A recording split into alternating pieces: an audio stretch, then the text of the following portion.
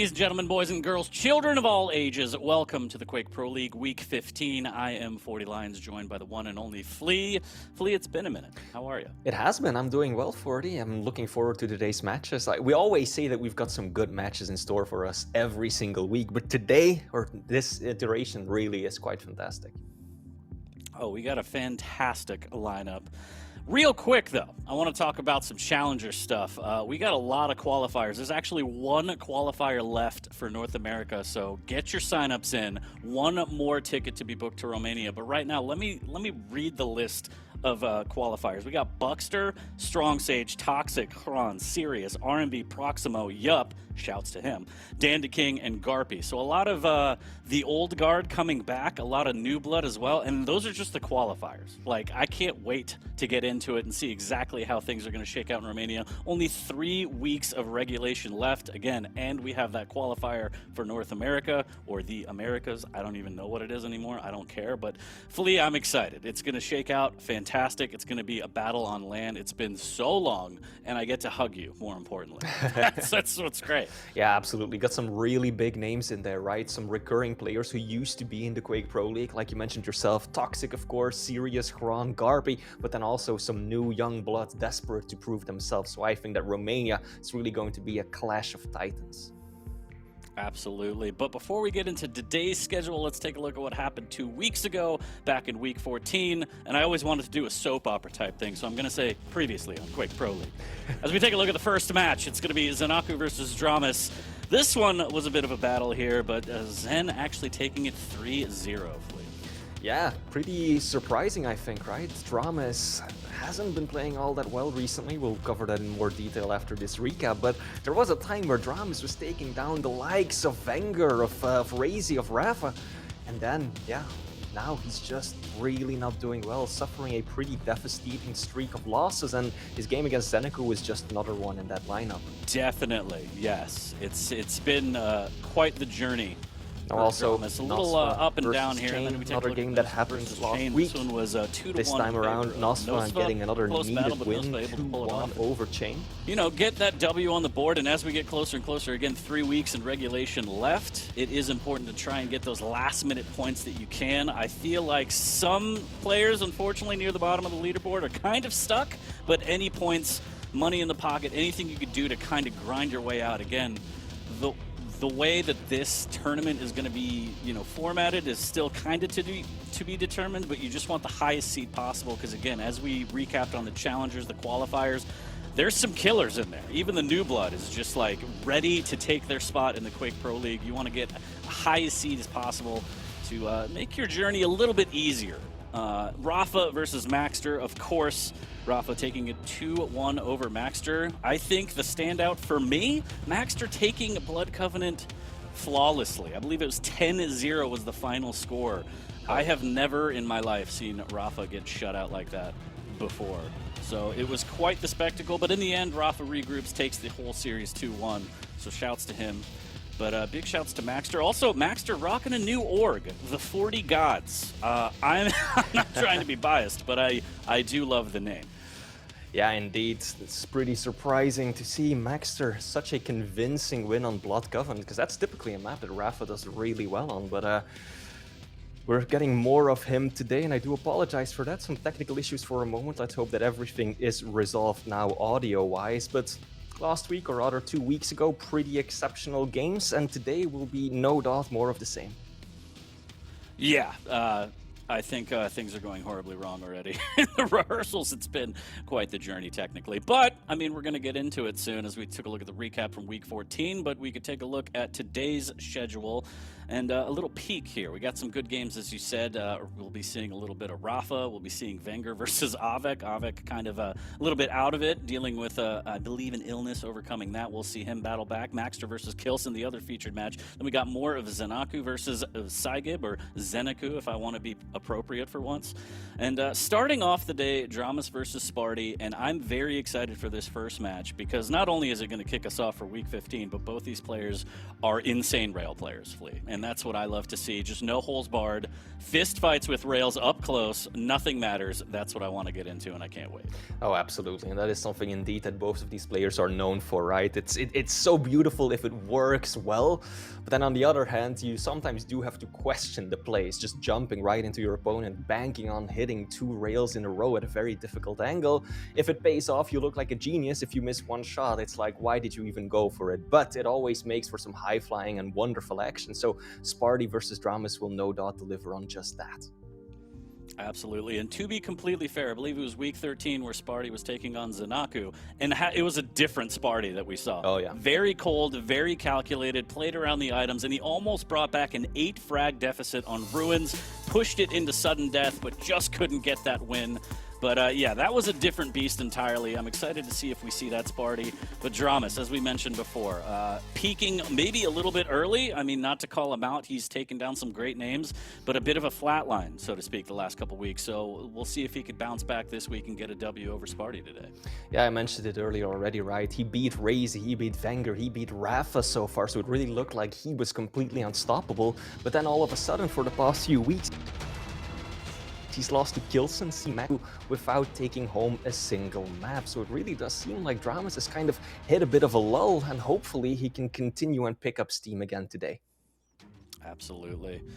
And as always, though, I mean, we want to paint a bigger picture of what's going on. So if we can get into the picks and bans, we can take a look at the maps, the champs, what we have in store. And it looks like Vale is going to kick us off into Corrupted Keep. And the potential decider is going to be Ruins and Flea. As always, if you could run me through the champs, please. Oh, absolutely. So map 1, DJ Weed's gonna be delighted. We're getting scalebearR in play on Vale even, so Scale versus Galena, nothing out of the ordinary there. Map 2, Corrupted Keep, dramiS will be running the Ranger versus the BJ, also pretty standard champions. And then to conclude on Ruins, it will be Sorlag versus Visor. So interesting to note is that dramiS, no crouch sliders to play around with this time, but he does have a stack advantage on both map 1 and map 3. Spart1e, he tends to go for those medium champions much more consistently, but dramiS is changing it up by going for Scale as well as Sorlag. Yeah, dramiS is rocking the thick sandwich, and Spart1e is all mids all day. The mayonnaise man, no fear. And starting off on Vale against the Scale, it might be an uphill battle, but we've seen Spart1e do magical things. Again, that I believe Week 13 display versus Zen was absolutely incredible, and it started on Vale, if I'm not mistaken. So Spart1e knows how to play this map. We've seen him absolutely lock this thing down. Can he do it against a scalebearR, and more importantly, dramiS' scalebearR, because you know dramiS is going to play aggressive. Oh yeah. You absolutely do. Now, luckily, he's got those totems to work with, so he's got that extra line of defense, give himself some more health, do damage if dramiS does decide to push, and that can be really critical when it comes to, of course, shutting down those bounce pads and those teleporters. So he does have a few tools to deal with that scale aggression, but still, if that stack comes at you, that totem is just going to be a blip. dramiS is going to stomp right over that, be in your face, and he can really bring the pain. Absolutely, he can hit you with the boots. And then looking at Corrupted Keep, we got Ranger versus BJ. Medium champs all together. I would give the edge to Ranger. I don't know about you, that Dire Orb is just so versatile. Oh yeah. Of course, BJ works really well on Corrupted Keep, right? The dual LG, dual shoddy, dual rocket, so much damage potential, but you are so limited when it comes down to your mobility. Nothing to work with, nothing to give yourself a bit of a speed boost, whereas the Ranger Orb can be used both aggressively to get that burst damage out, but also to just reposition yourself. And we've seen a lot of really clever plays on this map in particular, where using that orb allows you to basically pick up mega and heavy within a second or two of each other if you time it right. So Spart1e will be outmaneuvered quite consistently, and he will have to rely on that extra damage and then hitting his shots to counter it. And then looking at Ruins, the Sorlag versus the Visor, I'm not really sure how to break that down in terms of who has the advantage, because yes, Sorlag has the ability to refrag with the stack off the spawn, but Spart1e is such a good rail player, and using that vision to make sure she doesn't sneak up on him may be the key. Yeah, absolutely. Again, it's a scenario of mobility, right, being used by dramiS, and instead of damage like with the BJ, Spart1e now has the extra information. Piercing Sight will tell you exactly where your opponent is at any single point, and that works especially very well on larger maps like Ruins, because your opponent won't always hear you use the ability. And Spart1e, with a player whose rail is as good as his, can easily make use of that to line up shots and to just rail a dramiS in a corner. So it is going to be a difficult matchup. It should be a good one, but my favorite part of all of this is Flea. Who do you think is going to take this series? Ooh, that's a difficult question for the. Now, historically speaking, these two players have gone head-to-head twice during the Quake Pro League, and dramiS actually won both of them. Most recent one being during the Stage 2 finals, where he took, I think, a 2-1 victory home. So statistically speaking, dramiS has had the upper hand. And looking at the champion picks, I am going to favor him as well. But the one thing is that Spart1e has been playing more consistently during this season. He won his previous matchup, whereas dramiS lost his. So it's very difficult to say. Ultimately, on paper, I would say dramiS, but looking at the previous matches, I would say that Spart1e has got the upper hand today. I think just based on the last performance we saw from Spart1e, I'm going to roll with Spart1e, but it's going to be close. It's going to be 2-1. dramiS is going to keep it very, very close, in my opinion. And looking at the chat predictions, honor system. So deal with that as you may, chat. I'm sorry about that. But I did hear the sound. We are going to get into the first series of the day. Thanks for being patient. And it should be a good one. Again, Vale of Pnath to start it off, Scale versus Galena, and I hope both players get the rail in their hands within 30 seconds, because that's when the fun starts, Flea. Oh, absolutely, and I think that we are just about ready to jump in game. Both of the players are in warm-up on map 1. Just to recap, this will be Vale of Pnath, Spart1e running the Galena versus dramiS on the Scale. And with that being said, we have finished loading up, and we are about to jump into the first match of today. This is week 15 of the Quake Pro League. 40, take it away. And we are live, and we are starting on Scale, much to Wheat's dismay here. Easy mega pickup for dramiS. So now he just wants a little bit of weaponry. There's a little bit of a blast there in the Thunderdome. Damage on both sides. But nothing too crazy, Flea. Not at all. Except for those damn fine weapon skins. Sync, killing it again with that skin. Rocket launcher never looked so fine. And dramiS now trying to apply a bit of pressure. I like what he's doing, being very proactive when it comes to taking down those tokens. You want to nip that in the bud as soon as possible and make sure that Spart1e cannot get that overstack going. dramiS pumping the emergency brake there, taking out a totem early and just kind of waiting, trying to play off a sound cue, maybe get a good bull rush, shoulder charge into some rocket damage here. Nice patient play from dramiS. Both players being very patient. There we go. Door between them will open up, no damage being dealt though. For the time being, Spart1e is the one securing Mega, whereas dramiS is in control of the Heavy, and that's not what Spart1e wants. He's got an ability that gives him health, so what he wants to prioritize is that armor. But here we go, the Bull Rush, it connects at the very end! But dramiS unable to really follow up with the rockets. Both players know neither wants to commit. Mega is up, and this is an opportunity for dramiS. He's got the better positioning to now secure full control of the major items. You could tell dramiS wanted to risk it right there with the repeat, but Spart1e nowhere to be found. But yeah, as you said, good damage, and now he has full map control.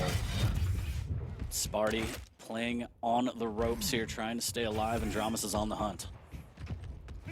Not a whole lot of resources left on the map to work with. This could be devastating for the Sweet. Will go down. First frag goes in favor of dramiS. Excellent opener. Good move to deny that armor shard, hit back to the Mega. He is getting peppered though, but the Mega should save his life. Spart1e trying to max damage, but with that Mega pickup, it's not going to be enough. Good rail as well, could deny this Heavy. Spart1e has to get out of there. He's going to wait and try and do a little bit of damage, but it's going to cost him his life, and now dramiS can just really open this one up for him. Little greedy by Spart1e right there. Saw the item unattended, made a move for it, ends up in the poison pit. And that is Spart1e down to -1.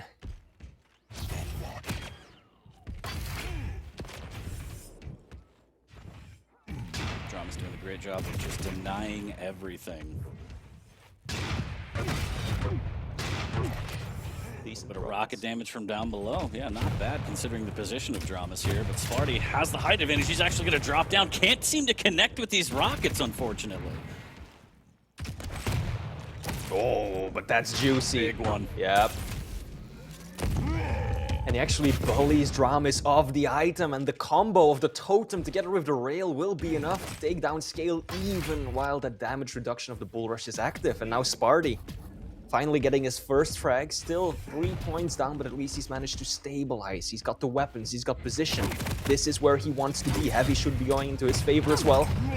With those close combat rails that we were talking about, this is risky. Both players low. Who finds the shot first? Oh, it is dramiS! Fly-by rail at point-blank range as he extends his lead once more. Having no other way.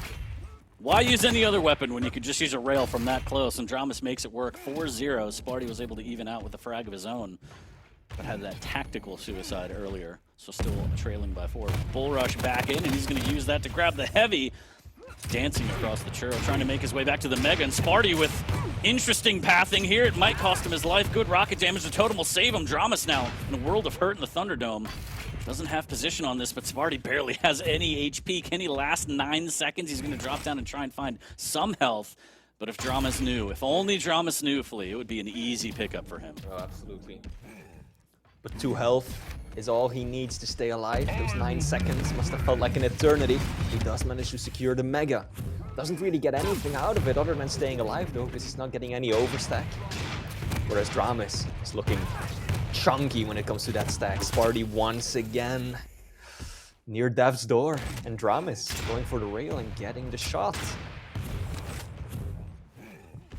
Not bad at all. 75% rail for dramiS. Ooh. My God. Oh, big rocket. A little bit of a tickle. This should be a finisher right here with the rail again. And it is. Nice. dramiS is giving us what the fans want. Corey must have heard us before the match started. He knows that those aggressive pushes with nothing but the rail out is just what we like to see, and it is working out flawlessly. Not bad at all. 7-0, and dramiS using that stack of Scale Bearer to just push to his heart's content, and wow! Alright, so the silver lining, Spart1e steals the Mega, but dramiS makes him pay with a frag. The rocket's just missing out, but the rail won't. There's the rocket jump, there's the denial with the rail, and dramiS putting on a show right now. Spart1e just trying to do anything he can to stay alive, and 9-0, and dramiS is just running away with this. He's bull rushing away with this fleet. Indeed he is. Now what can Spart1e do to turn this around? He has the better positioning when it comes to the Mega, but he's lacking weapons. So even though he will pick it up, he doesn't have any armor to his name, he's got very little firepower, doesn't have a rail. And that's one of his crucial weapons, and then that drop, a little careless. dramiS waiting with the LG out. This is tricky. 4 minutes, 10 frags against an opponent who's been playing so well. What can he do? Yeah, crushed.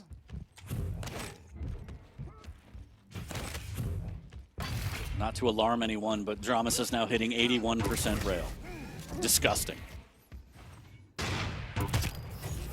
Oh, and I think, I don't know what that was. I can only imagine maybe a little bit of frustration on Spart1e's part. Yeah. It's not really a party anymore right now, and another rail again from dramiS. Absolutely relentless. Everything is going his way right now. He'll even eat that totem damage. Doesn't care. There's the flick rail. One more up close. Oh my god, he used the shotgun! 84% railgun accuracy by dramiS. 40. This is nasty. He's just pumping it up every single time. He starts at like 71, you said at some point, but he doesn't want to finish in the 70s. The 80s, the 90s, that's what he's going for. And another bull rush, brutal to the face. And now Spart1e has no choice but to keep aggressively pushing, hoping for a miracle. The one that I fear will not happen today. Wow, I don't even know how Spart1e got that kill. That first direct rocket, and then unfortunately for dramiS, doesn't connect with another one. So, glimmer of hope. Do you believe, Flea? 14 frag deficit? Let's go. 14 frags, 2.5 minutes. I'm glad that you're still so optimistic about it, Forty. There's still time. There is still time. Yes, that is technically true. Look at these rails. Oh my god. Oh no, dramiS still walks away with the item. The rail is all it took to knock Spart1e off course, and I think that he's accepted his fate. He just took that scale rush to the face like a man. But yeah, This will be going to the Dragonborn esports player dramiS, representing the USA. Solid opener for him. Yeah, more like USEA right now. 16 frag lead. This one is in the bag. Not only that, but hitting 80% rail. I'm sure that, you know, boosts him up a little bit. And wow, what a start for dramiS. This is exactly what you want. Now, if you're Spart1e, at this point you're already thinking of map 2, right? You know that this is over and done. The best you can do is just keep your aim warm, right? Keep that mouse hand moving. But mentally, he's already thinking of the next map. Yeah, nice little float. Yeah, as he should be. There's nothing to do or see here anymore. Just mentally reset going into CK. And thank your lucky stars there's no rail on that one, because the way dramiS is playing with the rail, you don't want to deal with that. LG on LG right now, just a little bit of warm-up here. Why not? Keep your aim alive going into map number 2 as we have the final countdown, 1 minute warning. But quite the performance from dramiS to kick us off on week 15 here. 2,000 damage with the railgun alone by dramiS versus just 460 by Spart1e. I think that says it all. Railgun was so oppressive. And then tied that together with that movement, the bull rush, the burst damage potential that Scale has. The moment you put yourself in a bad position for it and you hear that bull rush coming at you, you don't have an ability to evade it, you can't go invisible or double jump over it. You kinda just have to take it if there's no place to dodge, and that's exactly what happened time and time again. And unfortunately, the totems don't work like a speed bump like Timmy the Turret. Yeah. They don't stop you in your tracks. They just a little bit of damage, but all in all, that Scale's gonna get to you. I mean, interesting to note is that dramiS started by banning the Eisen. So perhaps it was a calculated play on his end to be like, no, I want to play Scale, and there will not be an Eisen in play to have that turret to block me. So who knows? All a part of the plan, and working in his advantage. If that was some tactic, I mean, we saw it right there. That is easy for dramiS on map number 1. But again, the mental reset needs to come into play. CK, no rail there. Ranger versus VJ, I still give it to dramiS just based on the Ranger pick, but we'll see. We'll see. It's a new map, mental reset. Let's see what Spart1e can do. But that was a shellacking on map number 1. It absolutely was, and at least dramiS has broken that dry streak, right? I mentioned it earlier. He has gone, what, I think 4 series in a row without taking a single map, so no matter how this ends up, he will still have broken that disastrous streak of losses. So fingers crossed that dramiS can keep this up, but Spart1e, on the other hand, there were some signs of life in there, right? We saw it, the flow, there were some really solid combos, some nice dodges here and there as well. So Spart1e still has the fight left in him, and I hope that he can make good use of that BJ dual wield ability in map 2. Yeah, I mean, the issue is when you're down 10, 11 frags, you just have to start throwing anything against the wall, seeing what sticks. And so some of those rocket jumps and, you know, more careless plays, that's just all you can really do. So Spart1e kind of clocked out around 6 minutes, and I don't blame him because that was a tough deficit to overcome. But like we said, at that point, try to just set your sights on map number 2. And, you know, you still have 2 maps to try and take this set, but what a powerful start for dramiS here. 22-4. The railgun was absolutely immaculate, but CK, no railgun. So let's see what the rockets at LG could do for him. A lot of machine gun, heavy machine gun's going to be huge on this one. But yeah, just mental reset. If you're a Spart1e fan, if you're a Mayonnaise fan in chat, send him your energy. He might need it. Absolutely, and indeed, as you've pointed out yourself, this is the only map in the pool that does not have the railgun. And as we discussed earlier, rail happened to be dramiS's key to victory on map 1. So how is that going to change the approach? You just said it yourself, right? Instead of railgun, people tend to go for the heavy machine gun. That's the other consistent damage output that you can do at long range. So how is this going to turn out? Can Spart1e counter with the dual wield, right? I think, or at least if I was Spart1e, I think he's going to want to try and spring some traps on his opponents, right? Ranger has got more mobility with the orb. Spart1e hopefully will be ready to instantly and to preemptively rather pull out that dual wield, because it takes a little while to get going. So you have to be super aware of where your opponent is and try to always be in control of the way the map flows so you can pull it at a moment that you choose, rather as like a panic or when you're caught off guard.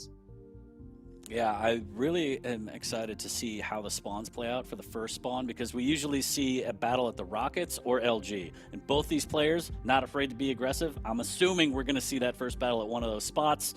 We'll see. We're working through some technical difficulties right now. I believe the Mayonnaise Man was stuck, so camera issues that we're trying to fix, because we want to see all those beautiful expressions throughout the game. So just hang in there, chat. We will get into map number 2 shortly. I have no idea what's going on with the predictions, but... you know, honor system. Start locking them in chat. Why not? Yeah. Just read them out. We could, Flea, you could do the math. You're a genius, right? Come on, chat.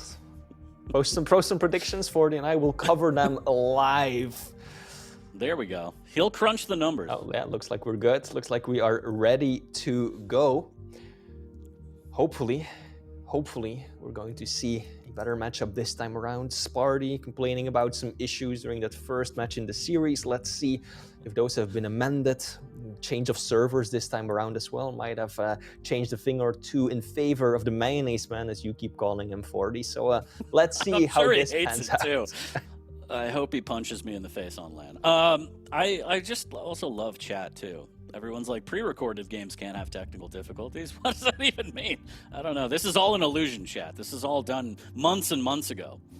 We're like a wrestling federation. ZenAku predicting dramiS will hit a rail in the next map. He's talking about the secret railgun hidden. That's true. Only he and dramiS know about. We're not supposed to talk about that on the show, Flea. Unbelievable. Okay, but just cat's out of the bag. Yeah, now LAN is over. Now everyone knows. It was fun while it lasted, but looks like all the players have readied up. I think that we do have Spart1e's beautiful face back on camera, so we should be diving into map 2 in just a second. Now I'm seeing, from what I can tell, based on just looking at the comments, quite a lot of love for dramiS. I think people have seen what the American bring to the table on map 1 and are kind of rolling with it. So can Spart1e stop the onslaught without a rail on the map? Can he play this differently and come out on top? CK is a very snowbally map, so if Spart1e Yes. gets a frag in the right area, you can run the spawns between Red Room and Rockets. Again, I feel like the first spawn is going to be very critical between these two players, especially the way they like to play aggressive. We could hop in the server and see them both just play super defensive too. So I'd love to see them just go head-to-head and fist fight right off the bat. About 30 seconds, we're going to find out, Flea. I mean, the previous map started pretty slowly as well, right? For like the first 30 seconds to a minute, both players were being really, really passive, and no one made a move. So let's see how this starts out. Are we just going to kick it off with a brawl, or are both players being a little more reserved? We're about to find out as we're jumping into the game. We're on dramiS' point of view to kick it off. Look at that right off the bat. There's the Dire Orb cut off! And it was almost gorgeous. Doesn't quite get the heavy, but still could get the frag. The rocket just hitting the pillar. Oh, Spart1e. That pillar saved his life, but he's still on death's door. Can he get away? More machine gun. Now dramiS. It's too much. Oh, the rocket was perfectly placed, and more so, Spart1e popped the dual field and it's gone, Flea. Very aggressive push of the spawn, though. Heavy nails is all he needs to tie it back up, but indeed he doesn't. Oh my God. But look at this! What?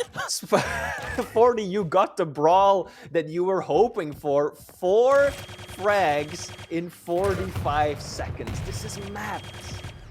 I think I threw out my voice, Flea. Yeah. Unbelievable here. Spart1e takes a little bit of self-damage. LG on LG trying to fight for this mega. Both players extremely weak. And Spart1e, tactical suicide yet again, wants to get that heavy spawn, not bad.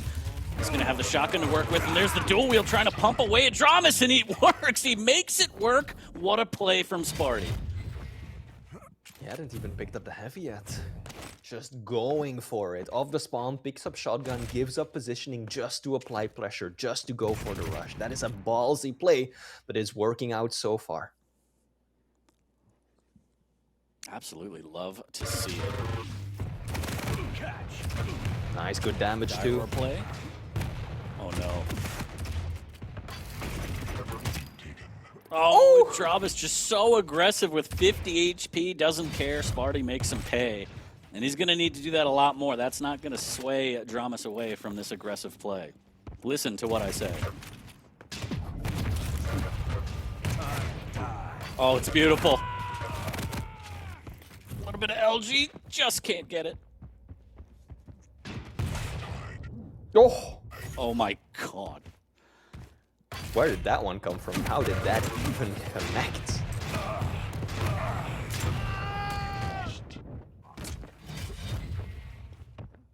I feel like the Rockets really failed. The dramiS on that one does get a good nail gun spot as Spart1e wanted those health bubbles.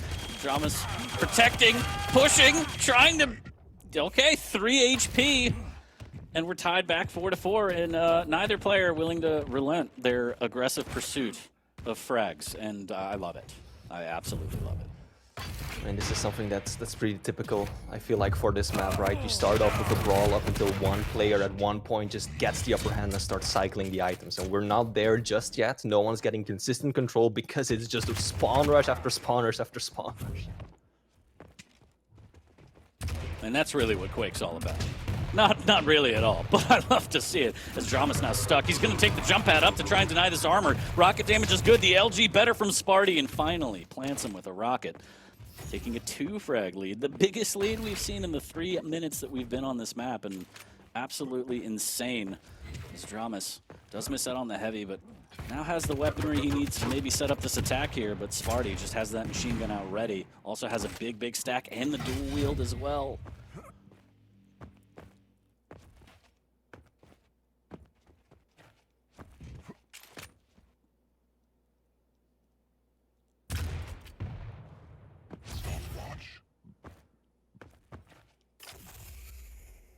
Finally, just a little bit of breathing room for both players here as dramiS decides to slow it down, grabs an armor shard. The light armor's on this map. Critical here, and right after that pickup, Spart1e had a rocket just waiting for dramiS, locked and loaded. Another warning shot, making sure dramiS doesn't peek over the edge there. As he claims the heavy, trying to make his way back to the mega, but dramiS has better positioning. Can he steal away this item? There's a decent rocket, but it won't land. There's the dire orb, and the dual wield will melt him down right on top of the mega. Nice. Spart1e taking control now. This is Spart1e's map. Making good use of those hourglasses as well. Really like that Spart1e is prioritizing them often, and he's making such good use of that dual wield. Such a valuable ability. He doesn't have the movement, but that doesn't matter if dramiS just keeps coming towards him over and over again, and he just has to mount himself like a turret and deal all that damage. And again, look at the LG, it's solid, but the mid-air, whoa, dramiS! Midi, and then switch to the shotgun to finish it off. Beautiful. Oh my god, the direct rocket from Spart1e, though. The dire orb from dramiS just to get by and maybe get a little bit of damage here. Spart1e actually has the better stack with a little bit of armor. And he's going to be able to pick up the heavy cleanly, it looks like. dramiS trying to make his way towards it, but not going to be anywhere to try and contest.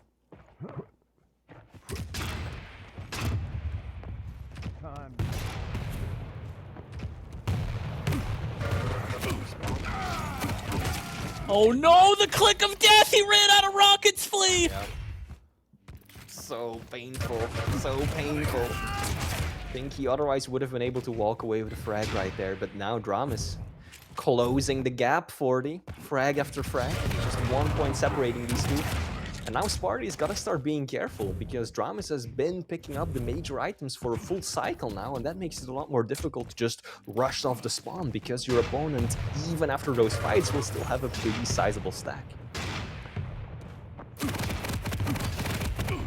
Nice LG trap here from Spart1e. dramiS can't land any damage. That was about as clean as it gets for Spart1e.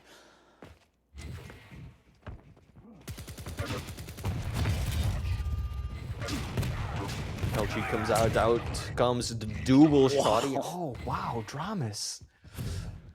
This has got to be frustrating for Spart1e. So many fights, and it feels like dramiS just keeps getting away with a sliver of health over and over again. So I think it's really important that dramiS, or Spart1e rather, keeps his cool. Oh, big rocket forces him down onto the low ground. dramiS smells blood, but he actually flubs it. Just barely missing out on the damage he needed. Does claim the heavy. Spart1e's favor, but 19 HP. Can he find the machine gun bullets he needs? Spart1e hanging by a thread right now in the boneyard. Wow, wonderful rocket as well. Can he turn this around? dramiS drops back down, and there it is. The dire orb he has used so much this game. The equalizer at 10. The ability usage has been huge. Both players have been pulling it so effectively. Big rocket jump, Spart1e Eats a direct for his trouble. And now it's a race for Heavy. Both players making a move. Both players so low though. And Spart1e, yeah, jumps around the corner first and buckles to that rocket.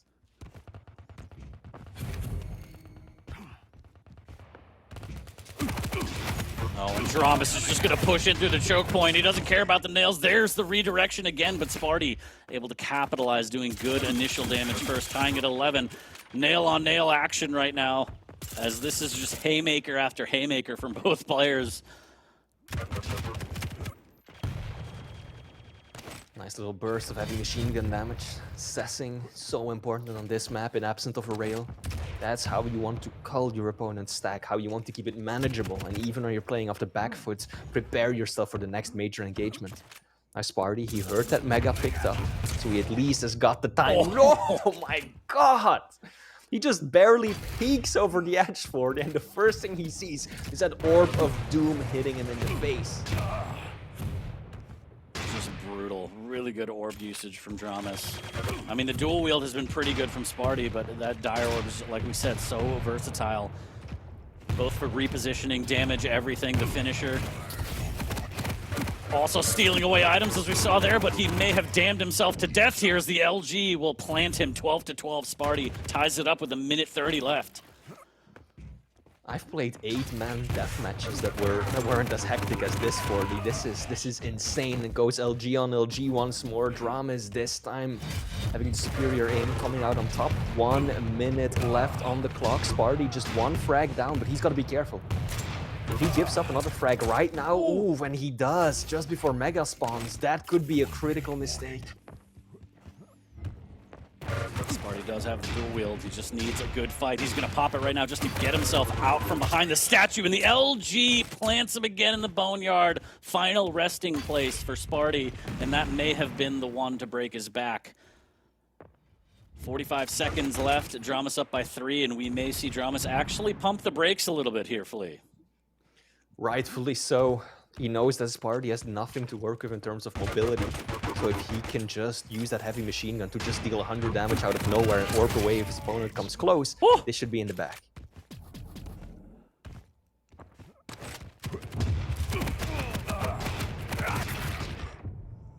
Lots of damage, yeah. Even with that frag. The stack, it's over. dramiS has done it. Takes the set in 2. This one not nearly as easy as map number 1, but it gets the job done. Quite the slobber knocker that we just saw on CK. And dramiS has got to be happy. Spart1e under Spart1e not as happy. Yeah. Yeah, we both thought the same thing right there. dramiS may be happy, but Spart1e, yeah, taking off and tossing down his headset like that. He is unhappy with that result, and I think it's understandable why. It was a very, very close game. Could have been either player's win, but ultimately it ended up going south for the Swede. And I think, 40, I pointed it out right as it was happening. That one engagement with 1 minute left to go. Spart1e pushing really aggressively towards Heavy, not leaving himself a way out. And then that 1 frag deficit turns into 2 just before dramiS picks up the Mega. And then it kind of gets out of control. Too little time, not enough flexibility anymore to tie it up.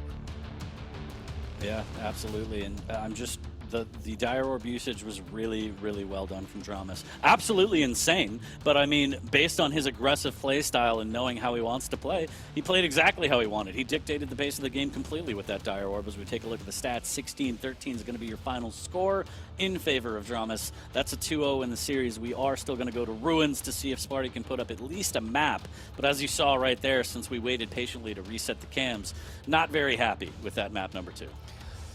No, indeed not. Now, we've got one more map, one more match in this series, and that will be the largest map that we will have played on today, and that is Ruins of Sarnath, of course. And we get dramiS running Sorlag, so once again opting for that heavier stack, and we know how that turned out the last time he had a stack advantage, 22-4 on Vale. Again, having quite a lot of mobility as well, the air control that Sorlag has, plus a damage dealing ability in terms of that acid spit. Going up against Spart1e, who is sticking in his comfort zone, clinging to those medium champions with Visor. Slightly faster movement than the other mediums, and he has that piercing sight to work with. Are we going to see 80% rail from dramiS again? Saw it on map number 1. Yeah. I don't know. I don't know. I mean, if anything, I would expect 80% rail from Spart1e if he is in good shape today, right? I mean, Spart1e, rail, one of his key weapons, plus he's shooting at Sorlag. She's a thick lady, she's a larger target, not that easy to miss. And lastly, he's got that piercing sight, so he's got an ability that should help him get a lot of information, line up those shots beforehand. So I would expect Spart1e to hit more rails than his opponent, and if he doesn't, that will be a surprising result. Yep, drama's working on the 3-0 right now. We'll see. It'll be a battle of rails to settle this one. I don't see either player backing down from their rail game, but you're right. Spart1e needs to step up and start connecting with some more of that. We'll see, though. dramiS could flip everything on its head and just get up close and personal with a shotgun and spit, because that could take you far as a Sorlag. But we are going to get into map number 3 to settle this and see if it's going to be a 2-1 or 3-0 in favor of dramiS. Map number 3 between dramiS and Spart1e, live on Ruins, and we're going to start off on Spart1e because he's got some work to do. He sure has. Let's see if he can at least get himself a 1-map win today. That's a lot of heavy machine gun damage. Nice tracking by Spart1e. Now, we got to keep in mind, we haven't really touched upon this, but dramiS is rank 12 currently, Spart1e rank 11, right? Both are towards the bottom of the leaderboard, so with 3 weeks left to go, these guys want to get all the points they can just in the hopes of getting a better seat, better route through the brackets when the finals comes around. Absolutely. Every single map matters, so Spart1e playing for his life, trying to get anything he can here as he's claiming both light armors, trying to get that stack as high as he can, and he also gets the vision back, pops it immediately to make sure there's no shenanigans. There's quite the trap, using the machine gun into the rail. There's the spit, misses with the second, and dramiS able to take him down with the shotgun. Good play, highly aggressive push by dramiS, pays off. And now look at him just flying around the map. Perfect timing on even the small items. Will make a dive onto heavy. Oh! Spart1e showing his face hyper aggressively as well. Should get the frag. And indeed, ties it back up 10 seconds before Mega. Spart1e should be able to secure this, but dramiS actually gets a solid spawn, plus the speed that he's got to work with means that he should get himself in a really good stack right now. Oh, and Spart1e tries to go for the drive-by rail, takes a lot of rocket damage. Does have the vision to pop, that should be a free one, and it is. Maybe a second? Nope. dramiS hits him with the double back! Oh, and the rocket finds it! Does get a rail off. dramiS extremely weak. He is going to steal away the heavy. Can Spart1e get some machine gun damage? No, he's going to opt to get the rail and go through the telly, trying to work with these armor shards, the light armors.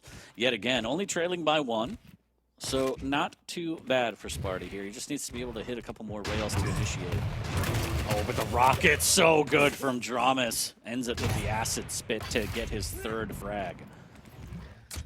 Again, aggressive by Spart1e. He could have waited on the Mega and just tried to spam the doorway to prevent his opponent from pushing in, but instead he really positioned himself quite far out there near the entrance. And in doing so, he didn't just give up a frag, but he also gave away the Mega to dramiS, and now the snowball, it started for the. What can Spart1e do to stop this? I don't know, but he's got to do something.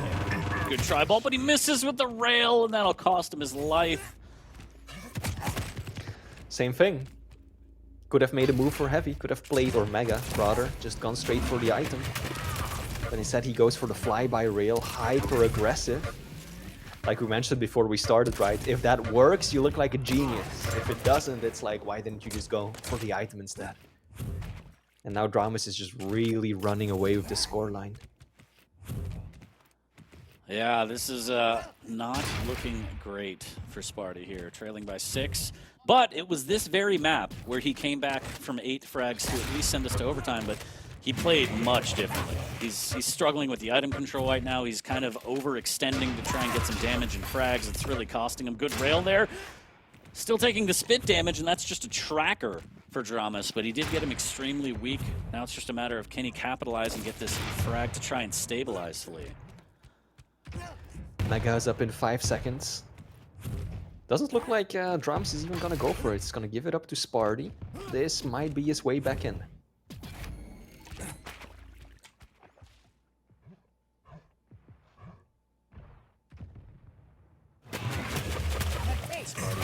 There's the acid spit, drops right into it, but he should be able to get this frag. There it is, but dramiS trades it out. Ooh. Clutch rocket at the end there.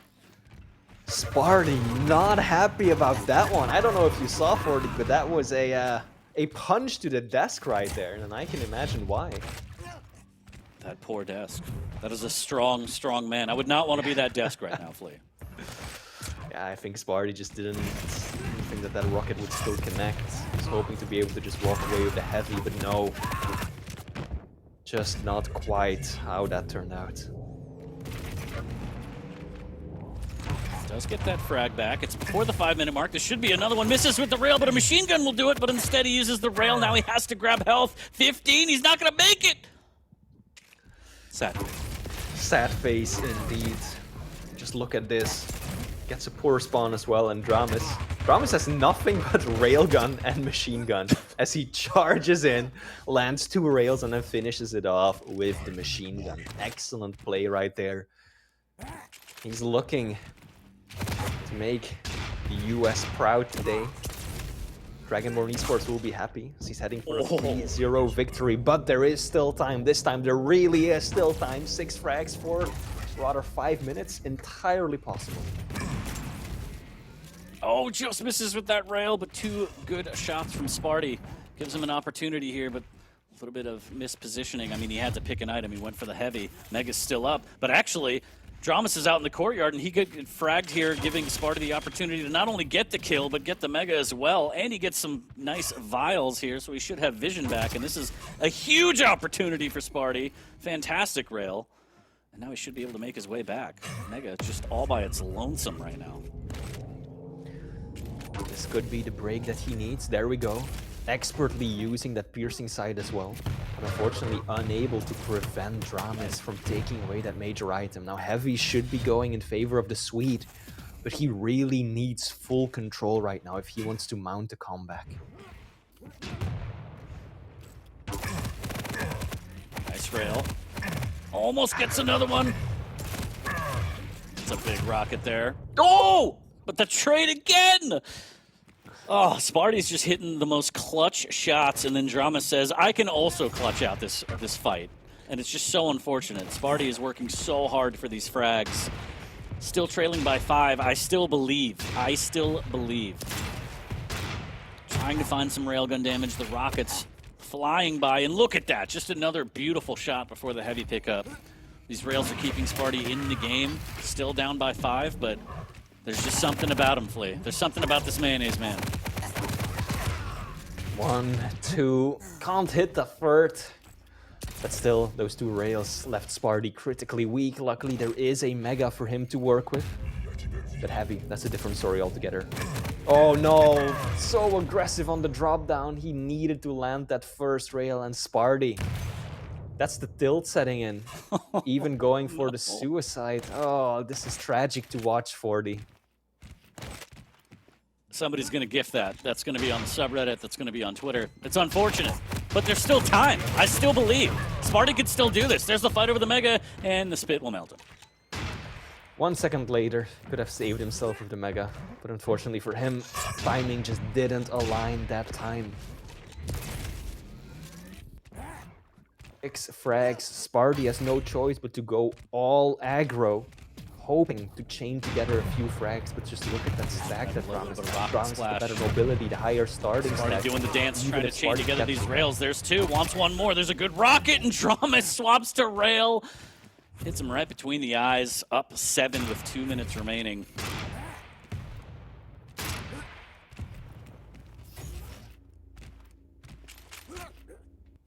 And a little bit of signs of Spart1e being a part of the tilt mode army, in my opinion here. Again, you get into this deficit where you have to start pushing and making these kind of wild card plays.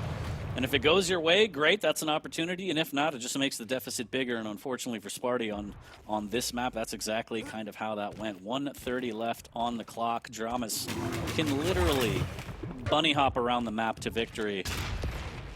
Is now just disrespecting Spart1e, spitting on him. There's good rocket damage. The LG from around the corner should be able to melt him, and dramiS still, after all that, gets 1 rocket into the breadbasket of Spart1e. Yeah. Luckily for him, the Mega is up. But wow, what a performance from dramiS throughout this entire series.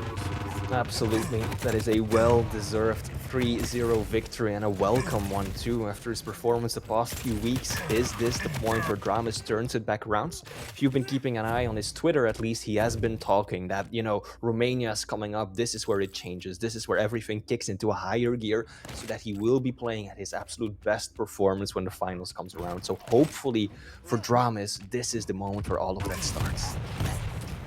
Oh yeah, it's all different. It's all different on LAN here. Spart1e getting some consolation frags, but yeah, definitely not happy with the performance you saw. There's a lot of gifable moments from this one here. The last 20 seconds will skate on by, and dramiS still looking to add more.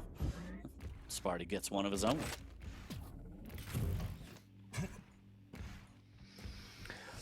But ultimately, too little, too late. 40. Spart1e, he put up one hell of a fight. Ultimately, I think, yeah, some of the mistakes, some of the problems, some of the unlucky things piling up got to him towards the end. We could definitely see a bit of tilt. Nevertheless, he put in admirable efforts, but dramiS was just too strong today. Too strong, too aggressive. The rail was too on fire for dramiS. So he does pick up the 3-0. And yeah, it's rough. It's rough being on the receiving end of an 80% rail gun. Starting off the series on Vale with 80%, and that's kind of set the tone. Map number 2, a lot closer, back and forth the entire way through, but that last fight, around a minute left, as you mentioned, kind of swung it in the way of dramiS, able to extend to 2 and 3 and close it out, and then this one was just brutal all the way through and through, in my opinion. Yeah, indeed, this was. Ultimately, map 2 was the closest one of the bunch, right? And I think that seemed like that on paper as well. I think it was the one where the champion picks were the most evenly matched. If he had, for example, an Ison, I think map 1 could have turned out very differently. But map 2, close in terms of champions and close in terms of score as well. It really wasn't until that very final minute that things fell apart for Spart1e. The orb simply offered dramiS too much ability, right? Both aggressively, both in terms of mobility, both defensively, right? It was too much simply for Spart1e to deal with the dual wields. Yeah, the Dire Orb is insane because if you throw it, it's not only misdirection. If it passes through you, it's a little bit of chip damage. If they teleport to you, it's just full-on shove. I got a shove just watching it flee. But that'll be it for set number 1. dramiS does take it 3-0 over Spart1e. We started hot and heavy on week 15 with no signs of stopping. We're going to take a quick break, and we'll be back with ZenAku versus psygib. Don't go anywhere.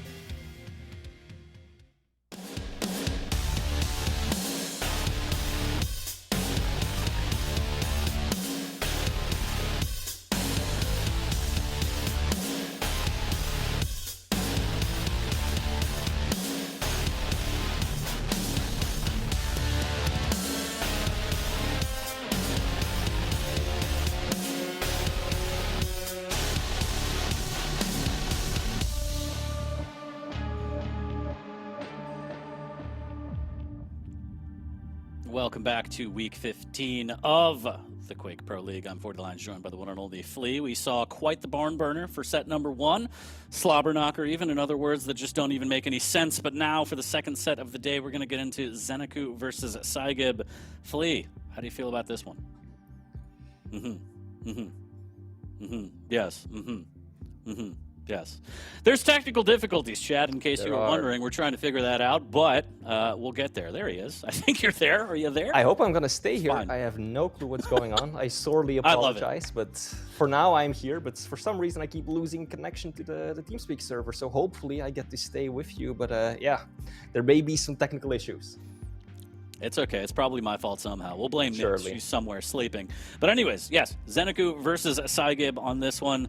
ZenAku looking pretty strong. psygib, not so much. If I'm not mistaken, just rocking the bottom of the leaderboard. Not to call him out like that, but he's got to step up in a big, big way here today. Again, 3 weeks left until the LAN finals in Romania. That's right, chat. It's on LAN. But anyways, if you can, talk to me a little bit about ZenAku and psygib and how you feel about these players, Flea. I love them both. What more can I say? They're both handsome hunks of men, and I couldn't love them more. But indeed, talking about their Quake skills, took a look at their match history, and so far it seems that actually psygib has won most of their matchups. Unfortunately for him, that was mainly in the beginning. So psygib won around 3 matches straight, but for the past 2 series, it has been ZenAku who got both wins. So historically speaking, ZenAku is looking good and poised to take it today, and I think the same goes for just this season alone, since psygib, I believe, is the only person who has yet to secure a full match win. I think it's gone all horribly wrong because I can't hear you anymore, but I'm going to assume that you said both players are fantastic, very handsome going into this set between these two. I really, we could take a look at the pick bands. There we go. Let's take a look. Everything's okay. This is okay. Vale of Pnath first, Awoken, and then we got Deep Embrace. And taking a look at the champ picks, I think Zen is going to take this one because he picked Keel. We got Keel versus Sorbet, so we're going to start off thick and easy on that one. Awoken, it's going to be Strog versus Athena, and then we're going to end it on Deep Embrace with a nice little BJ versus Nyx matchup. That one should be good. And, yeah, I guess this is just the 40 Lions show. So, Flea, wait, no, yeah. Flea, I see you. There you go, there you go. I had to run down the champs, but you tell me how you feel about each matchup. How do I feel about each matchup? Well, let me take a look, right? Starting it off, Vale of Pnath, the big body champs. I think that's really supposed to be expected by now. We're getting ZenAku, psygib, 2 men who really like to go for the brawlers. Now, map 2, Awoken, very different story. We're getting to see Athena come out to play. She can be so strong on this map, alongside Blood Covenant, of course. And ZenAku is going to try and counter with the crouch sliding Strog, and then the final map, Deep Embrace, we're getting to see Nyx, so a lot of mobility versus that BJ dual wield. So a lot of high flying action coming up, especially Vale of Pnath, I think is going to be another brawl just like that Corrupted Keep series we just had. Oh, I hope so. I want to see citrus and spit raining down everywhere. Between these two, now that we have a better picture painted for us, Flea, who do you think is going to take this one?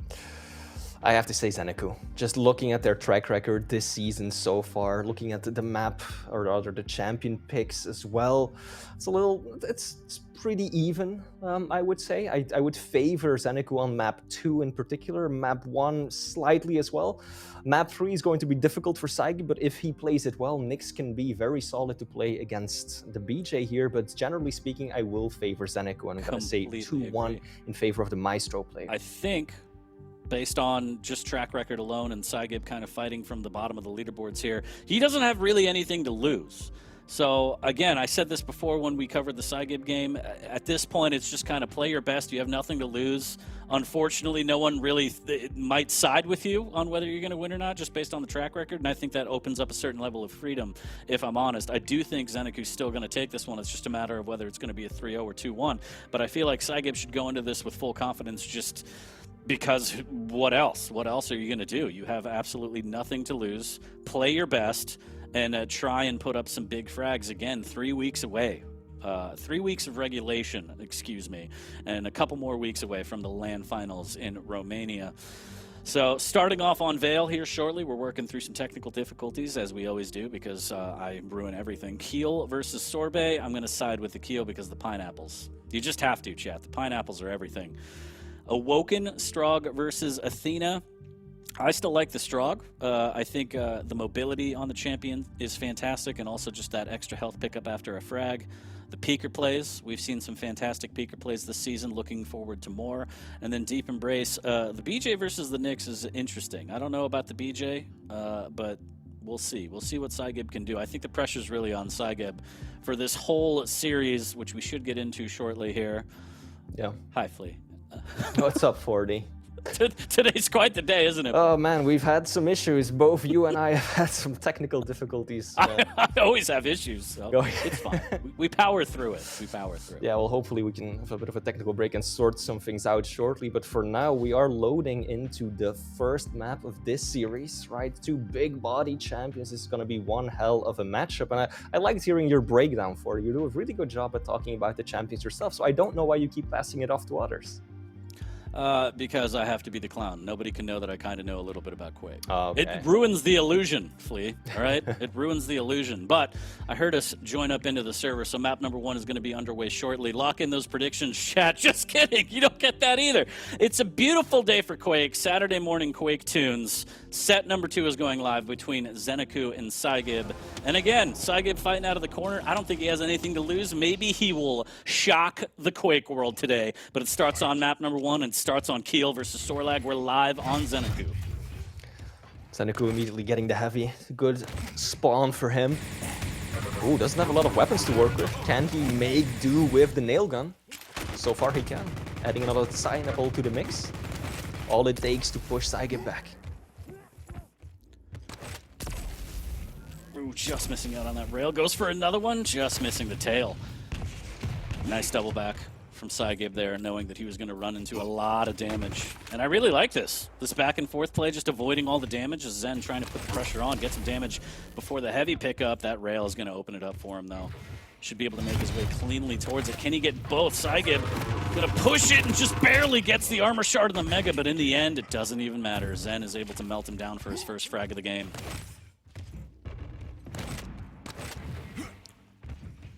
Re-upping on that LG now. Patrolling the top, just missing out on the angle. Ooh, that's a really nice rail there. Into another one, some pineapples. The citrus is going to do it for the second frag, and Zen's just looking real good right now. Right off the spawn with another rail. Relentless. The split between the items, not so great. Zen can't make it to the heavy. He's going to opt for just the Mega instead, but even though he only picked up the Mega, the stack is still fantastic because psygib just cannot land the damage he needs to try and open this up in his favor. That rail going his way needs a little bit more.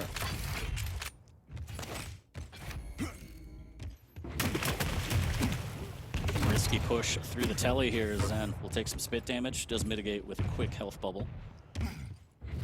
And again, opting not to really do damage on the heavy. He can potentially add a split to the majors, but he opts to just back that thick ass up onto it instead. There's a great rail into the Thunderdome. He wants to get this frag, and he does. With a dying breath, one rocket at his feet, but psygib is just struggling. Ooh, and the LG on LG, nice little push from psygib there, but Zen just has too much of a stack. Can he get to the heavy in time? No, just missing out, but instead a rail. There's problems here, but okay, a little bit of pineapple to force him down, not bad. Oh, that rocket. Wow. No matter what psygib does, Zen just has the answers. He has the damage, the tribal, perfect weapon for this angle here. This is best to avoid the spit. Takes a little bit of acid damage and almost hits a fadeaway rail. psygib down to 50 HP as Zen trying to fight for this. Can't quite grab the heavy, and psygib actually turns it around. That shaft absolutely shredding through Zen and his stack. Looking for a little bit more, pushing aggressively off the spawn, and oh, the telefrag! Nothing more just absolutely demoralizing than a telefrag. It's almost too good to be true. As Zen back on top by 4.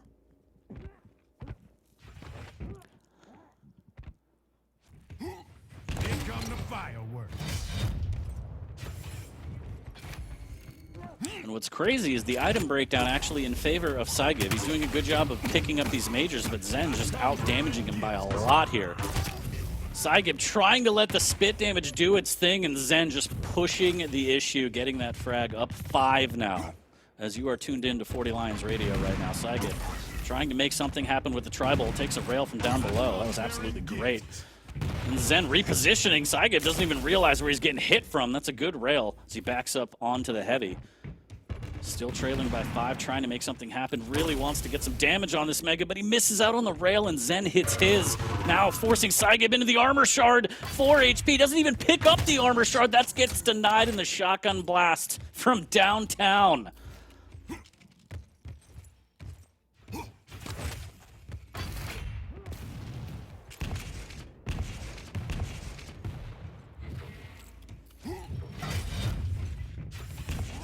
Heavy going to Zen. psygib trying to defend this Mega. A little bit of a flub with the rocket. The second one's a direct, and the spit might do a little bit of damage, but in the end, it's not going to do a lot. Zen really just firm grasp on the items now, taking over this map completely, forcing psygib into the low ground. No items but a rail and a machine gun. Now a nail gun and a dream. Does hit his initial. He's going to need another. That's a good secondary rail. Zen pushing the issue with his LG and can't go 3 for 3. Zen just has too much stack to deal with. Oh, Lord. Sweet baby Quake as the Rockets now. Good rail, 7 HP. Can psygib make this happen? And he does! Clips the sweet, sweet butt cheek of Keel, and he puts up his second frag, but he's trailing by so much, doesn't have a lot of stack to work with. A rail will absolutely decimate him, but he wants to take a peek and try and get some damage. Needs to be more worried about this heavy pickup, and luckily for him, Zen actually drops, doesn't want to do any kind of damage now as he gets his way to the Mega. Should be able to claim this. psygib just looking for damage, and oh, what he finds is citrus down the windpipe. Sweet mother of God, make it stop. 11-2 right now. psygib trying to make some magic happen. There's 2 good rails again, but Zen just taking these fights, and he has all these items to fall back on. There's 1 armor shard for psygib. There's the spit preemptively to try and negate any kind of push from Zen, and he doesn't care. The spit didn't even look like it landed. I don't even know where that spit went, but 12-2. ZenAku firmly in control, no signs of stopping, almost dropped down to get floated, but instead psygib will push through the telly, and LG on LG, and Zen comes out on top again.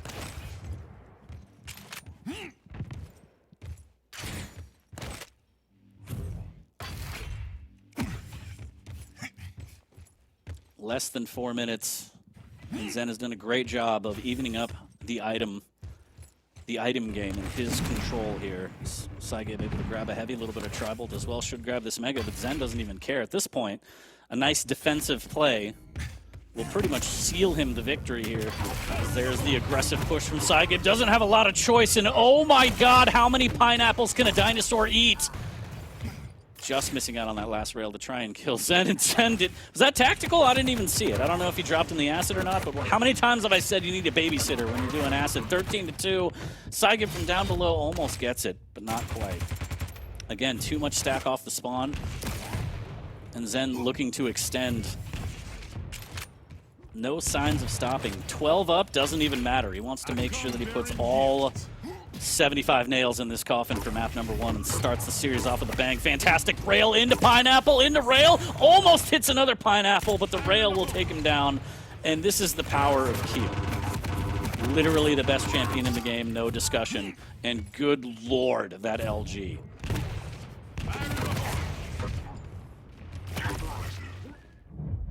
psygib able to finally take Zen down, but this exchange rate is just no good. 16-3. Zen making it look easy. And both of the Vale games so far today have been quite the blowout. Isn't that right, Flea? That's right, 40. Back to you, Flea. Yeah, I don't know. Not much to say here. I mean, psygib, even when he had the item advantage, he was just taking too much damage. Zen doing a good job of positioning post-item pickup to make sure that, okay, he was trying to get creative. I like that. Sometimes when you're in the lead by 13, chat, you just have to try some tribal jumps that you've been working on in the lab. There's nothing wrong with that.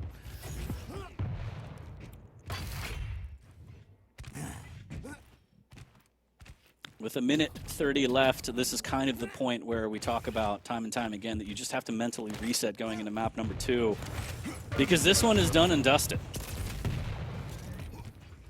Nice little rocket jump from Zen to get across and claim the heavy. Almost gets some rocket damage. Oh, just enough to send him through. That's going to be big shotgun damage. Oh, man. What do you do? I thought it was going to be another telefrag. psygib just stuck in the worst position. Somehow gets away. Nope! That Talon gets clipped with the buckshot. 18-3. And stop. Stop. He's already dead. This is what happens in the arena, chat, you see? This is what happens. Are you not entertained? Are you not entertained?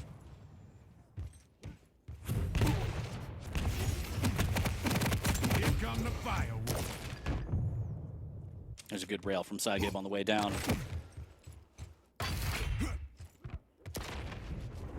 But yeah, quite the performance from Zen here on map number 1 to really get the momentum going in this series. psygib, you gotta wonder what's left in the tank after something like this. Can you come back on a map number 2?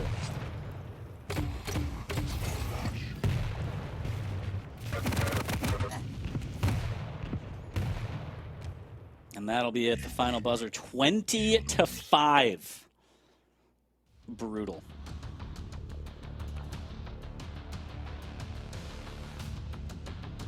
So take a look at the recap, 67% rail.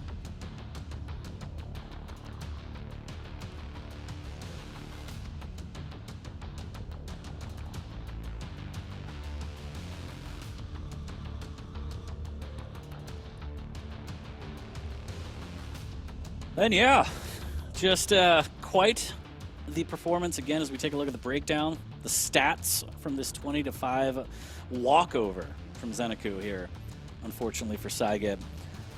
Again, it was a matter of just damage dealt overall. Even though psygib early on had the item advantage, he was controlling the map pretty well, he was just taking too much damage. The pineapples stacking up, good rails from Zen as well. Really chipping away until he had a firm grasp on the map and then started taking the items away, and from there it was even more downhill for psygib. You gotta wonder, can we see the ascension to Psygod from psygib? We've missed it for so long.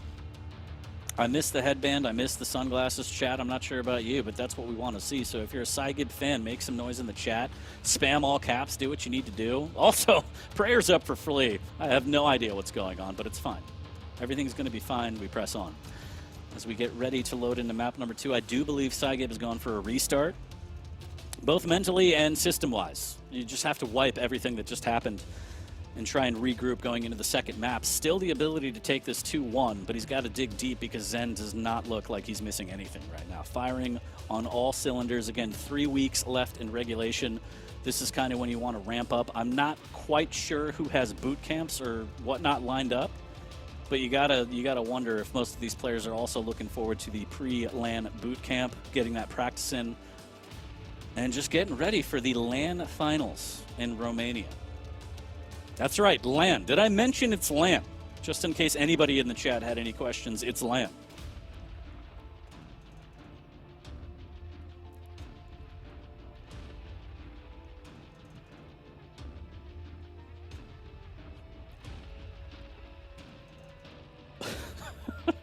Reading through chat, first of all, bless you all. Second of all, yes, Coupland, I feel so utterly alone. Every day, really, not just today, but yes. We are waiting on the restart. Production doing me a favor. Nobody wants to look at my ugly face for longer than they need to, so stare at their beautiful faces. Look at that. We got a Keel, we got a Sorlag, we got a ZenAku, a psygib. Handsome. Just handsome. Hashtag handsome. The Quake Pro League here. Week 15. As Awoken will be the second map. We're going to have Strog versus Athena. A little bit worried, to be honest, about the Athena. Very mobile champion, but I feel like once Athena goes down once, that Strog can just build up so much momentum. Not only with the movement, but also just the health, denying items, the peeker plays. I don't know. The way that Zen is playing, it just might be another slaughter. I hope not. I hope to see a closer game, as I'm sure everyone in chat does, especially if you're a psygib fan. But he's got to dig deep. He needs a little something, something, and then some.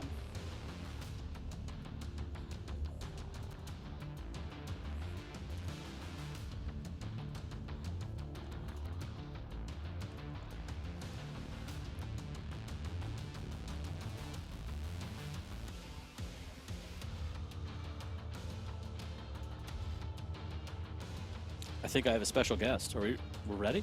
We're ready almost? We might be.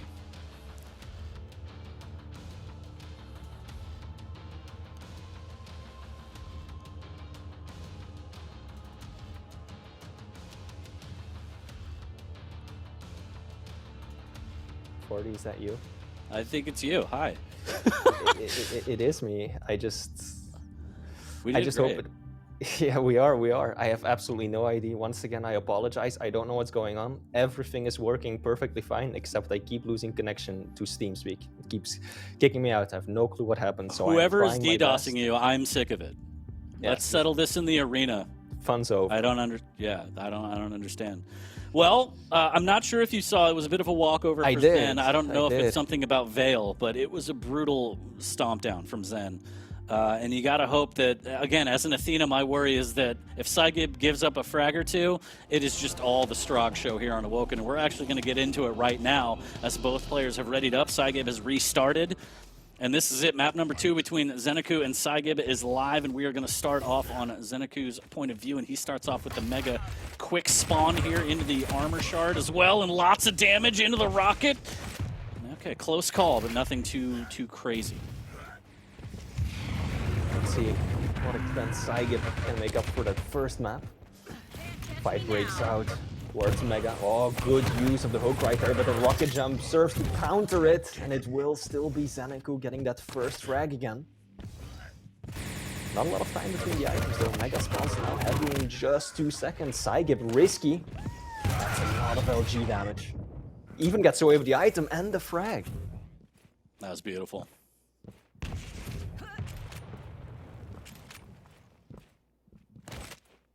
Strong start from psygib. Can he keep it up?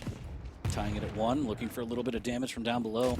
Needs to be careful not to completely give up his position on the Mega, and it looks like he has, as he has given up superior position to Zen, and this should be a free Mega. Silver lining, psygib does have position on the heavy, but Zen coming in like a wrecking ball, taking a bunch of damage, but stealing that away. There's the Pika play, there's the hook down, lots of rockets, and finally takes him down, melts through the stack with the rockets. 49 HP, 74 after the 25 health pickup, and psygib looking decent to maybe take another fight. But ZenAku doesn't aggress off the spawn, takes his time, slowing things down, and making the push count, and gets popped into the air in that slight aerial rocket. Kind of ruined it for psygib, losing track of him just barely.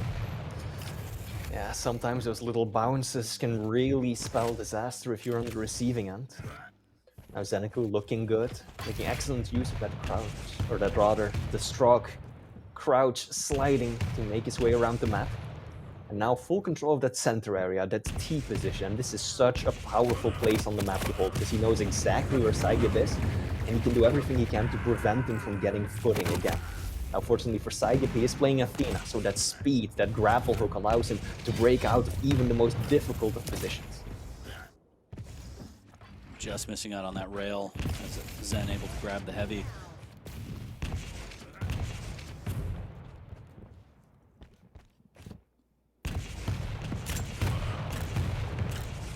Trying to get some rocket damage on the Mega. Zen very early here.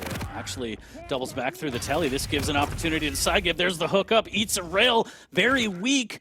But Zen, after the rail, decides to disengage.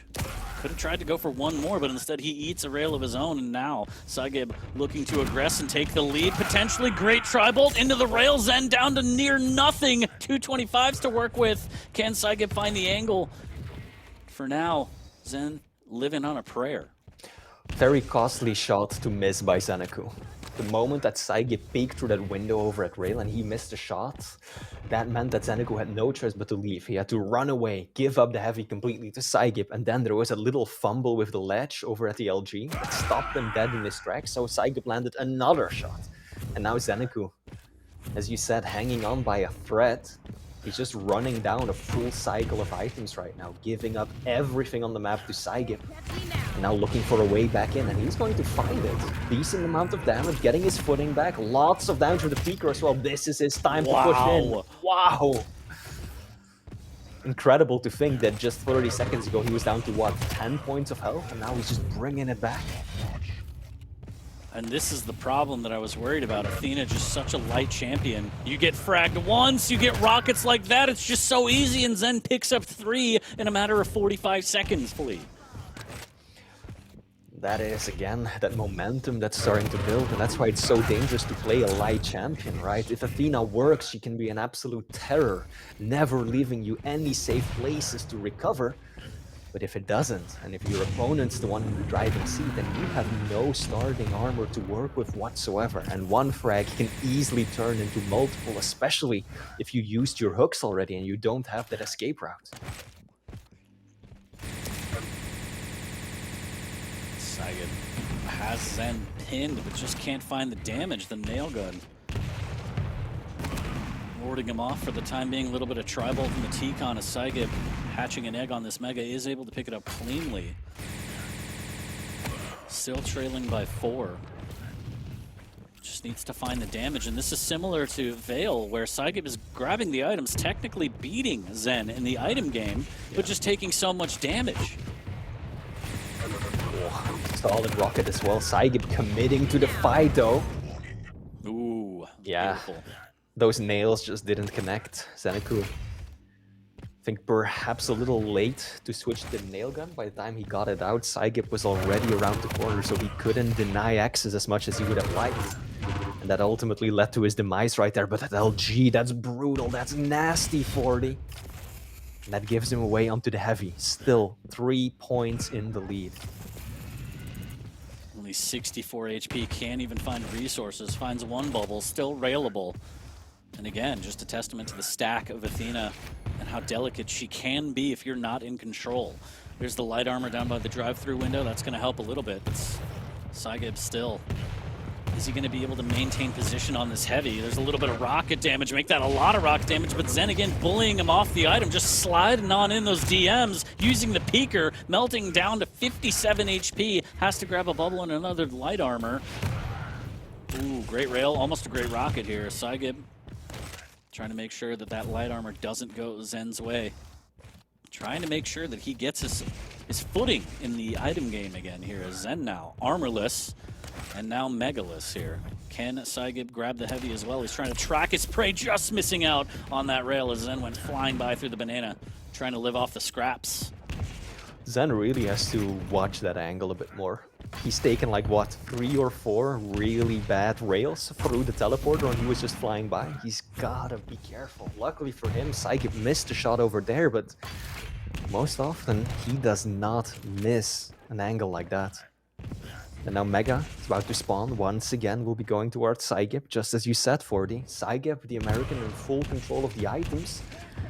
But ZenAku doing so much damage that he is still able to retaliate. What a pursuit there.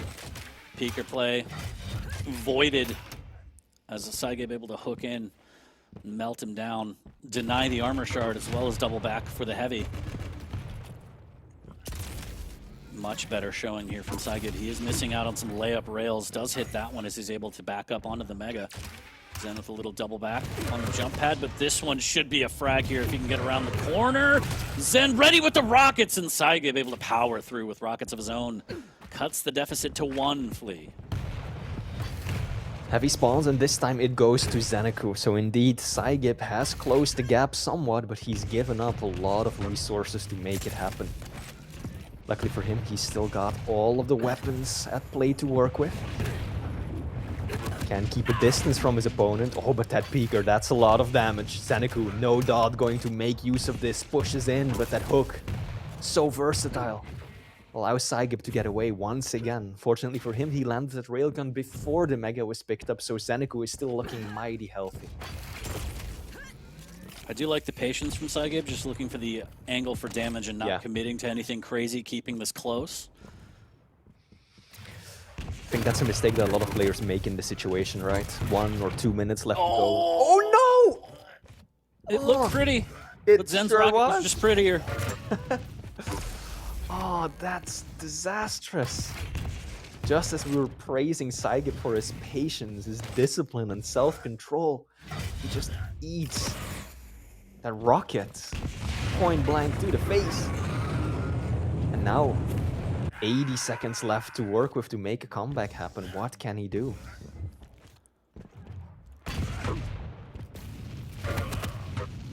Trying to aggress on this Mega, it's not going to be lucrative at all. Going to disengage and grab a rail. He's got a minute to play with to get 2 frags. It's doable, but with this stack, it's very dangerous. And this next heavy could make or break him. There's the drop down, and it's absolutely going to be clean for Zen. Rail on the exit, but psygib, look at that stack. He can't do anything. Yeah.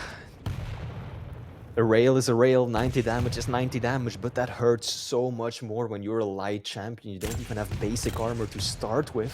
So that one rail essentially makes it so that psygib has to spend, what, 20, 30 seconds back to the drawing board restacking, and he just doesn't have that time. And once again, another rail by ZenAku.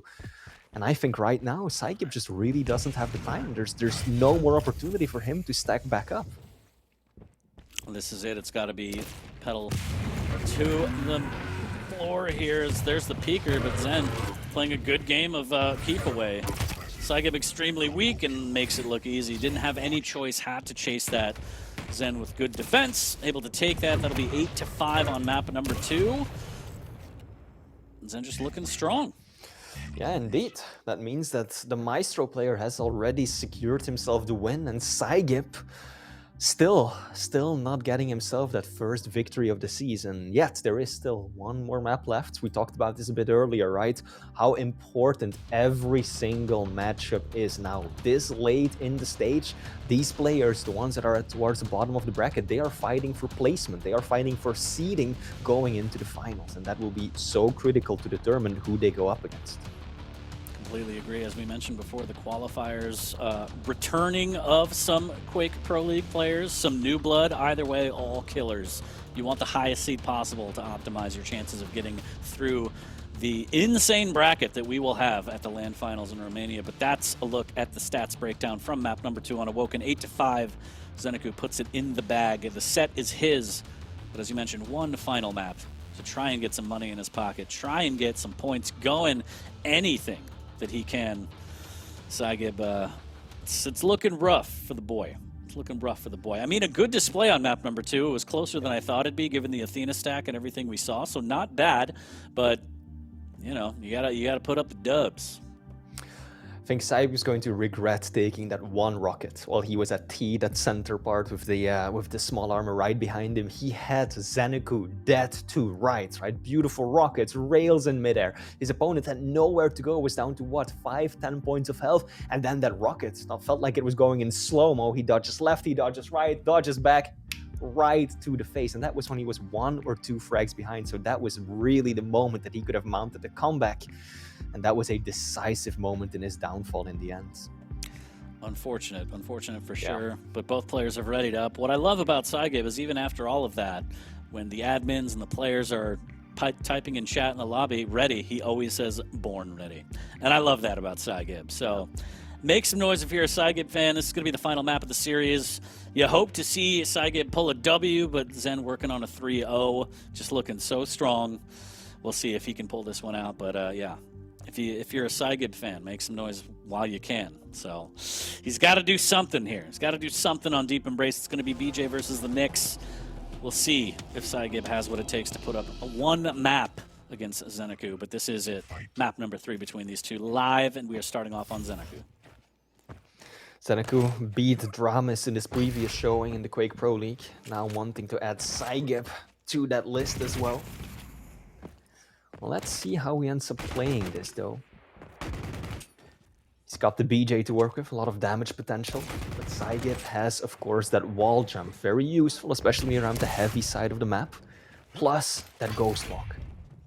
And immediately, he wastes no time pulling it. Doesn't want to sacrifice any damage off the get-go. Oh, can't quite weather the storm of the dual wield. he made good use of the pillar there, though. Very evasive, but now he runs face first into the LG. Nearly getting the frag with that super shoddy. Wasn't quite enough. He's got to be careful that he doesn't start with a huge deficit that will ultimately prove too difficult to plug.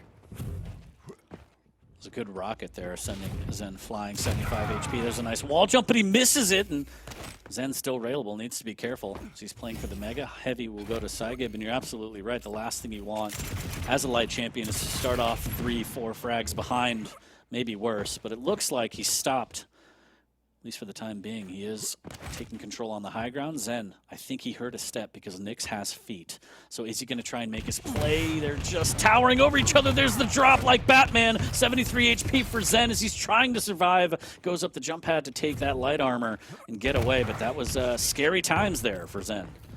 I don't even want to know what chat looks like now that you've mentioned Nyx's feet. I just want to reiterate that she does have feet. That's all I'm saying. It's anatomy is important. Shouts Jahar. Now, 2-0 still, as the dual wield preemptively popped. Zen will not find any damage, so a bit of waste there. psygib has to keep that in the back of his mind that he has about 40-ish seconds to maybe make a move and not deal with dual weapons. Oh, barely stays within the arena. Yeah, doesn't matter in the end. psygib quick to follow up on a good opener. Starting to make his way back into this. Stop the bleeding early on. Doesn't get that major deficit that we were worried about.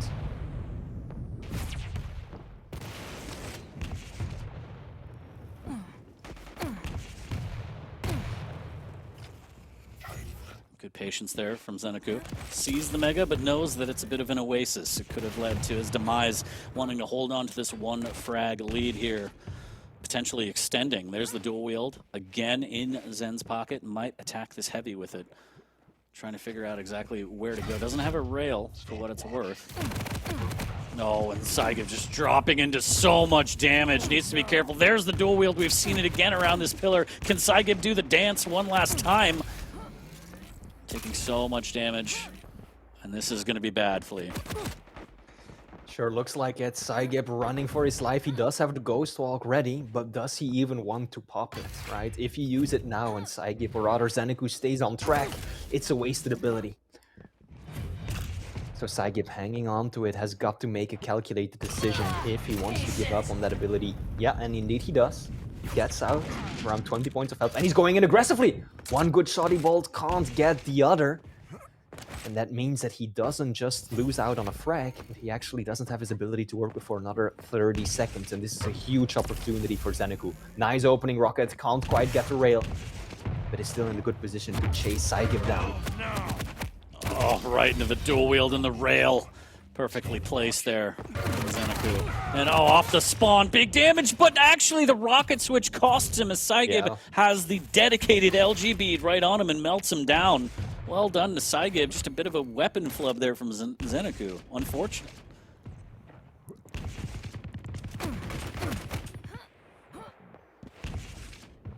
Mega going to ZenAku now. It looks like psygib will trade the heavy for it.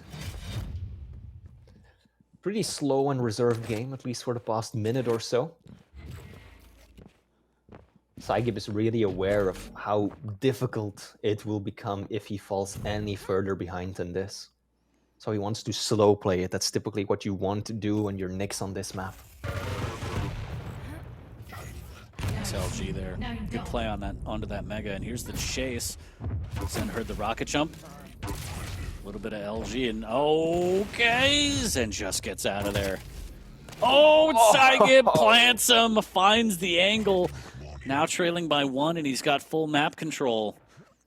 Good positioning here for psygib to try and take this, at least tie it at 4. I really like how he's playing this. He knows that ZenAku doesn't have the railgun yet.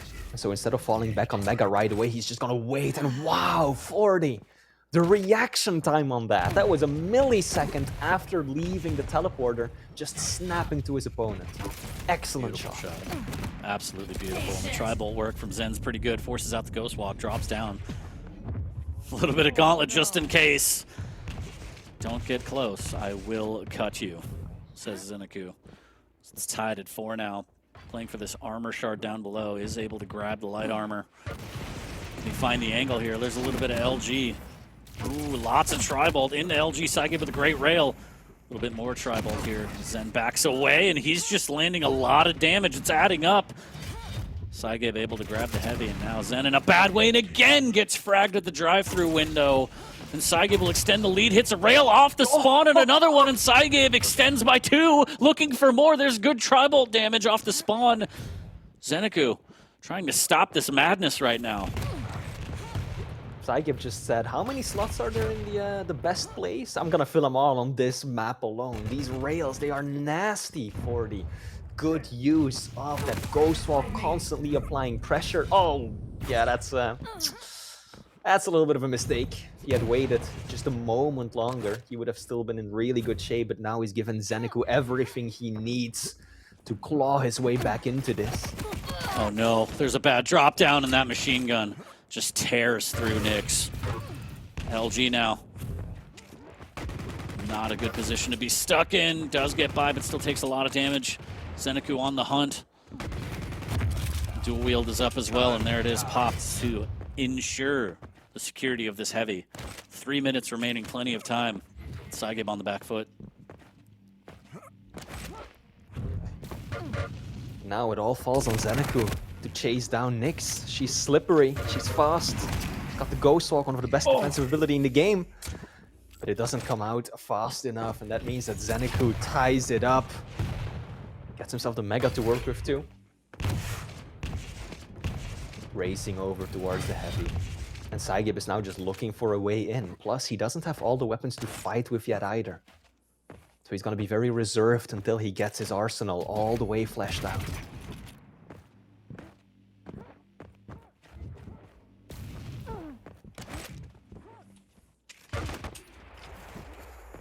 psygib still lacking LG, working with some Tribolt here, taking damage. Just peeking over that lip, and Zen is ready.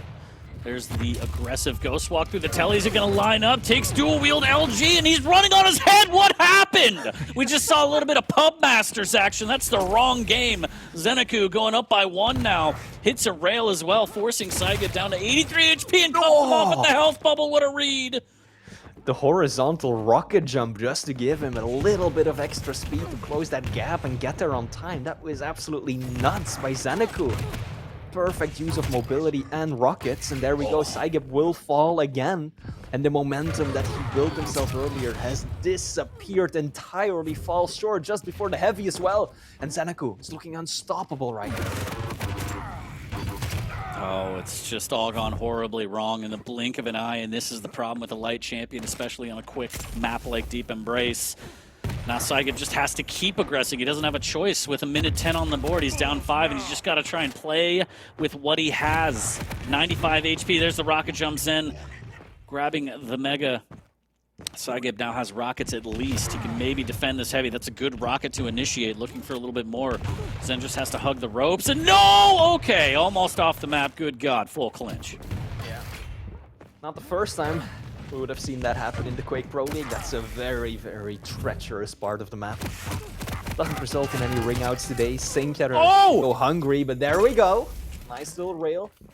Not that it matters anymore. This has been settled. It is over and done. Maestro ZenAku convincingly taking home the 3-0. But still, you know, adding a little bit of flair to those final shots. Yeah, I mean, ZenAku looking really strong in-game, looking really strong out-of-game. I think he could deadlift like 796 pounds or something. I don't know what weights are like in the gym, but in the Quake gym, he's looking buff as the trade comes out, but it doesn't matter. 13-7 is going to be the final score. Maybe? All right, yeah, there it is. Yeah. So shouts to ZenAku, 3-0 over psygib, but psygib putting up a good fight on the last 2 maps at least, but still cannot break the horrible cycle. His record is left stained, Flea. I mean, that's a bit of, like, the story as far as psygib goes, right? He gets close to securing the win, but then there's always a point where it falls apart, and very often it results in a 2-1 finish. I'm looking at the stats right now for and even though psygib hasn't won, actually, one of those games, he has a decent amount of map wins. If you look at it, the differential really is not all that bad. So it's a shame to say the least, because psygib, yeah, he often comes so close, and then you see 1-2, 1-2, 1-2, and you look back at these matches and there's, yeah, he gets a 2-3 point lead, and there's one thing that goes wrong, right? I think one specific occasion in this last map was when he used that ghost walk a fraction of a second before that heavy spawns. Up until that point, he was running circles around ZenAku for a minute or so, getting a lot of momentum, getting frags, getting items, and then by just that tiniest of mistimes, he gave up control of the items, burned his ability, and ultimately allowed ZenAku to get back into it. So it's tragic to see psygib always come so close and ultimately still fall short. Definitely heartbreaking, and especially on Deep Embrace, you know, playing a light champ, the minute you get fragged and you get spawn railed, that's probably 90% another frag, unfortunately, because you have nothing to work with depending on where you spawn. And just as we said before, Zen with a great rocket jump to deny the health bubble, cut him off as well. He was just making all the right reads, hitting all the great shots. Big shouts to ZenAku for taking that 3-0, well deserved. And if you're a psygib fan, you gotta wonder, like, how do I reach these kids? Because he's got to turn it around. He's got to turn it around. Otherwise, he's looking at a very arduous bracket in Romania. But that is the second set down for today. We still have 3 left. And the next one is going to be Rapha versus Chains. So don't go anywhere. We'll take a short break and be back with more Quake Pro League.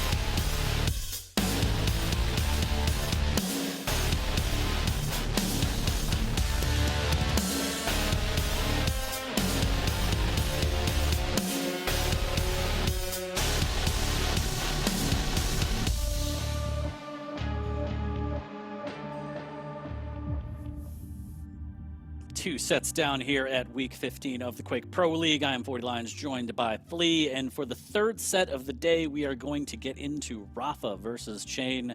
Flea, how do you feel about these 2 competitors? This is an interesting matchup. On the one hand, you have Rapha, the GOAT, right? Number 2 in the leaderboards right now. He is breathing down Kilson's neck, just 50.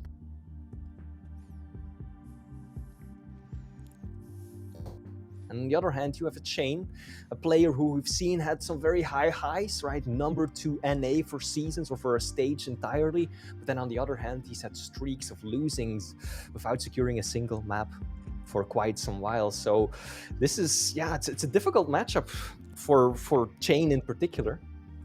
It looks like we've already got the picks and bans. Yeah, interesting enough. It looks like a clutch ban. Okay. I mean, it's Rapha, so he probably knows what he's doing. But yeah, Corrupted Keep, Awoken, and Blood Covenant. Flea, if you could just run me down the champs. Let's see. Sure. Starting it off, Corrupted Keep, we've got the Anarchy coming out versus the Strog. Strog very strong on this map because there's no railgun, makes it very difficult to take out that drone, the Peeker, right away. And on the other hand, you've got that momentum that Anarchy has got to work with. The mobility, the injection can be very useful in the right hands. And which hands are better than Rapha's? Then map 2, Awoken, we're getting the Ranger versus the Doomslayer, right? We've seen earlier on today in the hands of dramiS what that orb is capable of in terms of both damage and movement. But on the other hand, Doomslayer is one of the best picks on this map. So many areas where that double jump gives you a lot of extra mobility. And on the final map, Blood Covenant, seeing that today as well, we're gonna see a Nyx being played by Chain this time around. Usually it's Rapha who really loves the light champions on this map versus the Visor. So Visor with that piercing sight works really well on these larger maps, plus can be a good way to counter that invisibility because even when Nyx pops her ability, you can still see her. I think my favorite thing I've ever read is that somebody in chat said Chain looks like Max Payne, and I can't unsee it.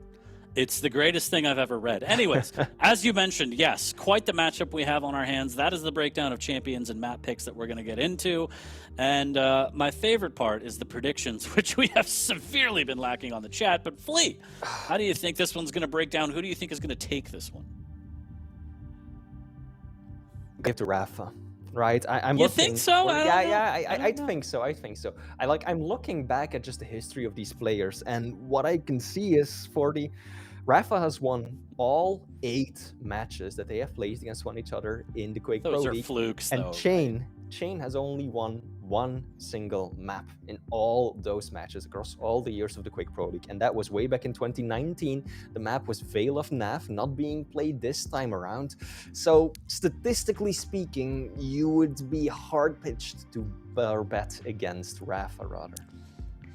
I agree. I mean, that's just sound advice on any given day. Never really bet against Rapha, but we will see. Any given Saturday here at the Quake Pro League, but Chain certainly has a lot of work to do if he wants to take down Rapha, especially in 2 maps to take the set. Maybe 1 map, as you said. He's done 1 map before throughout 8 series, but you know, two's a little different, but we have seen Rapha bleed before. Yes. So we'll see. I mean, he's looking pretty good lately. We did see him drop Blood Covenant 10-0 against Maxter. Whether or not you want to say it was ping or issues with LG, whatever it was, I mean, that's something that we rarely, if at all, have seen. Rapha get shut out in the Quake Pro League. We'll see. We'll see what happens. It all starts on Corrupted Keep here, Anarchy versus Strog, and it should be a good one. Rapha has also lost 2 series this season already, right? Both against Kilson, 3-0, which I think was just a historic occasion for such a loss on Rapha's end, but then also to dramiS. And if dramiS can get that 1-up over Rapha, then, well, on a good Chain might be able to do so as well. And as you mentioned, I mean, Kilson being $50 ahead of Rapha, that was the series. The 3-0 that he took over Rapha is literally the difference between these 2 in the leaderboards, and it's rare that you don't see Rapha at the top at the #1 spot. So shouts to Kilson. We're going to see him a little bit later today in the featured match with the Maxter. But for now, we're just waiting on the players to ready up, sort out their business before we get into this best of 3 between Rapha and Chain. And if you're a Chain fan out there, you got to hope that he's got a little something. I feel like Rapha, his biggest crux is is when he plays against people that act crazy in game, honestly. Oh, yeah. The ability to adapt mid-game certainly helps rapha. We've seen him come insurmountable odds, but I feel like time and time again, when you see rapha on the back foot, it's because his opponent is playing insane, quite literally, doing things that are unorthodox, being in places where he shouldn't be, and surprising rapha. So we might see a little bit of craziness come out of Chain, but I mean, rapha is rapha. He is the GOAT, the most decorated Quake player of all time for a reason, and especially Corrupted Keep, he is very good at running those spawns, so this could be a nightmare scenario for Chain. Taking the words right out of my mouth there, for the unorthodox is exactly the term that I had in mind to describe the playstyle that it takes to beat rapha. You need to be able to make those plays that he's not expecting and that make him go bullshit, right? That make him go, you should not have been able to do that. That is ultimately the way that rapha sometimes loses the series, when someone somehow, you know, plays as if they're in the Matrix. And one of the best players, one of the most difficult matchups for rapha has historically been Cypher, because Cypher is just one of those, you know, whiz kids who can play outside of the box, who can see, you know, they see not Quake, but they see the letters scrolling down the Matrix on their screen, and that is sometimes what it takes to beat the GOAT. So let's see if Chain can bring it today. We've seen him put up some good results in the past. We've seen him really make rapha work for victories. So let's see if he can do it again today. Yeah, and more importantly, we'll see how many gifable moments we'll see of rapha today. Hopefully the cams are working and we get quite the show. Chain has entered the lobby working through some technical difficulties, so bear with us. We are going to get into the first map shortly. Appreciate your patience, chat. And Flea, fingers crossed that everything just goes well technically. Don't jinx it. It's been a day. We're gonna be fine. It's been a day. We're gonna get through this as a family. It's gonna be fine. We are gonna have Papa Wheat here shortly on the next two games. Again, the featured matches of the day, where he can kind of, you know, get us in line and have a little bit more professionalism to this cast. Because with me, it's always a nightmare. But we'll see. We'll see. The players are looks like readying up, getting ready to jump into it. Again, Corrupted Keep. It's gonna be Anarchy versus Strog. And it should be a good one. And yeah, if you want to lock in your predictions, chat, just blurt them out in the chat. That's the best we can do right now, it looks like. I think Wheat's been trying to straighten you out basically since he joined us, 40, but unsuccessfully. Yeah, rebellious young teenager. Yeah. So he can't. He can try. Got the big papa versus the young blood, just trying to get you to fall in line. But 40, he's too cool for that. Too cool for school. I mean, he is the godfather of Quake. Absolutely. People out there want to talk some smack about Wheat, and he will tear you apart. That's what I love about DJ Wheat. That's what I love about him. If it wasn't for him, we might not be here right now. I'm just saying, like, he started all of it. Anyway, it's not a history lesson. I'm old. I'm very, very old. But it's getting old waiting. We're going to get into map number 1 right now. I heard the players load in. Corrupted Keep is upon us, Flea. So we should be able to see some action. And it could be a barn burner. I don't know what that means, but people say it, so I'll say it too. Okay, that's the first time I've heard that, but I believe you, 40, that is something that people say in the United States. I can totally buy into that. And we say a lot of things here. rapha versus Chain underway, map number 1, and we are starting on the Professor himself, the Sausage King, grabbing that heavy armor and booking it to the rockets, where we usually see the first fight. And are we going to see it right now? I think the players hurt each other, and it's just a matter of which way they decide to guess. rapha prioritizing all of the weapons first, dropping down for that heavy machine gun. We've seen time and time again how big the sessing is on this map and how important it is to get that chip damage at range. Both players, very reserved openings. Sometimes on Corrupted Keep, you just see one of them go for the super shoddy and rush the other one right off the bat. Didn't happen this time around. rapha, not wasting any time using that injection ability. He wants to get that upper hand in terms of stack right away. Drops down, shoddy comes through, clutch, Chain a decent amount of damage, but ultimately wasn't able to really connect with much. Yeah, rapha using that pocket mega, also stealing away all of the shards on the map. Able to double back and grab that light armor, and it looks like he's going to let the mega go for now, opting for the heavy. Again, he does have a pocket mega, so he doesn't have to play so much for the mega on this map as an Anarchy. But positioning again for the LG now and trying to figure out exactly where Chain is, maybe setting up a trap. I think he just spotted him. There's the drop down. Lots of LG into machine gun. Perfect weapon switch. Chain trying to just stay alive, taking just a disgusting amount of damage. Oh, hell. I love how he delayed that shot as well until he was well into the room, just focusing on the air control, getting through that initial doorway and then dishing out the damage. Beautiful movement by rapha right there, finishing up yet another frag. And indeed, as you pointed out yourself, for the rapha prioritizing the heavy as he should, because he's got that injection, he can generate health on his own. When you have that pocket mega, you don't have to worry about it as much. And that could prove to be absolutely fatal here for Chain, as dealing with a pocket mega and constantly losing out on heavy armor is rough. He has no heavy pickups to his name so far. Big rocket from rapha into LG, and that's enough to tickle for the 4th frag. And this is where it's very dangerous, as off the spawn he catches him, more damage coming out, and Chain can't do anything, Flea. Chain still has a solid chance of stabilizing before it gets out of hand, because the timing of the major items is all tied up. That means that rapha should not, in theory, be able to just pick up both of them unless he gets a major advantage or a frag first. So Chain will be able to again get away with the mega, but he's got to be careful that this does not get out of hand, because I fear that the moment that rapha secures both and gets a solid rotation, a route between the both going, Chain is going to be in real trouble. And that's saying something, given that he's already 6 frags behind. Chain is just so early for the mega, he doesn't even realize, and rapha can take his time using the buckshot to chip away at him, but the items are synced up. So again, the saving grace, as you mentioned, rapha still doesn't technically have full map control, although looking at the scoreboard, you wouldn't know either way. There's the swap to the shotty, not quite landing the damage he needed. Good amount of nail gun damage too. I don't think rapha was expecting to be hurt that badly. Had to fall back, was expecting to get away with a clean frag once again, but Chain dealing good damage with that plasma. And rapha has to fall back a little bit. Delaying heavy for a moment. There we go, there's a 5-second offset between the items. This could be what rapha has. Heavy on time, he will have cemented full control. Oh no, and the chase down is perfect from rapha. Again, playing off the spawns beautifully. Now he's starting to Pac-Man the light armors as well. Chain doubling back, can he make it happen in the turnaround with the shotgun? Channeling his inner Omar there, getting the buckshot off and getting his first frag, but rapha right back in on the heavy off the spawn, does have the inject in his pocket.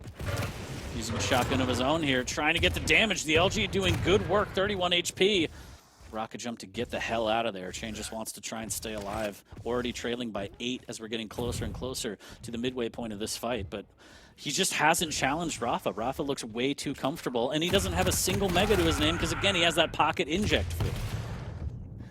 Yeah, I'm there. Caught dead to right. Rocket uphill, not a position you ever want to be in. Not consistent, and look at that.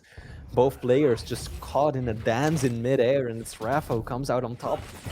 The better weapons for that fight. Rockets to the face, kind of fumbled the shotty for 1 or 2 shots right there, but Chain unable to really capitalize off of it, and now 11 frags of a lead for the Liquid player. Just brutal. Absolutely brutal. That last mega pickup was his first one in the game. Using that inject perfectly, saying, I don't even need to play towards that side of the map. I'll let you take it, and I'll just keep running up the spawns, controlling the heavy, not giving up a single heavy armor to Chain right now in 5 minutes and 30 seconds, catching him up the jump pad, making it look easy, and now again can run the spawn. Chain putting himself in a bad position right there, no way out.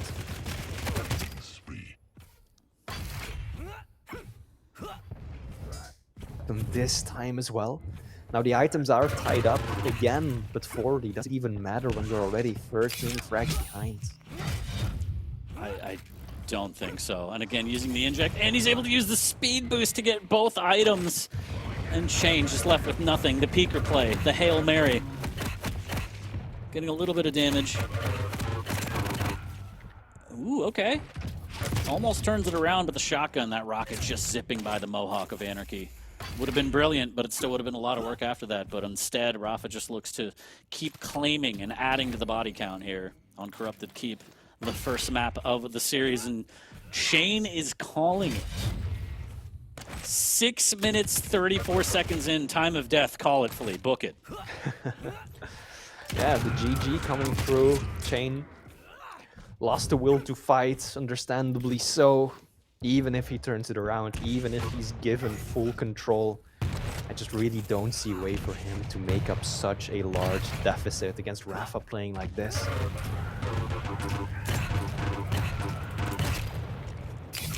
Just more.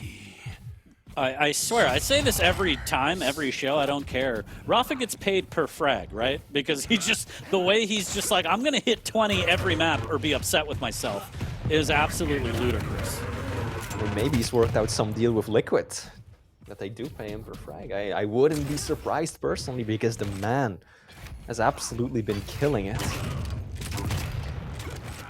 Super shotgun. Few people use the shotty as effectively as Rapha does. He really has just mastered every single kit that he has in his arsenal. Oh, man. Oh! All right. The Statue of Liberty play works and actually extends the life of Shane. But yeah, the Rapha show here on Corrupted Keep, playing it perfectly again. You could tell the strategy, right? I have Anarchy. I'm not even going to play towards the Mega until it is a perfect opportunity to steal it away. Yep. He just kept using the Inject as a pocket Mega and controlling the Heavy, not giving up a single one. And you could tell that Shane was suffering because of it. I think Shane ultimately ended up putting himself too often in a bad position where he didn't have the weapons to take that fight, right? If you think back with me, 40, how many situations do you recall where Rapha had the high ground, Shane was down below, firing rockets up, hoping to connect something, while as Rapha was just consistent with the LG or with the super shotgun from up above? I think those fights are ultimately what gave Rapha that initial 5-frag lead, and then yeah, then there's that one point where Rapha manages to offset the items, finds himself in a comfortable position where he can delay picking up the Mega, or the Heavy it was rather in this situation, and then he starts chaining both of them together, and Chain, yeah, ultimately the weakest link. And now Rapha, 25-1. Now, of course, it is a bit of an inflated scoreline since Chain has Shane's just lulling him into a false sense of security. Yeah. He's going to come back in the last 30 seconds. We've seen it before.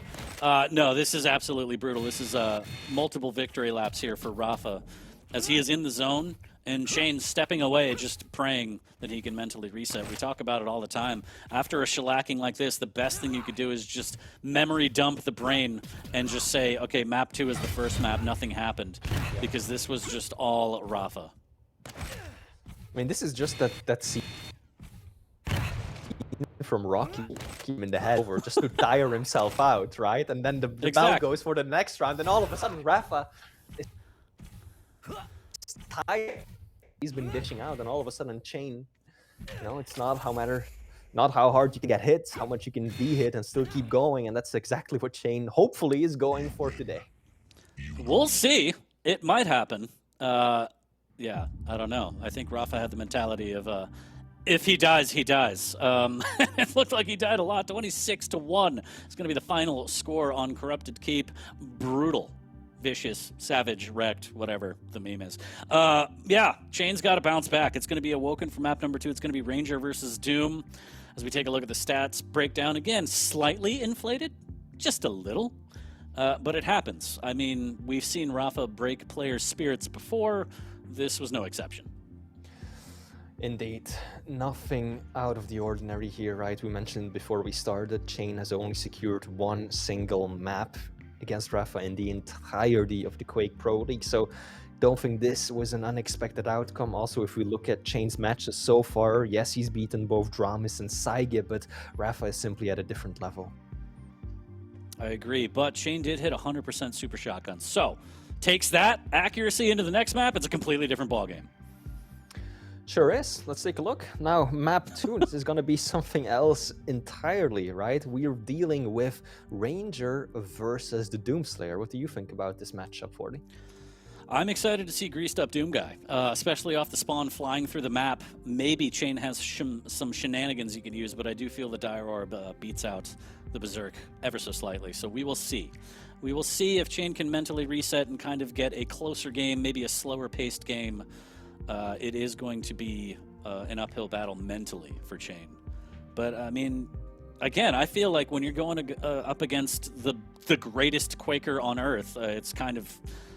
the pressure should kind of be off in a way, because it's like you only have up to go. Everyone kind of expects, be it chat or, you know, the casting booth, everyone kind of always goes with Rapha. So it's like, okay, nobody expects me to really make waves, so let me make waves. That's why it was so impressive when Maxter came on the scene, took down Rapha. That's why it's so impressive when Zen did it. Kilson 3-0, blew our minds. Maxter taking it 10-0 over Rapha. Those things are huge because the player you're going against is literally one of the best of all time, and you put on a performance like that. So I just feel like mental reset, fresh game, first map didn't happen, and just come out swinging. You got nothing to lose.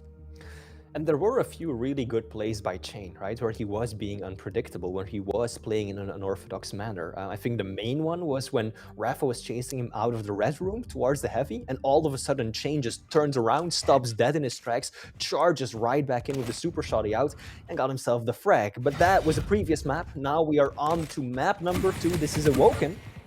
We've got Ranger versus Doom. We are live indeed. Oh, he hears the LG. There's a rocket jump up to cut off. Chain actually getting some good free damage there. Rapha just looking for the rockets, but getting caught out, just taking a little bit of chip. A little chippy. Ooh, and he's gonna get floated. There's the Dire Orb to get away, but Chain doing a good job of keeping the pressure on, but the lightning gun's too strong. The stack, the mega, saving Rapha on that one. Yeah, absolutely, and that is one of those key ways in which that Dire Orb is so versatile, right? You can be aggressive, you can be defensive, you can get out of sticky situations, and Rapha did that to perfection. Beautiful double jump over that rocket, and this should be Chain, 16 HP, pushing Rapha down into the heavy pit. This should be a good, clean mega here, as Rapha dancing around those rockets, trying to find the rail to do some damage after that pickup, but big opportunity here for Chain. There it is, the shotgun up close though, almost. Rapha turns that around, Chain able to tie it at 1, but he's so incredibly weak, Flea. And he's got the heavy to his name, but the way that it works in Quake is that it does some of the damage you would take to your health, so Chain still weak, has to focus on getting some of those orbs to put himself. Oh, nice rail there. And Rapha makes a push for it. Falls just short before the mega. Oh, beautiful double jumps. I don't even know what that rail was. But it connects, and Rapha down to 50 HP, fighting for his life. He's going to concede the heavy and the rocket jump up to get out of the target range of Chain with that rail. Very smart from Rapha there, extending his life. But Chain extending the lead. Has the lead by 1, looking to capitalize here. Really nice rocket from Rapha. There's the push, there's the LG. Is it going to be enough? Can Chain back up onto the mega? He does, and it saves his life. Really good awareness there from Chain. Ooh, okay. He's starting to string them together, chain them together, if you will, Flea. Oh, big! There's the steal, but that should be another frag, and it is. Oh, yeah. Okay. Different Chain. This is looking good. Even gets himself the small armor to work with. Now mega up in 5 seconds, Chain has the better position. Rapha doesn't even have all the weapons to fight with yet, so nice rail as well, perfect angle. And another one, Chain. Good read as well. This is exactly what he needs to be doing. If he can now stop Rapha from picking up the railgun again, but just play like this, another frag to add to the lineup. This is so good for the Canadian. 3 minutes in, 6 frag lead, a different world right now. Rapha tiptoeing to that armor shard, dancing around the rails, Chain trying to grab some damage. There's a fantastic rail, forcing him off the mega. Can he make it in time? And he does. There's the Dire Orb back. What a play from Rapha, but it could cost him his life, and it does, but the steal could be huge for this next heavy, Flea. I mean, this is an investment for Rapha, pushing himself on Chain even after picking it up, so this was just a strategic play. Rapha. Big rocket from above. Chain playing this to perfection right now. Also, it doesn't hurt that he's hitting 75% rail. Rapha with a rail of his own. That may have just won him the Mega, and it does. Chain willing to concede that early as he doesn't have rockets. Now he's stuck in a sticky situation in the banana. A lot of potassium to be had here as he has to chill. LG on LG as Rapha smells blood. There's a rail on the way out, but the Dire Orb is going to melt him down. Just a matter of time. At that point, it was just max damage, and the spawn gives him the heavy. So all in all, not too terrible for Chain. Still has a 6 frag lead. Nice little buffer as well. It always feels like you're behind. Nothing is ever certain against Rapha, that is for sure. We have seen him pull off some of the biggest upsets in the Quake Pro League. Most notably, I feel like, vengeurR on Molten Falls. Yep. That game was absolutely incredible. Good rails exchange there. Chain luckily has 225s to work with as he makes his way to the Mega, but it's not going to spawn for another 12 seconds. So now he's just caught out. There's the rocket jump from Rapha. The Dire Orb from above takes a lot of rocket damage, but absolutely catches Chain off guard. Slowly, Rapha creeping back into this. 7 frag deficit has been turned into a 5-kill one. And there's still half a map to play. Now, Chain is still comfortably in the lead, but I think that he knows just as well as we do that it can go south at any moment. So he has to continue applying pressure. He cannot give away everything to Rapha and switch full defensive this early on in the map. Absolutely not. Chain has to keep his presence known across the map on the majors. Must deny the lights, and there's one denied right there. As the Mega goes to Rapha, luckily for Chain. Good footwork to make him miss the rail, and oh, big defensive rocket as well. Nice. Shots being exchanged. Another shot just before the heavy spawned. Ooh, and the read. Rapha knowing exactly where Chain wants to go, and Chain takes out Chain. As the lead is cut down to 4.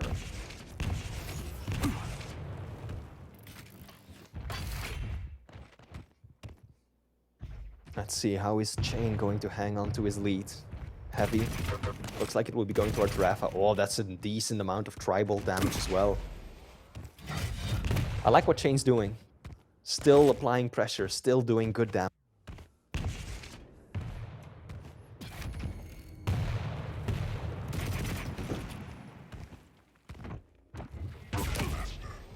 Does take a rail, dishes out one indeed, but now it's getting to the point where he's doing the damage before the majors, and he's got to be very careful.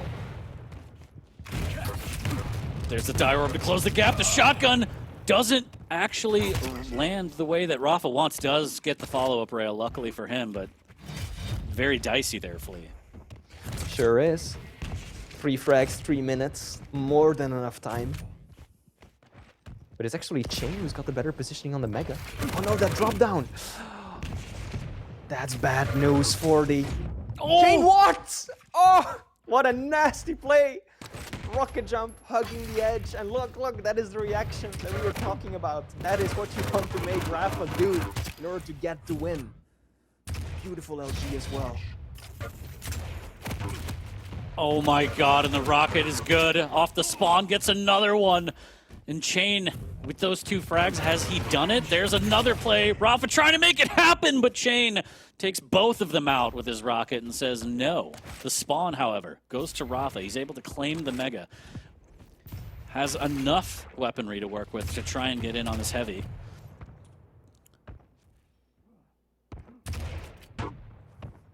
Wow, these rockets are just incredible from Chain. Good defensive rockets coming out, and we may see this full turtle mode coming as we have 2:10 left on the board. 6 frag lead. There's a good tickle, and Chain doing exactly what you said.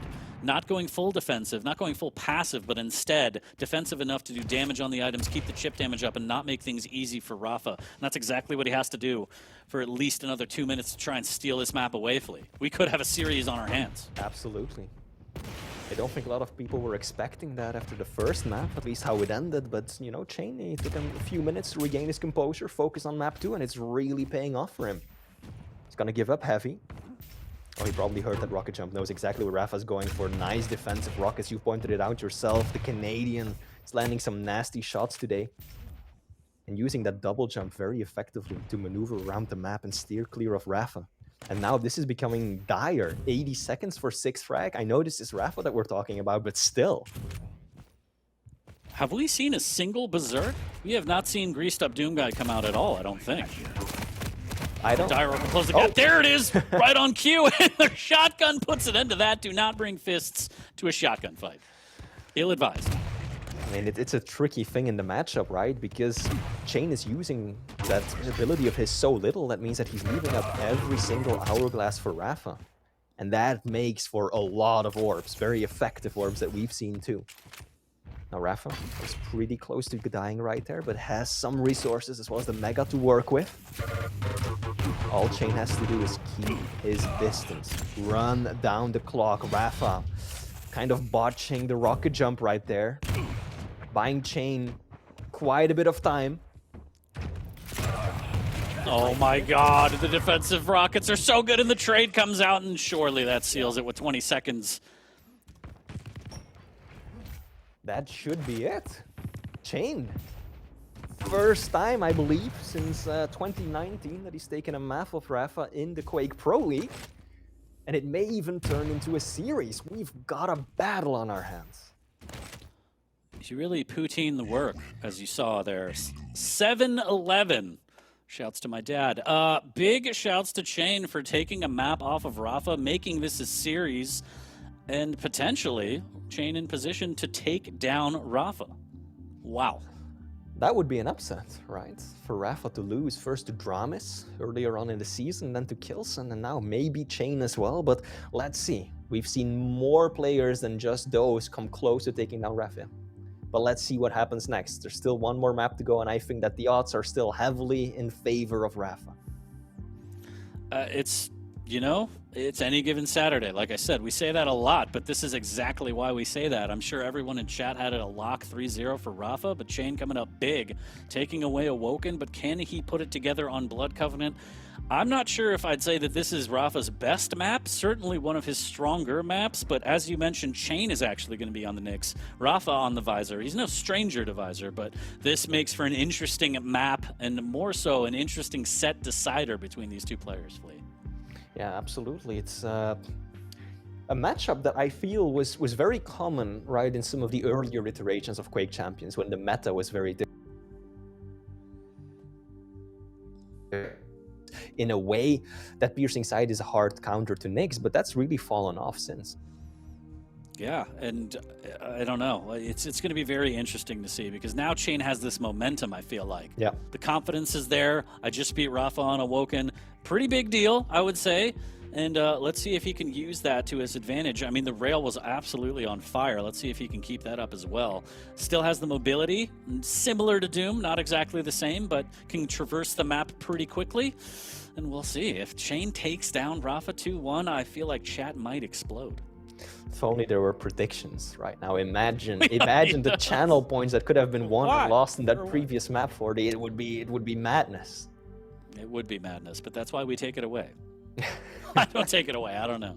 Don't blame me, Chad. I mean, you can. You could blame it all on me. It's fine. Final map. It all comes down to this.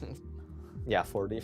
People always blame you. You're such a nice guy. I know. Why is that? It's I got a face to blame and a punch. I don't know. But map number 3, Blood Covenant between rapha and Chain. We're going to get into it right now. And we're going to settle this. Can Chain break the curse? He's already taken a map first in 2 years against rapha, as you mentioned. We're going to start off on rapha. He's got that visor. He's got the vision.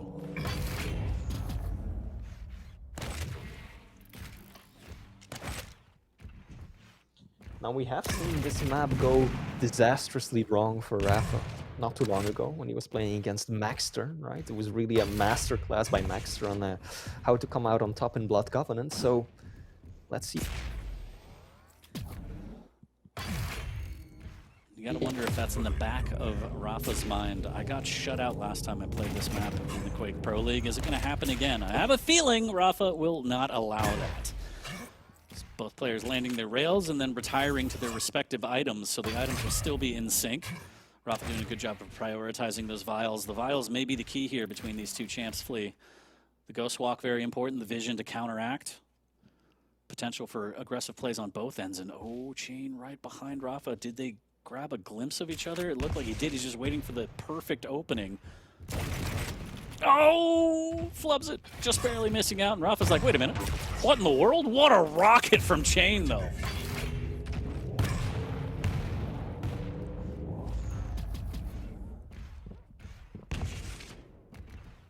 Ooh. Just missing out on a rail. Big opportunity here. Chain has to try and land some damage. And the Tri-Bolt flying over, sailing over Nyx's head.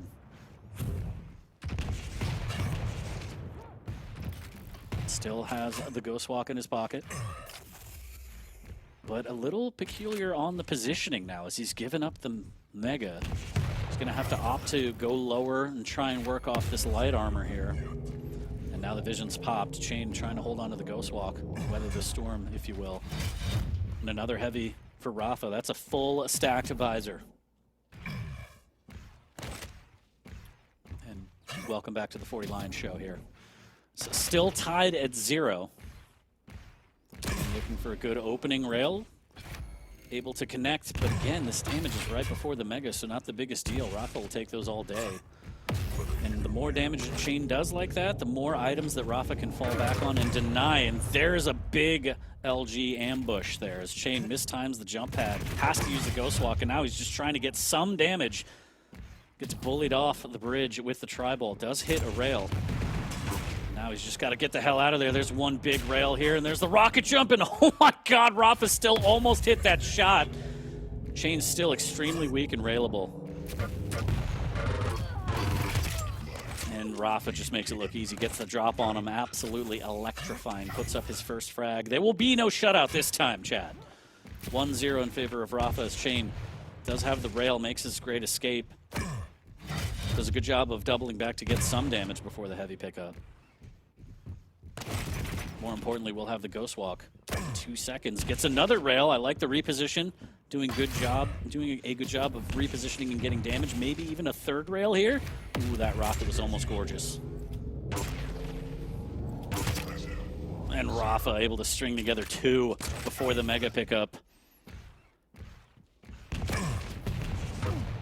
Rail spawn for Chain. Hits 2 of his own, and oh, the combo hit him with the 2-piece.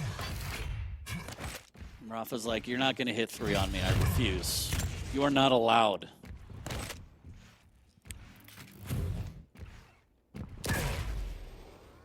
Ghost Walk right in the nick of time there, especially after the connection with the rail of his own. Chain looking to try and capitalize on this. Unfortunately missing with the second one, and there's the vision. Now Rapha has all the knowledge and information he needs and hits a great drive-by. Chain with a good defensive rail, but he's so weak that's going to send him packing, and Rapha knows. Smells blood, almost gets it, but more importantly just denies armor shards. Makes his way back to the heavy, doing a great job of applying pressure, but keeping items at the forefront of his game here. 3-0 lead for Rapha as well.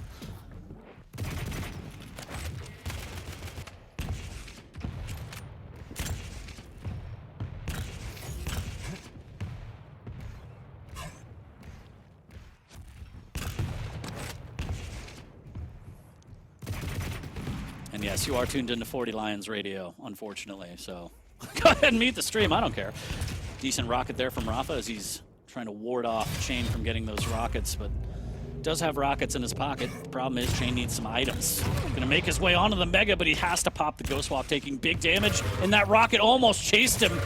But Rapha will chase him instead, and the LG takes him down again. 4-0 halfway through this one.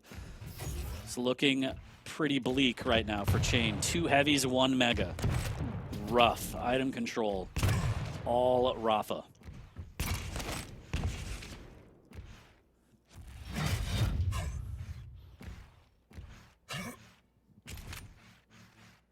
And as Flea is dealing with denial of service, Chain is dealing with denial of items. Just cannot find a way into this one. There's an easy rail and stuck on the jump pad. Has to pop the Ghost Walk just to survive.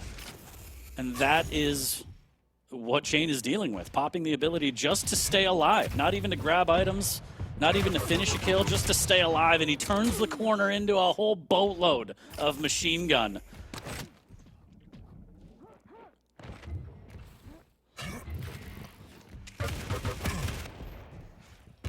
Nice cess again. Good Tri-Bolt. Can it be a mad dash for Heavy as Chain makes his way over. Spots it. Rapha's right there to deny it. Rails from both players. Chain has to make magic happen. And there is the Ghost Walk again, and he has to just run. Turn, tail, and run. Use those big old Nyx feet and get away. Does get the Mega. Misses out with the rail. I love that wall jump to get one last chance, but it puts him in a terrible position as Rapha was ready for it. Hits a rail of his own, 20 HP, and Chain just has to do the dance. And he's trying so hard to just stay alive that there's no way that he could really get back into this unless he strings together another one. But Rapha with a good switch to machine gun, knowing that Chain is low, peppering him down to 6 for his 6th frag.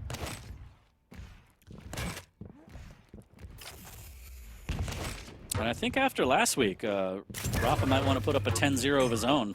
Good LG as Chain hits a rail. Hesitant to pick up the Mega. Wisely waits as the Tribal lobbed from down below.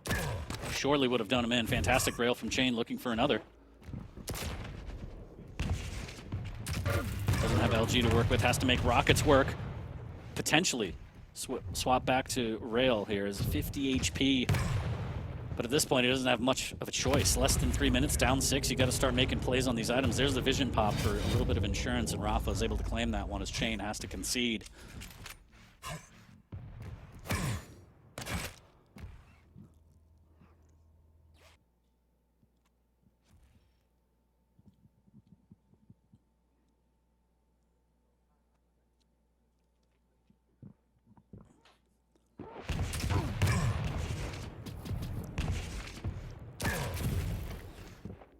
Oh, wow. There's a rail.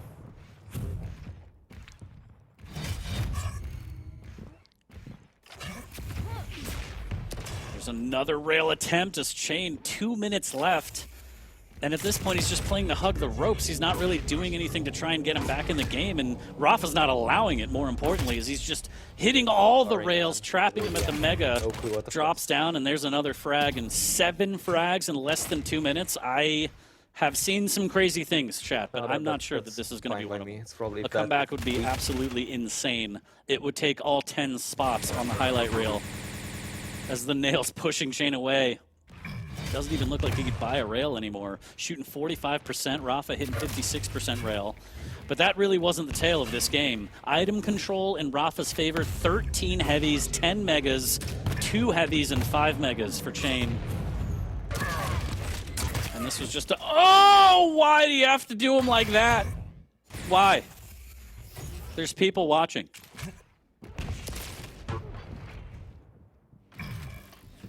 Chain has a family.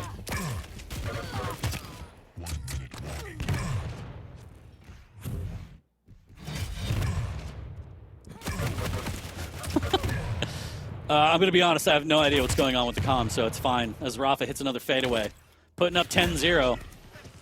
And this is what happens. This is like the Jordan comeback game. You may beat Jordan once, but he's going to come back and he's going to make you pay. So maxter is to blame for this.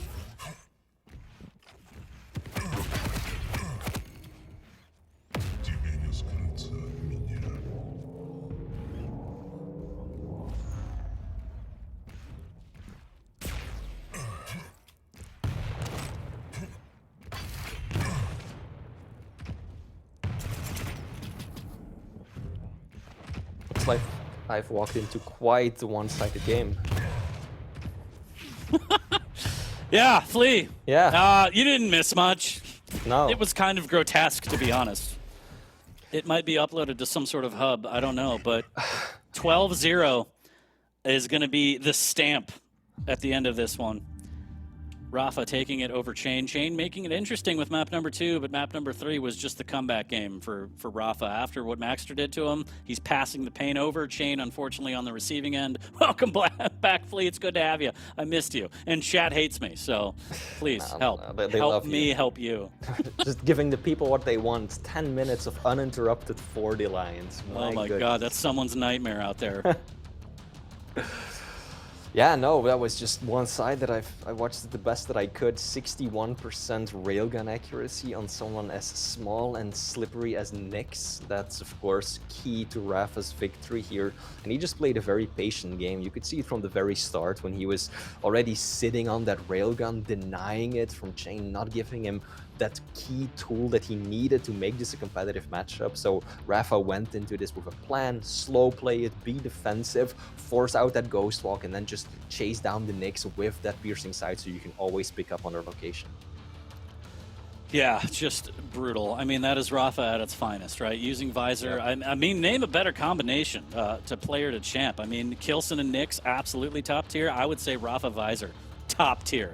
And it was a masterclass on Blood Covenant. Unfortunately, Chain just couldn't even get into the game. As Ketchup would say, he didn't even get to play the game. 12-0. rapha takes the set 2-1. Again, big shouts to Chain for a fantastic showing on map number 2. But in the end, rapha takes the series, and that's why he's so good. He's able to bounce back from those map losses. He's able to adapt mid-game as well and really take control. And yeah, I mean, again, we keep harping on this. 3 weeks until, you know, the end of regulation, and then we have a little break, and then the LAN in Romania. So rapha trying to fire on all cylinders. I'm sure that map loss is going to haunt him a little bit because he's a perfectionist, but still a great showing. Yeah, absolutely. And rapha, I mean, he's guaranteed to have a good spot, but he doesn't just want the good spot, he wants the best spot. He wants the #1 seed, and he's really contending with Kilson over that spot. So every single win is still really important for him.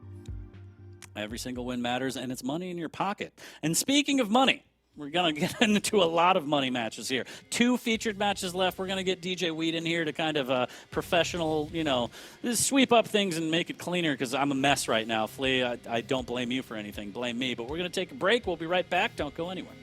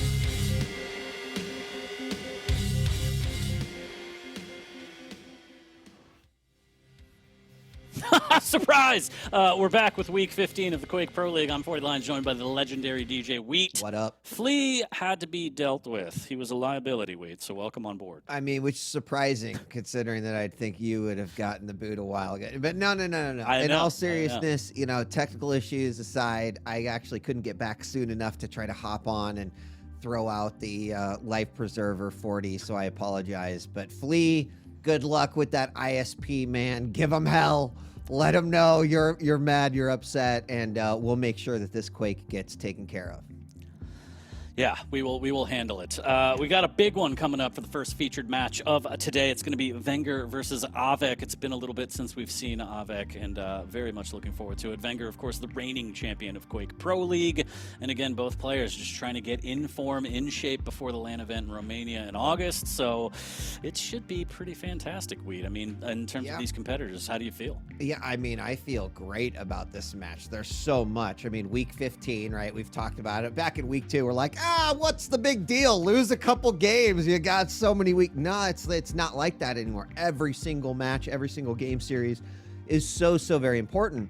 Even more so because what you said, vengeurR coming off of the, you know, the last championship as the winner is struggling a little bit, but also like blowing us away in a couple of weeks. And he's now sitting at the number 6 spot versus Av3k, very comfortably, very consistent throughout the season, sitting in number 3 spot. So this one series will absolutely have implications on where these two players are sitting as we go into the championship weekend. So vengeurR and Av3k are both incredible players. I mean, I don't know how this isn't awesome, 40. It's very awesome, and it's one of those stories, again, where it's the young blood versus the old legend. I mean, we kind of all watched Av3k grow up with this game across multiple titles and just become the absolute legend he is. And then vengeurR, we've seen him grow up in front of our very eyes in the Quake Pro League, all the way from becoming, you know, a new blood competitor to taking down just absolute titans and then raising the belt. So this is going to be a fantastic test for both players, in my opinion. Yeah, and that's you know, one of the reasons why this match is also not only great, but as we head into, you know, the championship weekend with other qualifiers that come from that legendary era of Quake also being in the mix, you know, we're in really exciting times. Like we talked about this particular storyline a lot in the initial launch of QPL and the initial Quake Champions LAN events. But now we're here, 40, and it is awesome, right? Like the new blood is 1,000% saying, you know, yeah, you built this house, but we're renovating. Let's go. Yeah. For sure. We're going to decorate the walls, put up my titles around here, my trophies. Why not? I think we could take a look at the pick bands here. I'm not sure. Yep, there we go. Corrupted Keep is going to start us off, then Ruins of Sarnath, and then we're going to finish it off on Blood Covenant. Looks like Corrupted Keep is going to give us Strogg versus Ranger. Then we have Visor versus Galena, and then we're going to end it off with a quick match, Slash versus Nyx. Wheat, how do you feel about this lineup? I mean, loving the game 3. That will certainly be a treat. Like, will it go 3? Yes, we're going to see all 3 matches regardless. Is that going to be a decider? That'd be pretty great. And based off of what I see, you know, I'd still tend to like the Galena on Ruins more than I like the Visor. And I've been critical of Visor. You know, I don't know that Visor brings as much to the table as other champions in this particular map, but I've been wrong so many times because vengeurR also will rely on his raw skills to do it. So, yeah, there's a toss-up for me, too, as I look through here, as I kind of want that third map to be a decider. I would kind of give Av3k Ruins, and I just love vengeurR's style on Corrupted Keep, so I kind of want to give him, you know, his map pick too. So that's kind of how I see it overall, outside of map 2, and just, you know, not particularly loving the Visor pick, but, you know, the scale was banned too. So what are you gonna do? I'm sure that made you happy. That's the best part of this whole line. We're gonna get to see both of these scenarios today, right? With the Visor versus the Galena and the Visor versus the scale. So it'll be interesting and across those 2 matches. We will see. So prediction-wise, who do you side with on this one? You know, I I did get a chance to, watch some streams this week as I was working. So I'm gonna, God, I'm gonna go with vengeurR. I do think that he's been looking really good, been showing a little bit more of his flavor. I mean, Av3k's consistency is so great, and I feel like I'll know within the first 5 minutes if I made a terrible mistake or not. I'm gonna go vengeurR 2-1 on this one, even though my head says I think Av3k can squeak this one out. It's tough. It's definitely tough. I think just to balance out the desk, I'll go Av3k 2-1. But I know that even if there's a discrepancy with a champ pick, vengeurR just has the mechanics to pull something out of the hat and just equalize and take advantage. So he's got that wow factor. I feel like Av3k has more of an ABC game. Again, that comparison that he made to boxing will never leave my mind. Yep. He knows kind of when to take the hits, when to conserve energy, and then just come out with the haymaker. So I feel like Av3k can take this one 2-1 with his experience, but it's not going to be easy. vengeurR is a hard-hitting young gun, and he wants to take this one for sure. But you got to keep the desk a little even, Weed. So yeah, I totally understand. And going to the boxing analogy, like what Av3k said that week was so great. And the one additional element that he didn't necessarily talk about is that every boxer has their own kind of style too. So right, even though knowing the I'm playing defense, I'm playing offense, I'm going in for it, you could also go up against an opponent like vengeurR who's just like, yep, I'm just gonna throw a crazy flurry of punches at you and you're not gonna realize. Then I'm gonna back off for a second, then I'm gonna do it again, right? A little bit more unpredictable. But that's when vengeurR is super comfortable, I think really confident. So again, we're gonna probably know here in the first 5 minutes how these matches can kind of shake out, because you just never know how a player's feeling that day. But I hope both players are feeling awesome and we just get a killer matchup here.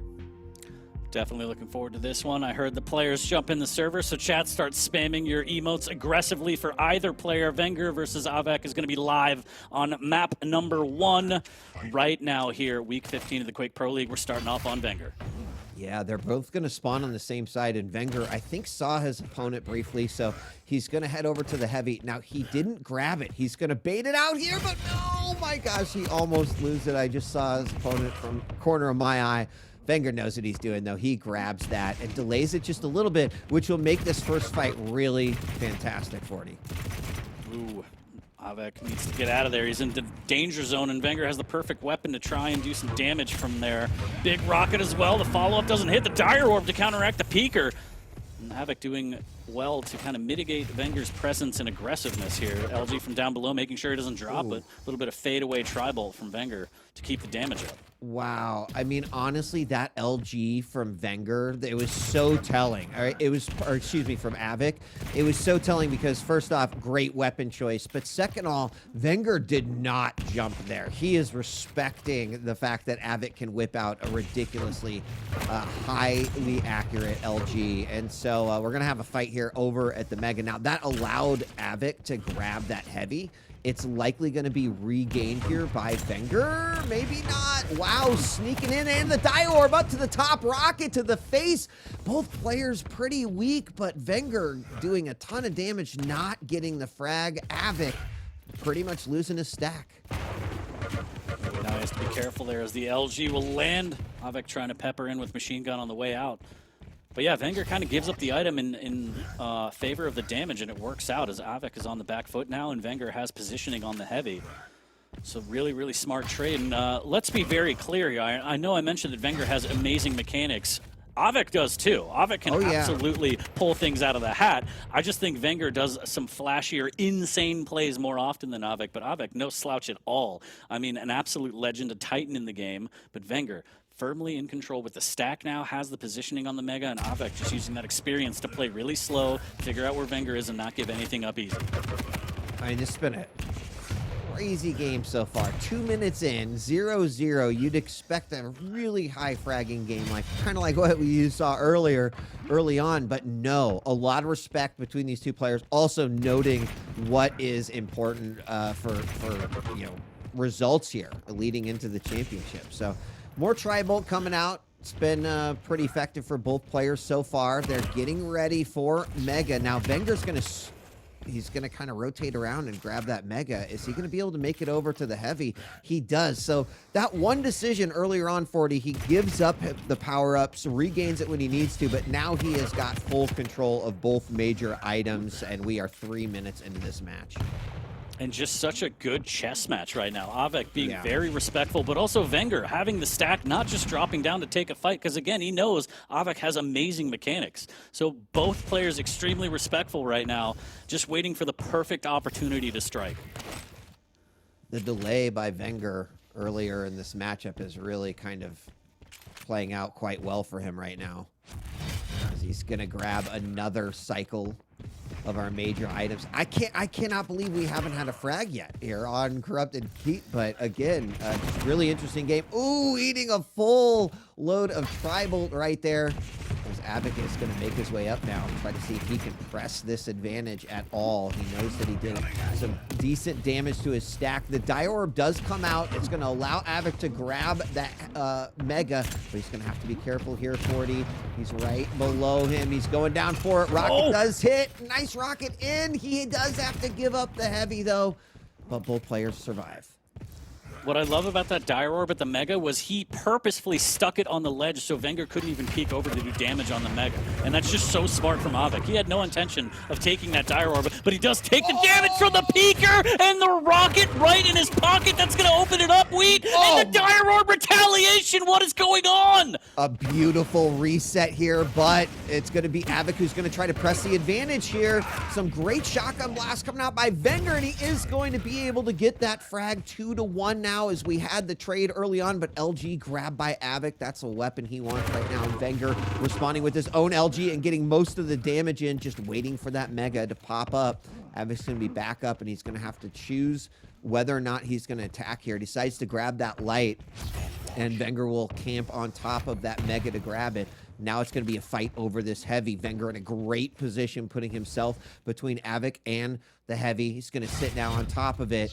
And what a reset, 40. Very quick. And you saw sort of the smell of blood that took place the moment that vengeurR got that sweet, sweet peeker damage and then finished it off with that rocket. He immediately went in for that next frag, but we're still only one frag between these two.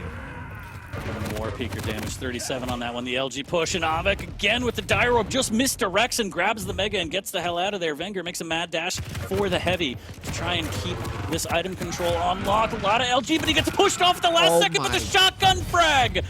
Wow. I mean, that's twice, 40. That's 2 frags in that exact same scenario where I think Av3k is just like, well, I kind of have to make a move for it. And most of Av3k's deaths have been around these major item fights. So, you know, vengeurR, in my opinion, has just been setting it up, right? He has been using the major items as the focal points for setting up traps versus Av3k. And we're seeing it now really, really come to fruition here. 4-1 with 4 minutes left to go. There's still plenty of time here, but Av3k has to be careful about which of these fights that he is deciding to take.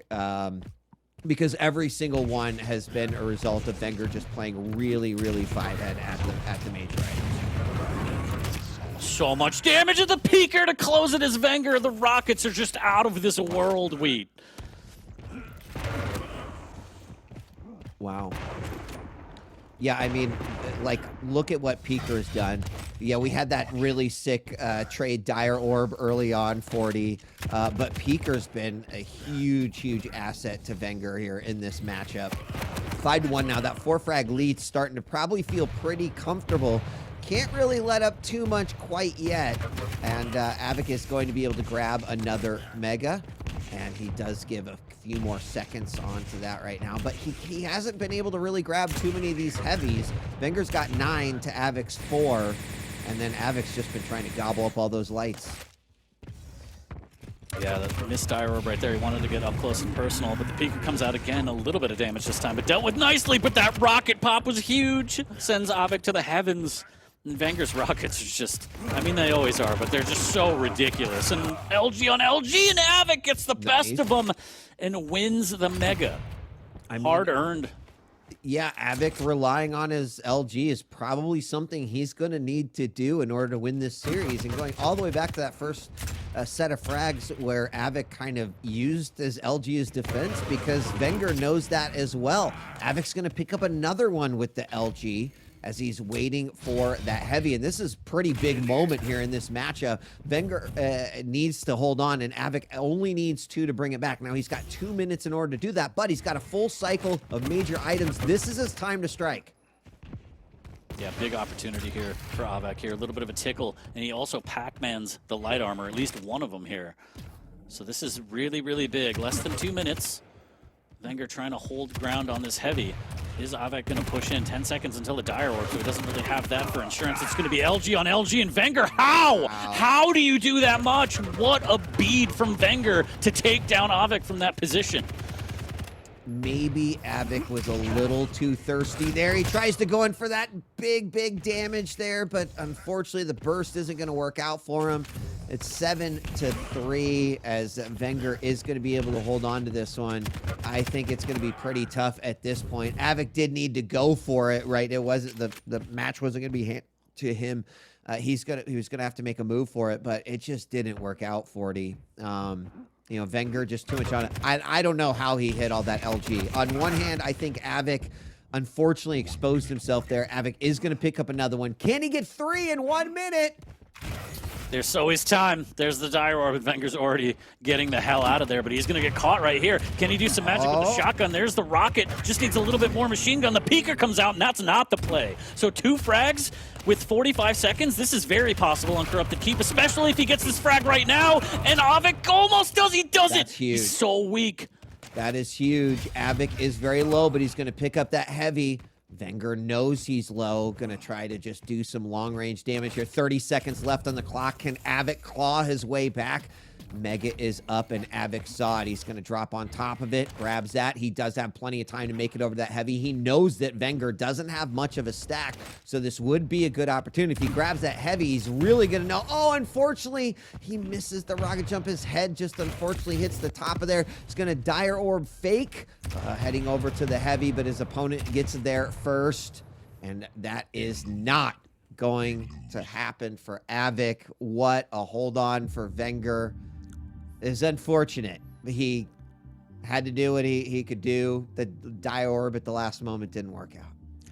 Real close, real close. Just some movement flubs near the end there. The pressure's on. I mean, everyone is kind of looking at you. It is tough to maintain that really smooth movement, but very close. And Av3k again showing that he doesn't lay down and, you know, die. He takes the fights. He's always in the game no matter what the frag deficit may be, but that's going to be the final score, 7-6. vengeurR takes map number 1, but it was a close one. I wonder if that rocket jump would have, you know, hit, if that would have had any effect, right? He kind of lost 15 seconds, 20 seconds there, even though he did bring that back. Man, yeah, hard to imagine in some alternate universe. 40 is the timeline split right there, and Av3k hits the rocket jump. We're still casting sudden death, but it's over here in this universe, and vengeurR takes the first game 7-6. But both players looking great. Definitely the kind of game that I want to see against 2 players of this caliber. Absolutely, and I love the start. Very cool, calm, and collected. A game of chess until about the 4th minute where it kind of exploded. Both players getting their opening frags as well, the retaliation from the dire orb from Av3k, the peeker play first from vengeurR, and then it kind of snowballed out of there. A little bit of a defensive play after that, but just a really solid first map, especially as spectators. I mean, that's what you love to see. Going into map number 2, we're going to get into Ruins. It's going to be that Visor versus Galena that you talked about, and it should be interesting. I wonder if it's going to be just as slow. I mean, Ruins is a little bit bigger, and we did see little glimpses of, like, potential aggression, but the tribal kind of actually really was a big deal for both players on Corrupted Keep there. I mean, I do think that this map is generally going to be a bit more slow. I think we might see some rail wars. That would make the most sense to me. Obviously, Av3k's going to prioritize his totems, and vengeurR's going to prioritize ways to pop his vision and try to put himself in an advantageous position. Whether or not that's going to result in fast-paced play, I think is all going to rely on how these two rails are feeling today. You know, we've seen rail god tier on Ruins, right? Controlling that middle upper level, just doing things. It's just like, what? How did they hit these perfect pixel perfect angles? So is that possible? Absolutely. But it's hard to say. I feel we're going to have a little bit slower game though. Maybe more akin to what we saw in the first 3 minutes of that last game. Hey, if it ends up like the last game, that's fine. They can have as slow a start as they want. Yeah, that was some good Quake right there that we saw. Again, unfortunately, the movement errors near the end there, like you said, we still could be casting sudden death, but Av3k just couldn't clip the corner. He had the dire orb too, so if he would have made that jump, he could have closed the gap with the dire orb, but that's all in the past now. No one cares. It's all about map number 2, and it's going to be Ruins. vengeurR working on a 2-0. He is, and of course Av3k wants to take it to that third decider, which is a Slash versus Nyx on Blood, and I think that would be a treat. It's going to be great either way, but to have the match be on the line, the series be on the line, that's where it gets real juicy. So we'll have to see. vengeurR, of course, against this Galena, going to have to prioritize taking those totems down. It's already going to be hard enough doing damage to Galena. Having the overstack just makes things worse, especially if you're in some rail wars. You're going to get out of jail free card. So, well, let's see how these two kick it off as we start game 2. Map 2 underway, and we're going to start off on vengeurR, and he's going to start off on the heavy. Av3k already has rail and LG. Just giving up the angle, though. Wants to make his way over to the Mega, so 10-second split right off the bat, assuming that opens up the game for Av3k to try and play towards this next heavy. vengeurR popping the vision, trying to make sure that he's safe for the time being while he's still trying to collect all his weapons. Yeah, I'm wondering what he thinks about his weapon selection right here, right? Rail and LG, no rockets. He's making his way over there eventually. Okay, he's probably feeling a little bit more comfortable right now. Getting ready. Now, totems are looking pretty good for Av3k so far here. And there's their first rail. It comes out from Av3k. And immediately, vengeurR backing off. He's going to pop another one using that vision to fire those great defensive rockets. But unfortunately, the last air rocket doesn't hit. And Av3k takes the first frag. Nicely done. But he doesn't grab the rockets on the ground. Why? Av3k, please. He just has LG and rail still maintaining the item control, but lacking rockets. Does have the ability to grab it. 9 seconds till the Mega. vengeurR is already positioned for the Mega, but he's going to have to flee and get out of there. So he doesn't have a lot to work with. Oh, he did grab that RL on the upper level. Mega's up. And just wondering where his opponent is at. Throws down some totems there in the middle top area, which is probably a good indicator that he wants to stay there as well. And so far, the rails have gone to Av3k. Now he's got full control. This is a great cycle control here for Av3k. Suddenly vengeurR, nice job, but needs to be thinking a little bit about, what am I going to do to try to break this? That was a beautiful rail from vengeurR, and that was the first that he connected with, only shooting 20%, 1 of 5. But plenty of time to up that stat, and Av3k has been placing that totem right outside the T-con area, and vengeurR has hit that twice. So he's got to start watching out for that as Av3k totems the telly and drops back down for yet another heavy. Yeah, I mean, so far, he has kept most of those items. No mega pick. Only one major item pickup here for vengeurR so far. Now he's not panicking. 40. He's just playing the best game that he possibly can. He's going to make a move for the Mega. Goes in while eating some plasma. Av3k looking for that drive-by rail, and it's not going to happen. But vengeurR doing what he can to kind of break this pattern set by Av3k. I will not grant you that privilege. Doing a good job of getting rid of the totems as well, as Av3k already down. Again, for the heavy, vengeurR nowhere to be found, can't even really do damage on it. Item control firmly in Av3k's favor, but only 1 frag to his name. So as he mentioned, vengeurR doing a good job staying patient, not getting crazy, waiting for the proper time to strike, similar to what we saw in map number 1. Yeah, it seems like a lot of these fights are happening around the Mega here. Oh, Huge rockets from Av3k 3 in a row into a rail, looking for another one to clean it up, and he lands it 2-0. Pretty low. He's got to be careful as he immediately gets hit with, he almost got hit by that rail. Immediately gets hit with some machine gun damage. And then that rail, Av3k answering back. The risk that he's taking to hold on to this lead, looking for yet another one. Can he find it? He does. He tries to finish it up, though, and vengeurR answers back. Finally on the board, 1-2, but so very low. He's got to be careful, despite the fact that Mega is up here now. He just could not go for it. Oh, my God. Oh. Took the wrong way forward, but also Av3k dropping into LG, ill-advised here. He is going to get pushed in through the heavy. Can he escape through the back stairs and just barely alive? Av3k makes it through, but more importantly, has the totem to throw down. vengeurR has to be careful. There's a totem! No! Oh, no. Well, there you go. There you go. It pays off, 40. 4 minutes. Georgia the jungle. Watch out for the totem! Av3k is putting on a clinic here. Av3k did go down to about 8 points of health. Unfortunately, does grab that Mega. Now looking for that one rail around the heavy. Not going to happen. vengeurR lives to see another day. And he's got to protect his frags right now, 40. I think, like, I don't know, with the momentum that Av3k is rocking right now, I think that Av3k or vengeurR really wants to protect those frags. Yeah, he's got to do what he needs to do to, one, stop the bleeding, but also get back into this game. Time is ticking. Ruins is a big map. Eventually, if Av3k wanted to go full defense, he could just make a totem fortress down below and play for the heavy. And vengeurR has to have that in the back of his mind as we're getting closer and closer to the midway point. He is going to grab another heavy and delete a totem, which is very important, as we saw before. It's taken his life before Weed, so coming up big for Av3k. Good rail there from vengeurR, and now he's going to reposition, potentially getting another one. Hits him with a double back, actually, and now pops the vision to just hone in on exactly where Av3k is. Yeah, he's looking for another rail, doesn't find it, but that's exactly what vengeurR needs to do. And you've seen his ability to kind of pop off, right, if he does get that frag. We all know that that's there, so he's looking for it. So far, hits that rocket on the chase.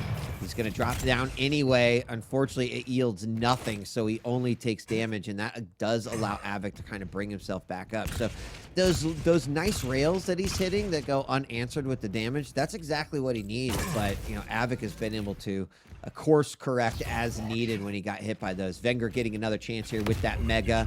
He's going to pop his vision, knows exactly where he's at, but can't land the rail. 45 minutes down on this one, and Av3k still up by 3.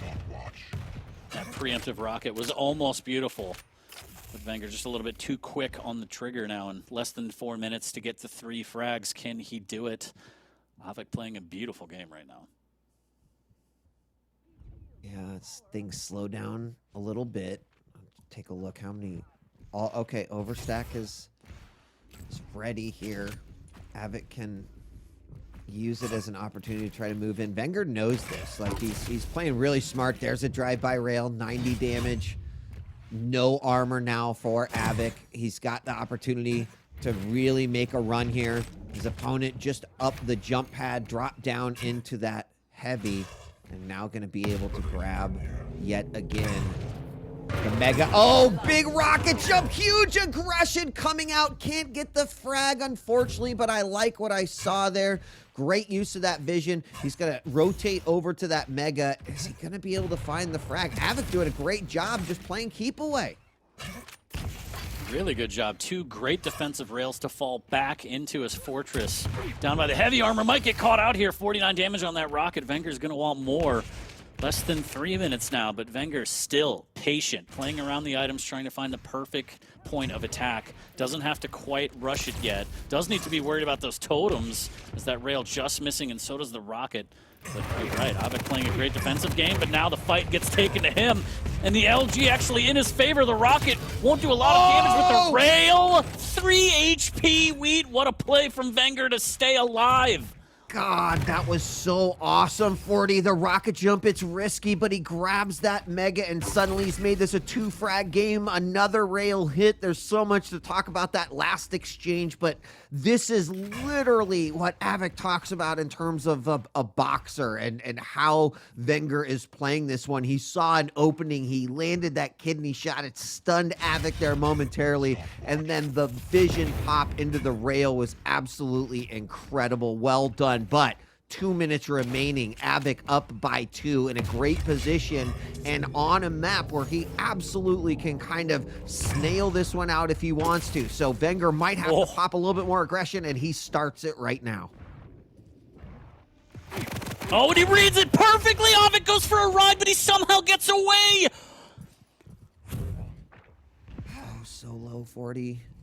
Health totem initiated. That was the chance. Another big rocket jump over to the side, stealing away those lights.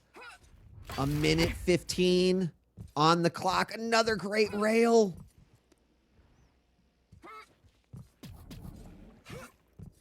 Oh, we could catch him out here. There's the LG. Great defensive rocket from Av3k here, making him think twice, but the time is ticking. He doesn't really have an option. There's the Totem Fortress. He gets pinned against the wall, and the totems go down, and now it's a 1-frag game. Wheat and the Heavy is in vengeur's favor.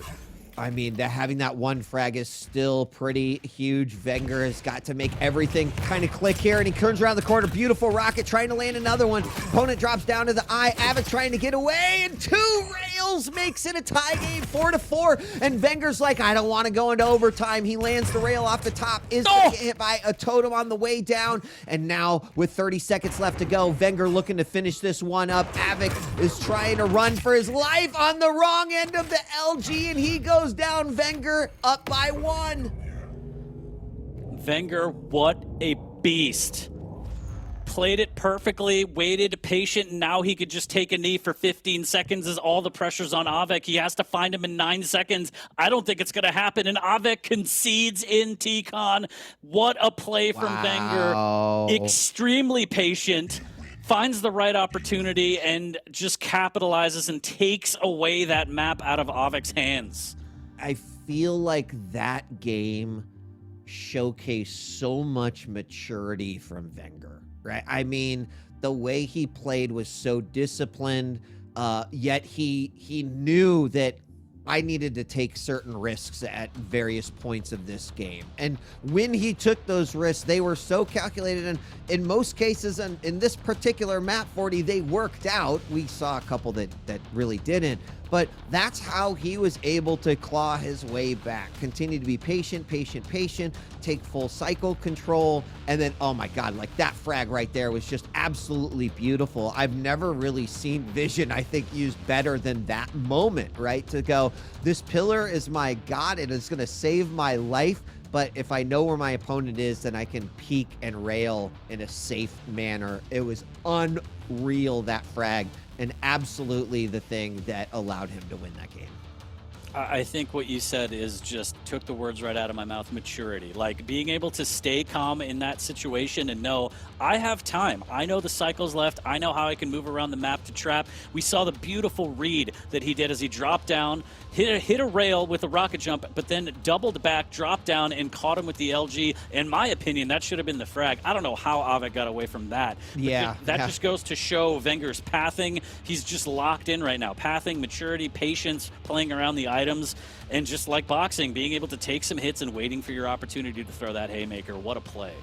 Yeah, and it's, I mean, even though vengeur's going to take the series with that one, and we are going to go into the third game, right? Game 1 was 7-6. This game was 5-4.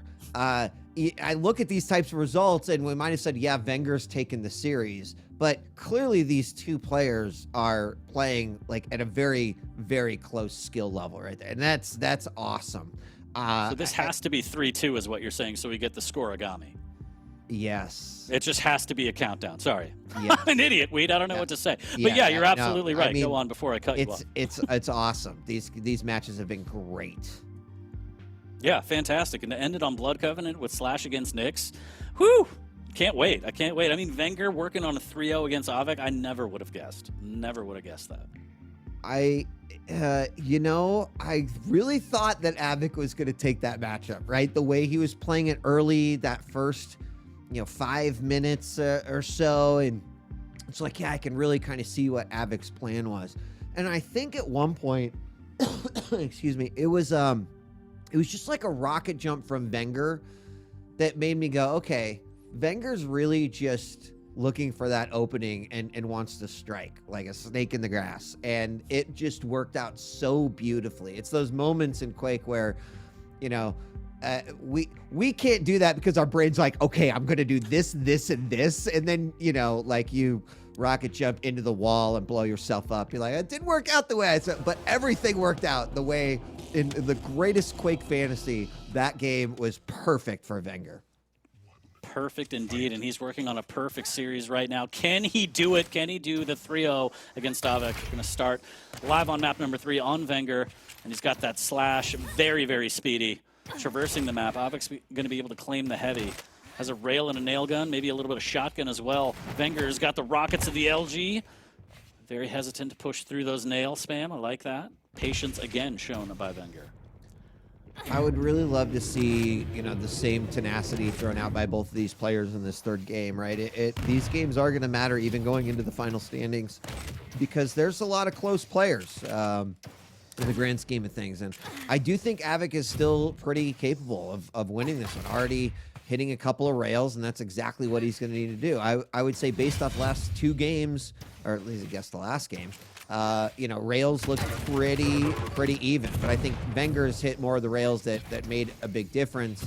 Av3k used more rails for control. So we're going to see how this will play out as we're 1 minute in, and it's still been relatively quiet. Yeah, a little bit of a skirmish there over at the Mega. Wenger has to be careful grabbing what armor he can as he drops down for the light, just working with the scraps for now as Av3k was able to claim that Mega. Heavy looks to be going his way as well as Wenger has to slow things down. Well, a little quiet so far. Big LG from Wenger coming out right away as Av3k's going to jump across from the top and try to use that vertical positioning to his advantage. It doesn't really work out, and it's awesome too when you have players moving at the speeds in which we're seeing. We did have a rail trade right there, but like how fast they'll go and hit some of these shots. 40, it's pretty fantastic. Great turnaround rail by Wenger. He's got 0 armor stack though. He's got to go for a light, and he's gonna grab 2 of them, or 1 I guess. Leaving up the lower armor. There's the ghost walk. Here's the jump pad. Av3k wants this fight real bad. There's a point blank shotgun blast. Can't follow up with the rail. 25 HP, 50 after the pickup, and Wenger somehow still alive. Yeah, I don't know. I mean, he's just relying on his speed here a little bit. LG from the middle platform. Rockets from up top. Wenger surviving again, and Av3k is like a really frustrated exterminator in which the pest keeps getting away from him. 40. Wenger missing that rail. That would have been a huge opening for him. He's going to make his way over to Mega. It's there, but he's met by his opponent. And this might be like the most defensive /Nyx game that I've ever seen here on Blood Covenant. Yeah, and I think what you said is absolutely right. Wenger's just being a pest. He's taking all this damage. Av3k smells blood, but he just cannot find him to finish. Wenger using that mobility of Slash so well. Yeah, really. Ooh, out of the teleporter. Great rail. Answered back by Av3k. Wenger going to drop down at 91. And both of our major items are up. There we're going to see the Mega go to Wenger. And now he's going to make his way over quietly. Here's his opponent jumping around. He's going to try to get a shot on the bridge. He's waiting. Oh, almost hits that midair. That would have been insane. And the rockets connecting as well. Av3k, though, very low. He's got to be careful. Wenger's got a beat on him. Knows exactly where he's at. Trying to tip some rockets over the side.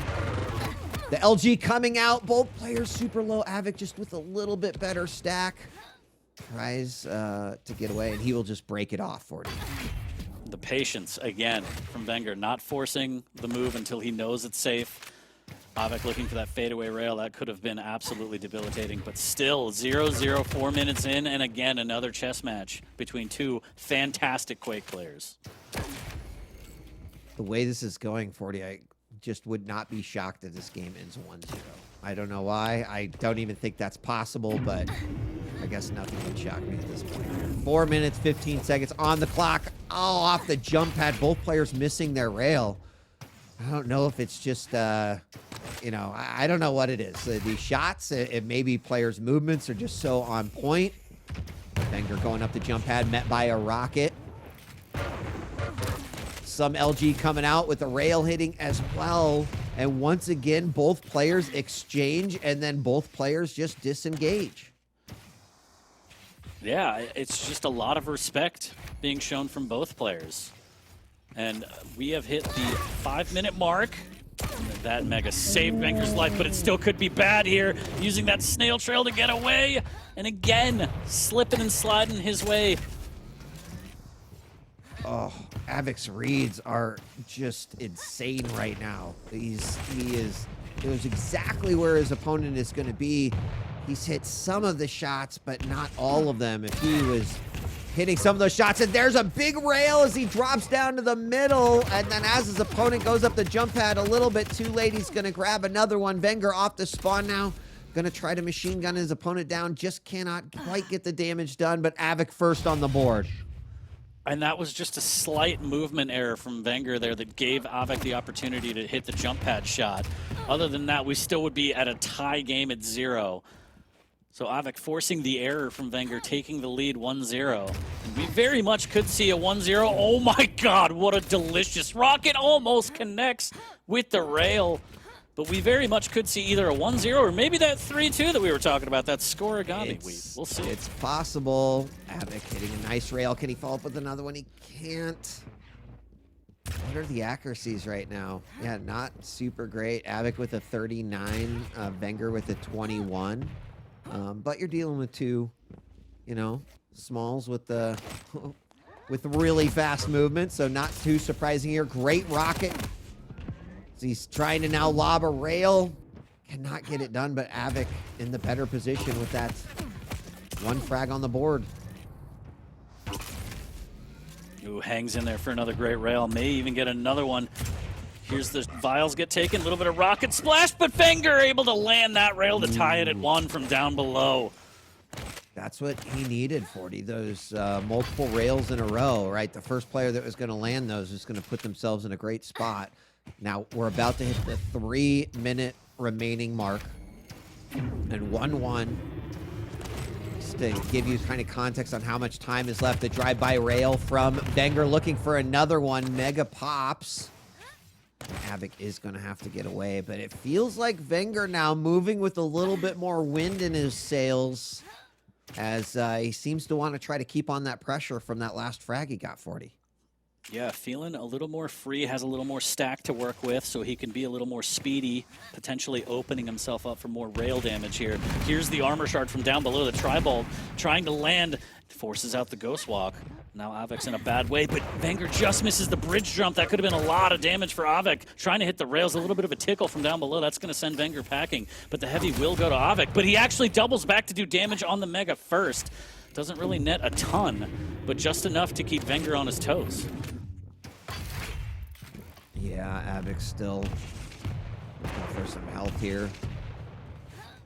vengeurR looking for an opportunity to strike. Neither of these guys wants it to go into sudden death here, obviously. But 2 minutes on the clock.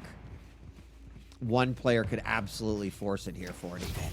Now, vengeurR, I don't imagine it is going to be him. I think he is, you know, he knows that his opponent's bleeding a little bit. I think he's looking to end this matchup, but Av3k throwing out some tribal will give away his position here to vengeurR. vengeur's gonna on the bridge. Oh my god, he's right on top of huge direct rocket. He trails away. He doesn't even necessarily go in for the kill.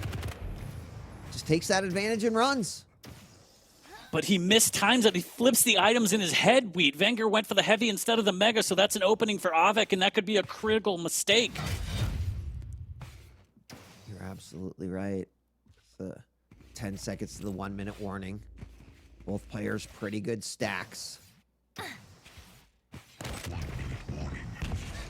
What is going to happen here? Are we going to go to sudden death? I can't think of a better way to end this series between these two.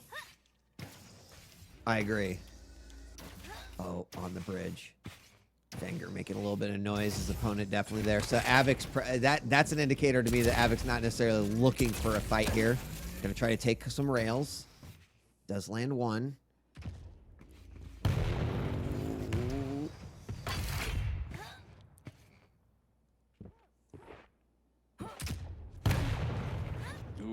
Decent rocket. Enough for vengeurR to say, okay, I can't really peek and do damage on this heavy. He does have position on the Mega as he grabs the lower armor shard, but again, just nice slow play. It looks like it might be an all-in on this Mega. If it is, that's the end of the game. If not, we're going to sudden death. And there's the snail trail. There's a great rail from Av3k, all things considered. I think he hit another one, too. That's going to force vengeurR down. I don't know how he connected with the second, but there it is, the LG. And another one as well, going up the jump pad. Does hit a defensive rocket, 90 HP. Grabs a health bubble to be out of rail range, but he needs to get the hell out of there, Weed. Oh my gosh, hit with another rail. Suddenly Av3k's with 100% rail accuracy and sudden death. And vengeurR is going to grab another light. A very, very tense matchup here. Av3k just hit so many beautiful rails. vengeurR going to try to go for one on his own. And here's the opponent jumping across. He doubles back, gets some LG damage. Oh. Rail immediately coming out. 30 seconds in here. This one might be a long one. Ooh, dancing. Dance with the devil might last you forever. 1-1 here. 1 minute into sudden death. That heavy armor looking pretty good right now. vengeurR, is he going to risk it all? So much LG from down, from up above. Can he make it back in time? And he does. So the Mega goes to him, and we dance a little bit longer, Weed. We do 1 minute into this one. Ooh, rocket. Second one almost connects, but vengeurR does manage to get out of there relatively unscathed. Another rail is going to pop out. And very, very low armor stack here. But heavy's going to be up. Is he going to risk it? He's kind of backing up towards it. No, he's going to hear his opponent grab it. Knows that he's got another light he can possibly go and grab it. He's got to be careful here. Av3k with the superior stack. That Mega's going to be picked up. There's a light. vengeurR going to pick it up a little bit. Neither player wants to give an inch.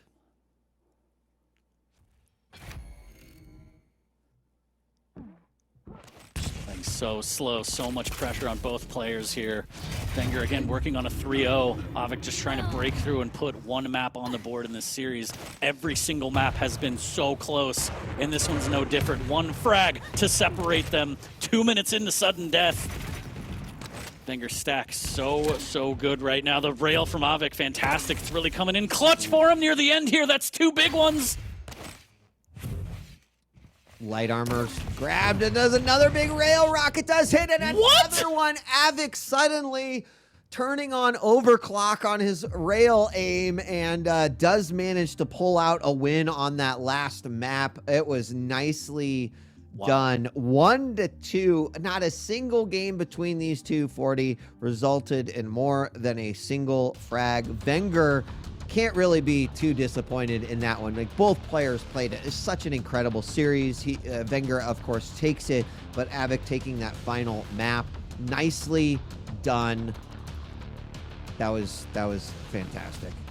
That was a championship set, and I feel like Rapha's off on the corner saying one of his soundboards right there at the end frag, but 2-1 for Av3k.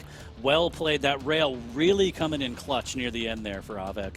But fantastic set from both players. As we said, every single map, only a frag separating the two, and just absolutely incredible play. Very patient, very calculated, and that is just top-tier Quake. Everybody needs to bookmark this and watch this set over and over again because it was phenomenal all the way through.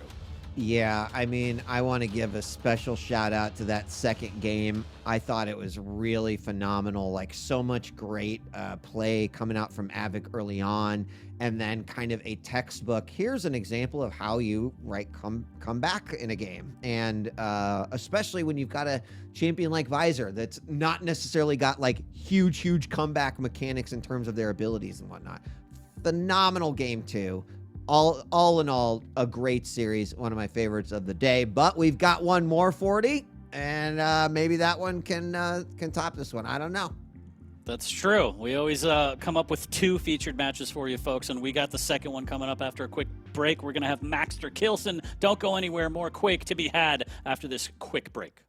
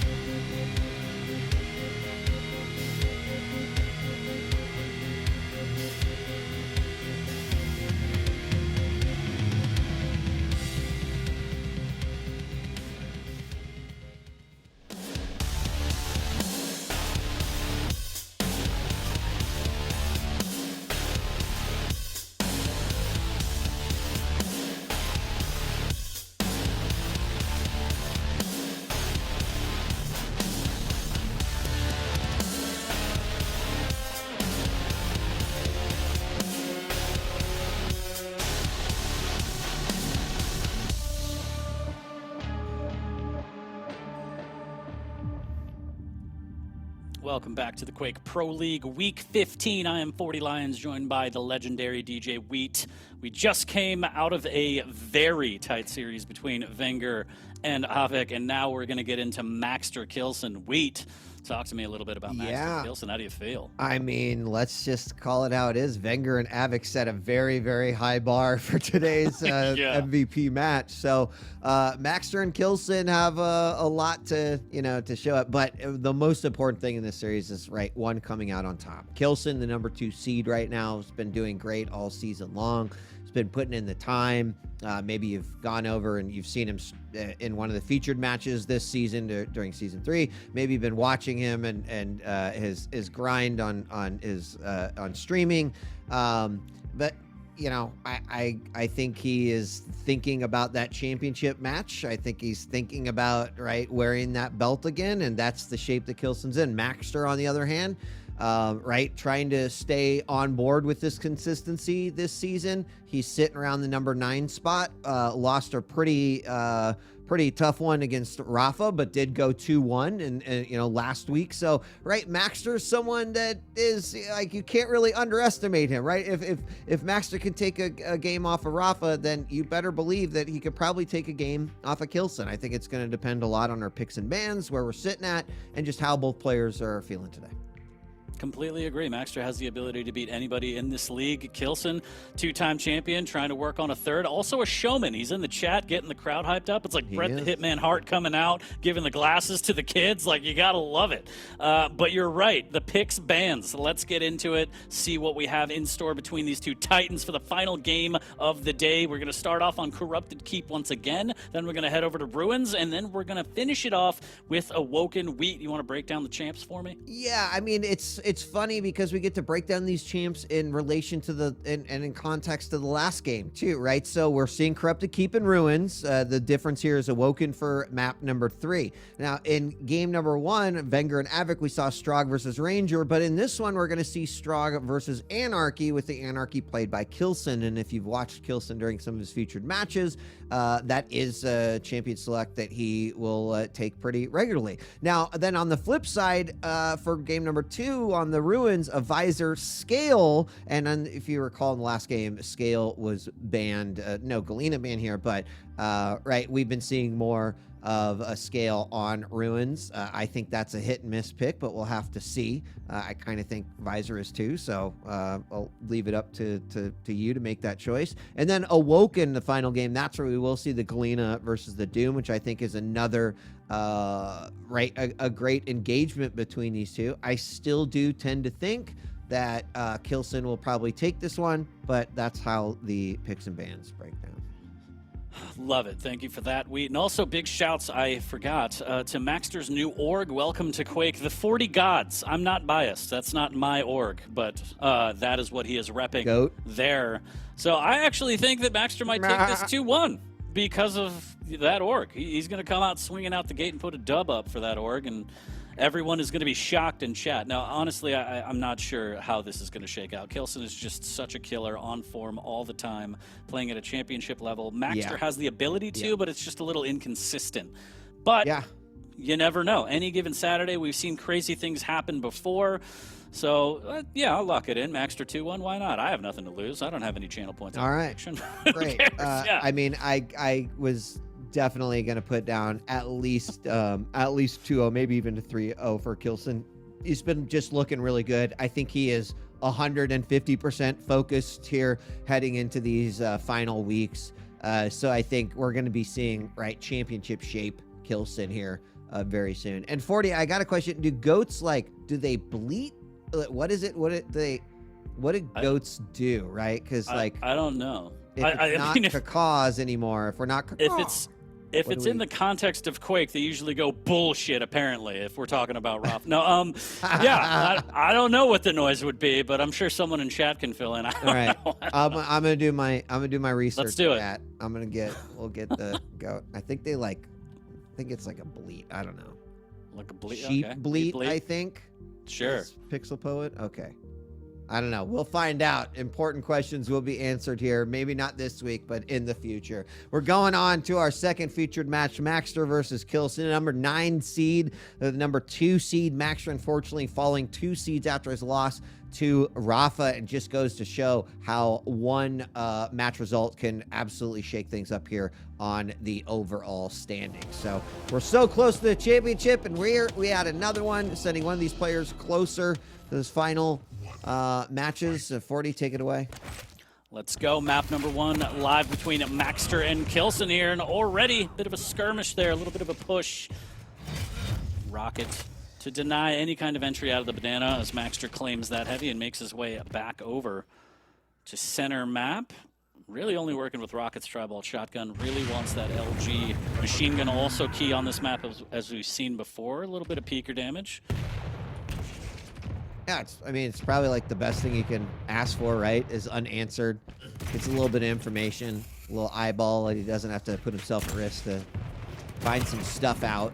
But both players being pretty content just staying on opposite ends of their map. Maxter with a bit of a misfire there. He did not get that heavy right away. And some unanswered damage. Where did all that come from Kilson? I mean, Maxter went from a pretty sick stack to like hobbling around. Just a combination of some machine gun tri-bolt. Big peeker damage. Can he follow up with this one? Oh no! Up the jump pad. LG firing down, trying to get that last little bit, and Kilson does get that first frag. And that was sloppy. That was scary for both players, but now Kilson off the back of that gets full control of the map. And this is real bad here as Maxter fighting from behind the statue. One of the worst places to be stuck. Luckily for him, no tri-ball for Kilson. He's going to have to push in. Maxter able to max damage here and actually pushing Kilson back.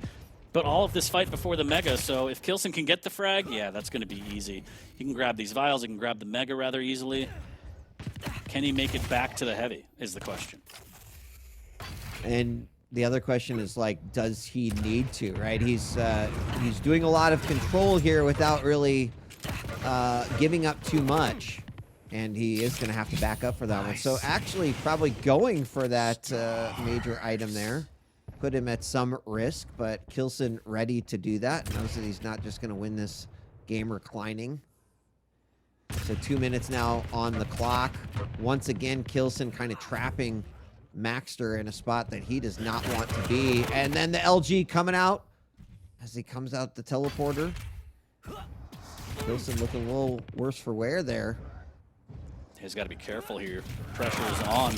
Makes a mad dash for it in the inject in the nick of time. Able to steal away the heavy and to stay alive. Talk about timing. That is nutty how that all hit and happened, how it all resolved just in a moment's notice. There is a grab by the Mega here. Kilson now going to have to be careful. A lot of time still till this heavy is up. Going to spam some nails. The side. A big rocket, but he cannot follow up with that one. So Kilson getting a nice little opening here, 40. But I think Maxter doing a good job of like shutting down that momentum. And that was what I was kind of fearing the most in those first couple of frags there for Maxter. Is like, can Kilson keep this pace up? And if he can, how's Maxter going to stop it? But he's done a good job kind of forcing Kilson to slow down. Yeah, not letting them get away with anything. Not too much momentum, only down 2. That's pretty good against someone like Kilson, especially on the Anarchy. We saw previously Rapha playing the Anarchy on this map to perfection. And you can kind of see the clash of styles between Kilson and Rapha on Anarchy on this map. Kilson, he's playing towards the Mega. He's not giving anything up. He wants the whole map right off the bat. He doesn't care if he has a pocket inject. Yeah, it's like the oh shit right there. Oh, big LG coming up that jump pad. Always a risk doing that. And Kilson set up a nice trap, was able to do it. Drive-by rocket as he comes around. Anticipates his opponent coming out of that right hallway. Now just waiting for the heavy. It's up. He's got it. Vials in possession. Obviously crucial for Kilson in this matchup. But he's looking for another frag. You know, 2 frags. Ooh. Oh.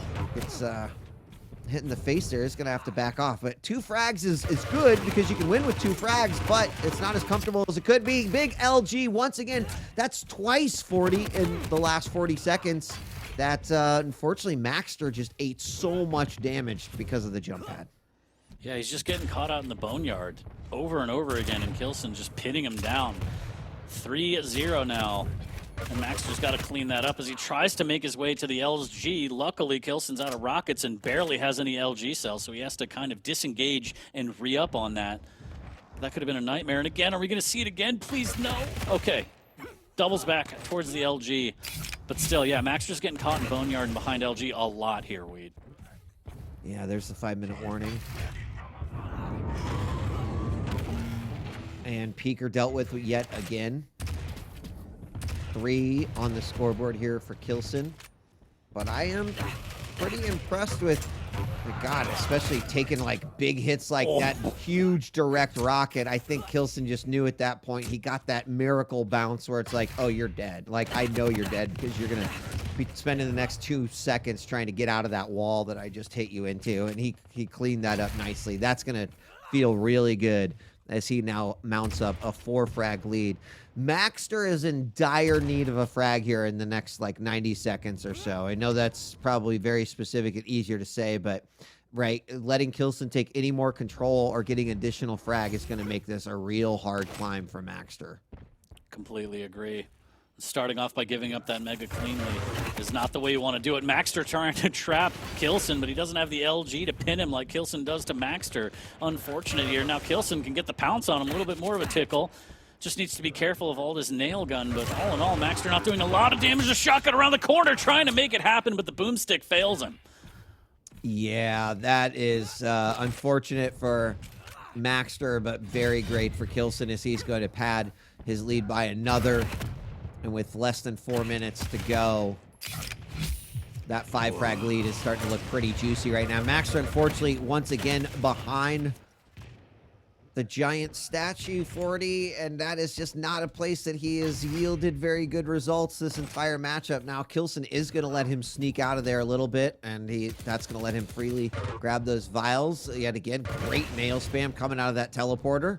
And then followed up with some LG. I mean, look at where Kilson has been at the last 30, 40 seconds just in this middle platform, controlling and knowing that there's not much that Maxter can do and that he doesn't have kind of full say in how something's going to happen.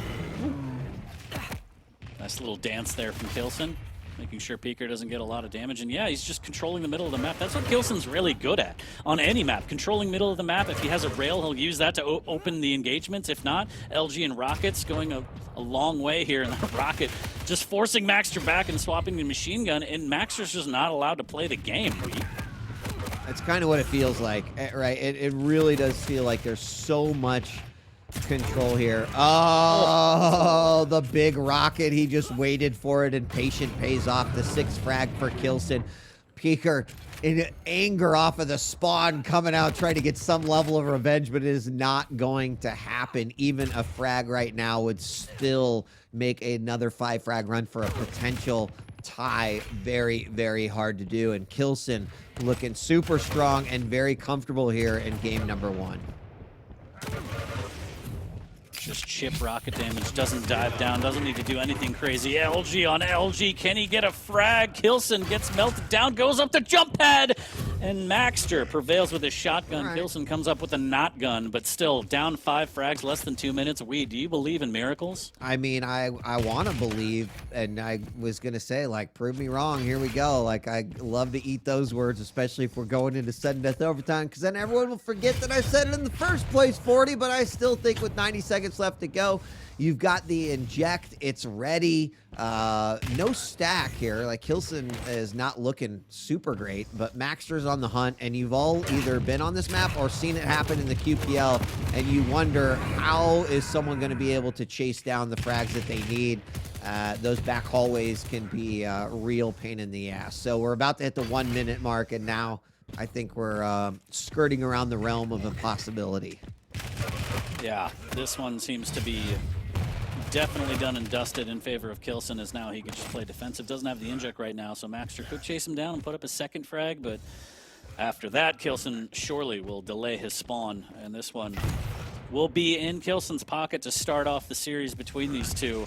Good momentum, good start for Kilson here as he, finally gets trampled by maxter, but again, not a big deal. He doesn't really delay the spawn like I thought he would, but with 30 seconds, 4 frags, I still think not gonna happen, unfortunately. I mean, look at the heart here of Maxter. He's not, well, okay, now he stopped. But he was going for it. He was like, all right, let's make something happen. But the magic is unfortunately not alive today in map number 140. We're going to be moving on to our next map, Ruins. But I got to say, for Maxter, at least it didn't end with the 0 on his side, right? That never feels good. Kilson was in control most of the map, but Maxter did manage to pull at least 2 out.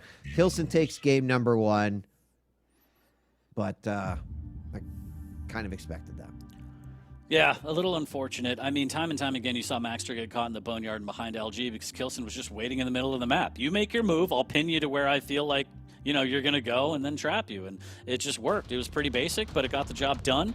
Maxter just couldn't hit the shots that he needed. And as you pointed out, that jump pad will be the bane of his existence. Yeah. So much damage coming out from that jump pad. Kilson just with a layup. Making it look easy here on map number 1. Still a close game, but hopefully on map number 2, Maxter can kind of regroup. He's got Visor going up against the Scale. We've seen him tame a Scale Bearer on Ruins before. I believe it was against vengeurR. We'll see if he could do it again. Yeah, I was going to look and see if I have that. I don't. That's okay.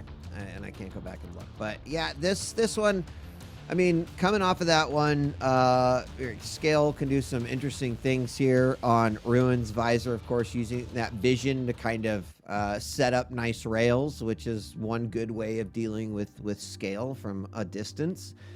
So we're going to see. But Scale can have a rail in their hands as well, and I think that's what Kilson will be going for, using that bull rush and those moments to go, I smell blood, let's go in for it. But Maxter's got he's got a tough game ahead of him if he wants to try to tie this one up and take it on to map number 3, which would be Awoken. Well, we will find out very soon as we are getting this game started. Actually, no, Kilson has not yet switched champions, so not quite yet. He's not ready. He says 9 for now. Taking a little breather, even after a victory. It's good to just shake out the hands, have a little bit of water, hydrate. Why not? But I think it was Galena versus Scalebearer when it was Maxter versus vengeurR. A little bit different, but we did just see vengeurR play Visor on Ruins, and maybe if Maxter was watching, took some tips. Pop that vision, rocket jump over the wall and near T-Con, and just, you know, home in on your opponent and get all that damage. A little bit riskier going against the Scale. Bull rush is always a problem, but, you know, Maxter is not afraid to take those kind of high-risk, high-reward situations. It's just a matter of how many he's going to have to take against Kilson. Right, yeah. And whether, you know, Kilson plays riskier with Scalebearer, which is certainly a thing, then I think that's where we've got to be a little careful. So, you know, we'll know in the first few moments here as we're getting ready now for Ruins. And the first featured matchup we saw, Visor versus Galena on Ruins. vengeurR took that one 5-4. An incredible matchup. You've got to go watch it if you didn't already. Let's see if we can get something as exciting here as we kick things off with Visor, played by Maxter, and Scale, played by Kilson. And Kilson could be looking for a series win with 2 games here, 40. We'll play 3 regardless, though. Don't worry. Yep. Full focus if you're a Kilson fan here. Give him your energy. If you're a Maxter fan, throw some emotes in the chat for Maxter trying to tie it up at 1. Send us to the 3rd as the decider. We'd love to see it here. What a great way to end week 15 it would be. But, you know, Kilson's a champion. He wants that 3-0, and he wants to get in and out. Just another day at the office, potentially.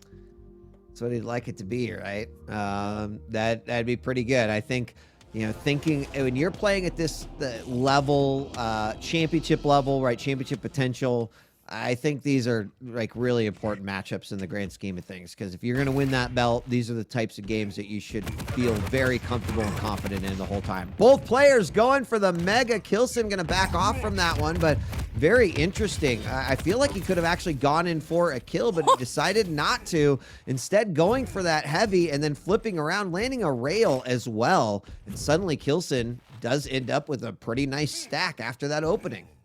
I think what we saw is Kilson was worried that if he bull rushed, he would actually pop Maxter into the mega. So he was just like, whatever, I'll do the damage. I won't waste the bull rush. And he held it down for the heavy. Maxter with a good rail now needs to be careful. The bull rush is going to be back up. There's the trade. Now there's the bull rush. Goomba stomp, maybe? Nope, just a rail. the hell rail was that? That was definitely the kind of thing where if he did not have a rail, we would all be giggling right now, because it's like that's exactly the scale bearer fail that we all live to see. But he didn't. He didn't, 40. He had that beautiful rail just in hand and nailed a excellent shot, putting himself on the board with that first frag in the first minute. Just a little bit of the flick of the wrist there, as Heavy's going to be up first. Can he rocket jump after the fact and bull rush to Mega? Stay tuned, folks. We might see that. Maxter waiting outside of the T-Con to maybe deny it, but the fancy footwork from Kilson will avoid the rail. He will concede the Mega, but not a big deal, as his stack is still pretty good, all things considered. But after that rail, okay, make it 2, maybe 3. All right. Well, I mean, we talked about it in the initial matchup. This is exactly what Maxter needs to do. He does bull rush into the corner, but somehow Maxter just kind of like pops back out, and he lands a nice shot of his own, putting himself now on the board 1-1. Heavy is up. Maxter with another rail. And we said that rail was going to be the thing that he really needed in order to go up against the scale. And so far, that's working for him. If he would have hit that rail from underneath, I would have thrown my computer out the window. As Maxter now trying to put pressure on the armor shard in the courtyard, and he does. Hits another layup for an easy rail, and Kilson has to be a little bit more careful. He's throwing his weight around. I know he's got the stack, but can't just give up this easy damage. A shotgun might be able to finish it, but the rockets finish Maxter off, and the buckshot is not Maxter's friend. It wasn't, and that was too bad, because I don't think that was a terrible weapon decision right there. I think he just missed that second volley, and Kilson was able to clean up quite well. We're now just tied back up 2-2, so things have equalized. Another great rail coming out by Maxter, but Kilson maintaining that aerial advantage. Woo! Maxter off the bounce with another great rail, tying it back up again, 3-3. Kilson with nothing but the railgun, though he cannot take that battle with versus Maxter's LG, so he backs off a little bit. And now the action's coming out, 40. It's happening. We're getting a bloodbath. And again, Maxter going for that underneath rail. One of those days he's going to hit it, and it's going to be the top highlight for the rest of eternity, because it's such a nuts rail.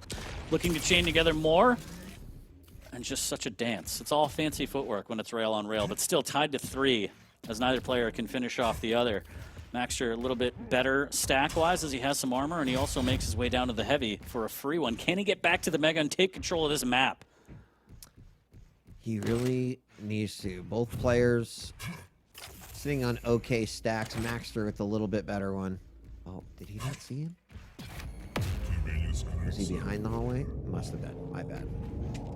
I got a little cheat outline, so. We're constantly cheating here in the castle. Yeah, exactly. Maxter popping his cheats, too. Does get a little bit of a pin on where Kilson might be using that visor vision. And just the perfect time to peek out and get that rail. It is before the heavy, but Maxter wants to maintain positioning on this Mega. Kilson trying to make his way towards the T-Con, potentially for a push. Now slowly creeping up, making sure he's not walking into a trap. Wow. These rails continue to come back out. Both players kind of backing off a little bit, letting off the gas here. Maxter going to try to slow roll it outside this teleporter. Pops that vision, sees his opponent drop down, perfectly placed rail. Oh. What? How did Maxter get hit by that? That is wild. There's the Mega. Maxter, no armor stack at all, but he is going to grab away that Mega. He could absolutely use some armor. Bull rush coming out. Oh my God, the jukes. 40, I can't even believe it. Just so calm, knowing that the biggest detriment to a scale bearer is stairs. But Maxter still 35 HP after all of that, needs to be careful. Kilson hanging on by a thread, but he's going to win out the heavy just because Maxter has to concede, doesn't want to give up the frag. I mean, we're still tied at 3, Wheat. Dude, what if you could bull rush and jump? Sorry, like the whole idea is absolutely ludicrous and ridiculous, but I just imagine that would be amazing. Like, oh, bunny God. hop while bull rushing. Let's talk. Like one jump. Sink. Yeah. Let's do it. No, it's a terrible idea. No one would say it, but that would be so funny. Still 3-3. We're halfway through, 40. Don't bull rush and jump. Don't do it. That was such a sick juke, though. And Maxter continuing to try to control this top area. managing stack. Rails are looking pretty good on both sides, around 40, 45. And, you know, it's definitely been Kilson who's been controlling most of the major items. Dude, Kilson hasn't shot a single LG cell. That's surprising. I didn't even notice. That's insane to me. Is he playing, like, for fun? He's just practicing no LG? Because I guess if it works, he's tied at 3, just picked up the heavy. Maxter maintaining position after the mega pickup, trying to get some tri-bolt. I like the cheeky angle earlier after popping the vision, trying to thread the needle with the tri-bolt. But yeah, no LG from Kilson. That is interesting. That's surprising, yeah. Yeah. Well, things slowing down yet again. This is definitely a lot different game than what we saw in game 1. Some audio cues for Maxter there as he here's Kilson. He pops the vision, knows exactly where he's at. Is he going to set up a trap here? Oh, the players, both of these players' awareness, their map awareness, 40, it's been really awesome, right? They don't realize how close they were to just exchanging and starting another fight right there, but they both are very aware of where the other is. It's pretty awesome to see. I love it. Maxter just playing patient, wants to make sure he has the vision before he makes a move. Kilson grabbing the mega. And now Maxter realizing that the heavy's not going to be up for a while. Does he have timing on it? I don't know, but he is going to move back, get those vials out in the courtyard, and now he's got to be careful. If he gives up this heavy for free, that's going to be a gigantic stack to try and chew through against Kilson. And Kilson will have the bull rush, so it's just going to be balls to the wall here in a second. Does take a little bit of damage at the tri-bolt. Great defensive rocket. Maxter still got to be careful here. Kilson's stack definitely much better. Vision popped. He's now going to try to land a shot. What can he hit? And it does not yield much. 42 minutes left to go, and we may take this snail's pace into the final 2 minutes. I think Kilson still has the advantage with some potential, you know, better stack and just a potential for some burst damage. But I think Maxter's going to be very smart about not letting Kilson get into that situation where he can do that. Yeah, Maxter's just willing to play this very patiently, waiting until he has all the vials so he can use this vision, and now he knows exactly where Kilson is. He's staying away. The heavy's up. Should be able to grab the timing off of that pickup, and I think that's what he was waiting for, because I don't think he had the proper timing on heavy. Now it's just a matter of, can he do some damage before this mega? Just missing out on the rail. We have 1 minute left, still tied at 3, and he has to concede based on his stack. 1 minute warning. I think at this point he has to be thinking about playing the long game here. Right, within 1 minute, you're very limited on what you might be able to get stack-wise in order to actually engage in a fight. So, oh, he's caught red-handed down below. The rail hits, and suddenly Kilson springs into action. You see him suddenly making moves around the map. He's looking for his opponent. Vision pop to try to get himself in a defensive position. Rail missed around the side, and Maxter's just going to try to keep as much distance as he can between him and Kilson for the next 23 seconds. That's a risky play, but probably the smart one. Yeah, this makes me so nervous as Maxter is hesitant to even go for this outside armor shard. Doesn't want to make any noise. He's just trying to stay the hell away from Kilson. Get a rail or two maybe, and this could be dire right now. He has the vision to try and play defensive, but we are going into sudden death. Rocket not connecting the way he wants, and he actually does self-damage with the rocket. That could be absolutely terrible. 57 HP, no armor. Maxter is just living on a prayer right now, Wheat.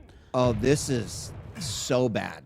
I mean, Maxter's options are extremely limited right now. We can all kind of see the choices that he's about to make. He decides to go high, back to low. He's just trying to play the cup game with his opponent right now, looking for any opportunity to escape. The heavy is up. I don't know if there's an opportunity to drop. I mean, he could just wait it out to get the health. highly Gonna wait unorthodox. for the vision to try and make a move. Yep, yep.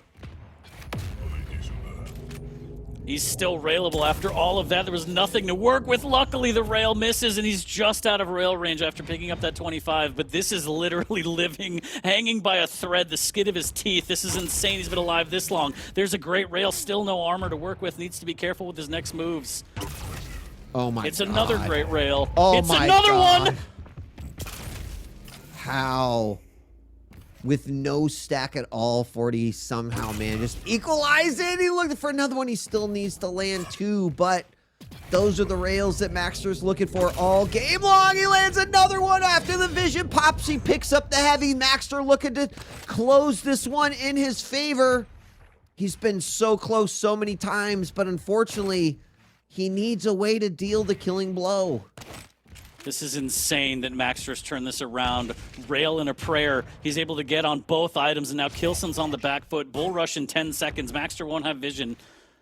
As the drop down onto the heavy a little bit early, and Maxter has to be careful. The bull rush will be up just in time if he wants to contest, and it looks like Kilson's going to give it up for another cycle. So can Kilson hit these rails that we saw Maxter hit to open the game for him? Oh! Wow. Both players very equal now after that rail hits. Oh, big rocket, another one in the corner into the bull rush. Yes. Oh my God. That was glorious. That was absolutely glorious right there. Wow. I mean, in regards to sudden deaths, all of the different ways that a game like that could end, I just want to see that one more time. He got smooshed. He got my smooshed. God. Oh, after all of that, the display of patience, finding the angles, waiting until the vision is utilized properly to set up those angles. He just gets pushed up against the wall. Look at that. There's nowhere to go. God, it was just such a great rocket, and you know, both players, they really exercised and showcased some good patience and discipline in that matchup. Hey, Kilson, that was a championship game win right there. You know, that is like, I'm like, yeah, that person's a champion, right? All the way up to the end. I mean, even those last 3-4 consecutive rails that Maxter had, like, Kilson had to have been puckered a little bit there and still manages to pull it out. Just absolutely amazing. Fantastic. Insane game. And I want to say it's a little unfortunate because I know exactly what Maxter wanted to do, and if you take a look at the replay, his rocket just went straight into the pillar. So he got no initiation damage. He didn't knock Kilson off course. Kilson with 2 fantastic rockets of his own, and he's like, just textbook shoulder tackle at the very end there up against the wall to take the frag. What a game. What a game. We are blessed today with some fantastic games, Weed. I just like every scale player's dream to have like the easiest setup for them. That was like playing t-ball, like a professional baseball player being like, all right, George, you're going to play this game today. By the way, there's no pitcher. We're just going to put the ball on this little stand here, and you just there you go. I mean, to be fair, Kilson set up a absolutely gorgeous rocket to start that fight off, but wow. Great game, though, by Maxter, too. I mean, mounting that comeback, his initial frags. Like, we mentioned that Maxter took a game off of Rapha, and I think Maxter's a player that every single member of the QPL, a competitor in the QPL, should not think, oh, it's Maxter, right? That's going to be an easy game, because he's got some skills. I agree.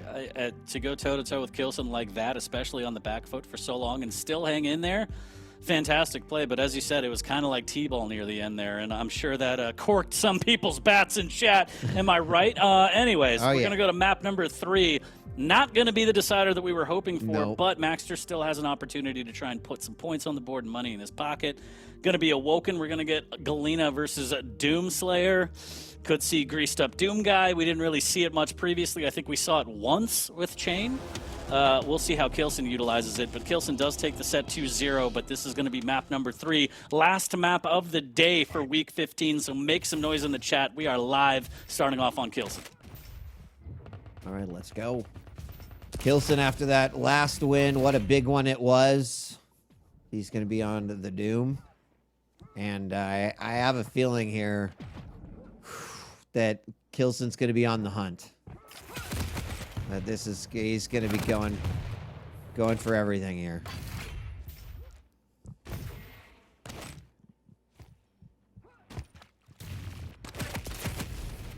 Ooh, a little bit of hesitation. Kilson can't really decide the weapon of choice here. Trying to line up a rail, but finally, okay! The power of Christ can compel you through walls, Wheat. Be careful, as Kilson does take a little bit of damage. Does grab the heavy, but now he's just lying in wait. Yeah, I mean, both these players have started off pretty slow each game. So this is not surprising to see a similar pace being adopted here for game number 3. 1 minute in now. Kilson, as you can imagine, sitting at that middle top area, does drop down, try to get some shots off on his opponent, going for that mega. Will grab that heavy.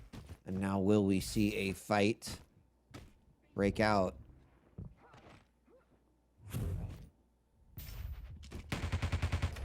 Takes care of the totem this time, but a little bit of LG waiting for him as maxter just misses out with the fadeaway. Kilson doesn't make the same mistake, landing his damage. Almost gets another one. I feel like that would have pushed him right off the map, Wheat. That was very dangerous. It was dangerous. Narrowly missing that one. Kilson does land that second one. Rocket jump up. Nice little double jump into the back hallway. Knows where maxter is. Does land another rail and will be content just doing the damage. Not going to push this one right away anyway. Oh my God! Beautiful rail through the telly to grab that heavy. And you know what? If you can continue to do that, I think the philosophy is I will eventually get the frag. Absolutely. Just whittling away right now. And again, Kilson's so good at controlling middle of the map, rail out, and just engaging based on what he hits. And there it is. It was just a matter of time.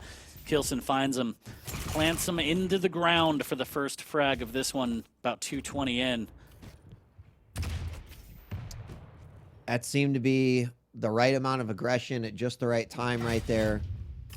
I think Kilson landing several of those rails, just kind of allowing his opponent to have to scurry for some sort of any kind of stack item at that point. Kilson going to make his way over to the mega, double jumping over to the side. Does get hit with some rocket damage. Not sure if maxter's going to chase this one. And Kilson can wait right here and drop on that heavy whenever he's ready. Ooh, taking a lot of damage. Clicked with the tri-bolt, still had it out, and now there's greased up Doom guy. Get out of there. You're never going to catch him. Nope. Run away. I thought Kilson was actually in a position to potentially stack some more frags off of that first frag, but maxter's done a good job of regaining control. He's just quick to, you know, get his weapons back and some kind of a stack at least, so he can try to fight Kilson at this point. But he's done a good job right here. Kilson just tagging him with these rails that are making it really annoying. He's in the danger zone again. Just beautiful movement too from Kilson. Oh, maxter just stopping short. Kilson barely missing out on that rail. Waiting to pounce again.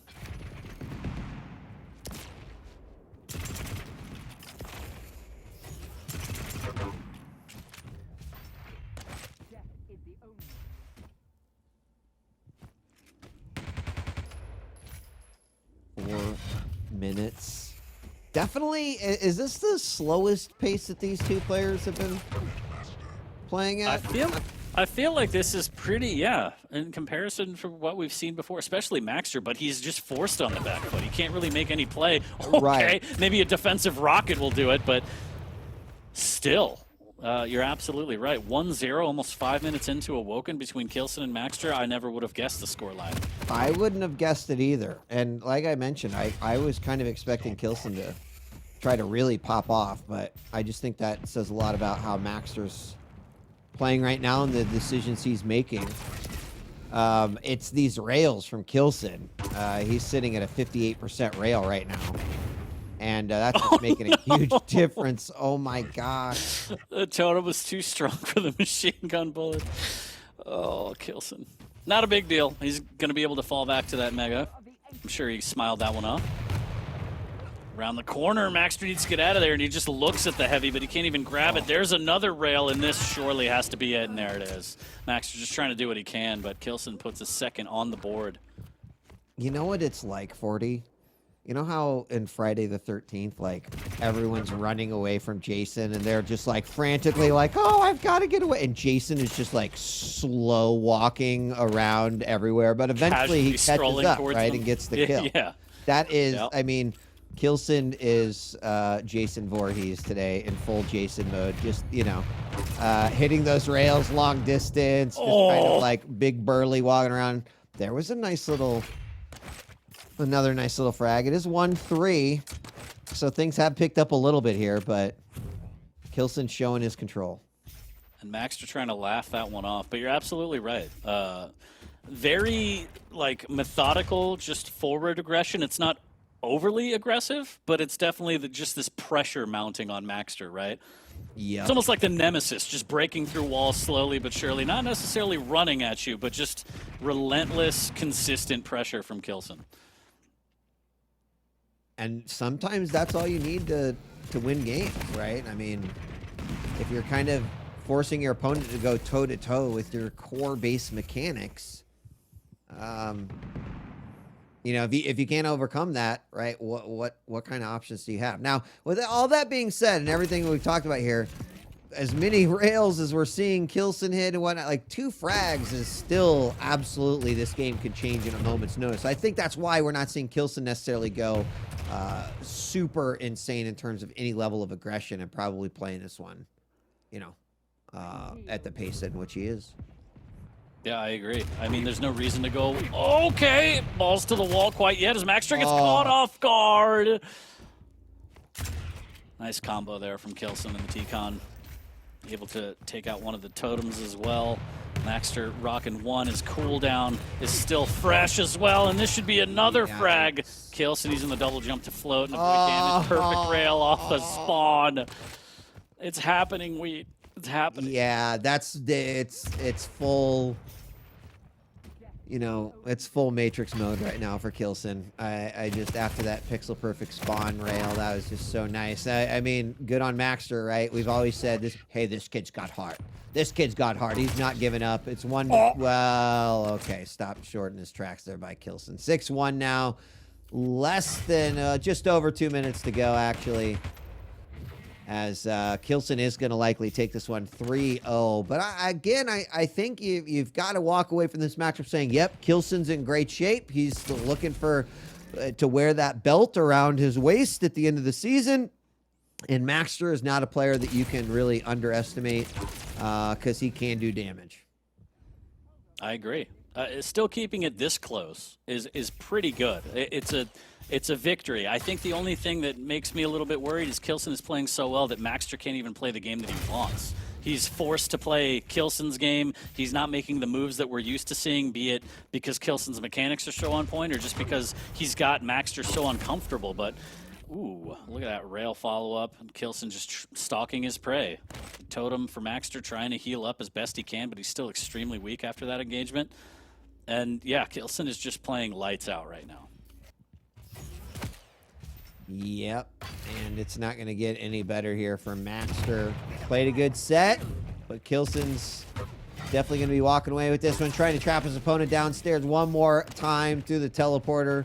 maxter goes, and Kilson this time is going to give chase. Oh! The rail kiss of death didn't work, but the rocket kiss of death sure did. And now 30 seconds, 4 frags, probably not going to happen. But it would be exciting. And maxter, I mean, he kept it close enough. But I really feel like the hindrance from Kilson was just, his playstyle was just so debilitating that maxter couldn't really make some of the moves that he's used to making. That's right. And I think Kilson just was constantly, as you mentioned earlier, just applying the perfect amount of pressure. He seemed to be really content at just staying in one place that was going to be advantageous to him in the game and any shots he could make, whether that be on the middle or right underneath where he could get a lot of coverage. But there it is. Kilson's going to take that one 3-0 in a 2-6. Not like a massive scoreline change at all, but like both players showing a lot of respect for one another as they take the game pretty slow at the beginning. But Kilson coming out of that series with a big 3-0 victory. And congratulations. It was nicely done. Yeah, nothing overly flashy at all, but it's still textbook play and just really well done from Kilson, taking a 3-0, as he said. He bookends at 6-2, similar to how he opened the set. Back on CK, it was also 6-2. So Kilson playing great. Maxter, he's got some things he needs to clean up, but I still think playing as well as he did and keeping it as close as he did, I mean, we have seen some blowouts